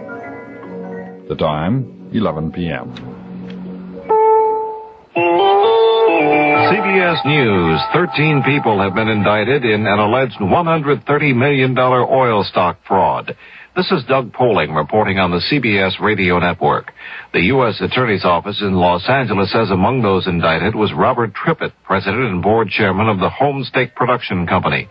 The Attorney's Office says over a 9-year period, there was a domino effect in which prominent businessmen and people in show business were drawn into the scheme.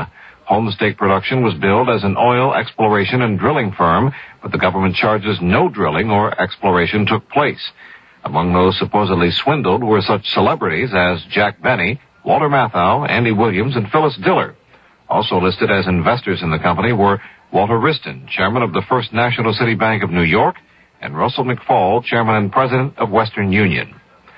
The Securities and Exchange Commission has charged a California-based silver and coin dealer with selling nearly $1 billion in non-existent silver in what appears to be the biggest fraud of its kind in U.S. history. The SEC named the Pacific Coast Coin Exchange, also known as Monex International Limited. More news in a moment. Some cattle growers on Thursday drove a herd of range cattle to the doorstep of Agriculture Secretary Earl Butz in Washington. The cattlemen said they wanted to challenge Butz to raise the cattle to market and then show a profit. The men say that's impossible for them to do under present economic conditions, especially high feed prices. There are predictions that cattle prices will be on the upswing before long. Ike Pappas reports from Sioux City, Iowa. Agriculture experts say farmers may be enduring depressed cattle prices now, but it's all part of the natural price cycle in the beef industry. They point to 2 years ago when cattle prices were high in favor of the farmer. Agriculture Secretary Butz says the cycle will start up again and farmers will get higher prices for their live cattle, but that won't be for a year or so. Meanwhile, Butz says the government can do little to help increase the price. Farmers apparently are seeking their own solutions. They are at the moment selling off large numbers of cows and calves for slaughter and feeding 25% fewer cattle in an effort to cut down the expected record supply of beef, hoping to get a higher price sooner than Butz predicts. Industry leaders say beef prices, now down from near record highs earlier this year, should start up again by mid-1975. The Agriculture Department confirms beef prices will move higher next year, but it is not predicting how high. Ike Pappas, CBS News, Sioux City, Iowa. In Boston, the NAACP has gone to court requesting National Guardsmen and more state police be sent to South Boston schools where there was more violence Wednesday in the high school. Boston NAACP President Thomas Atkins told what the action is intended to accomplish.